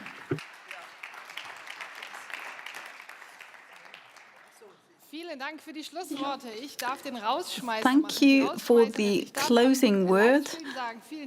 I'd like to say thank you to everyone who's joined us on the live stream.